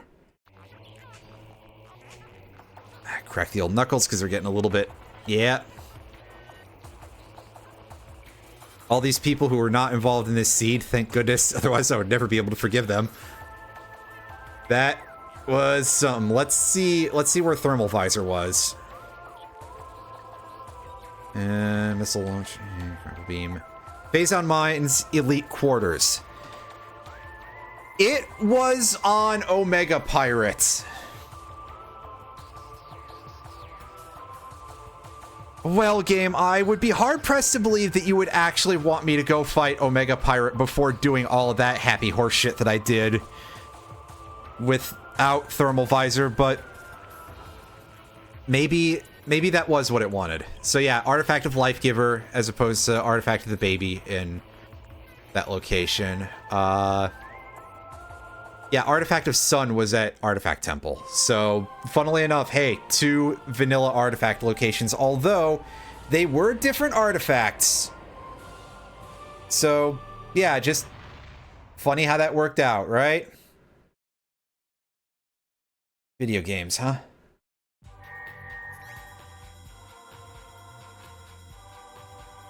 Percentage complete, 91%. Total time, 3 hours, 38 minutes. Whew. Yeah.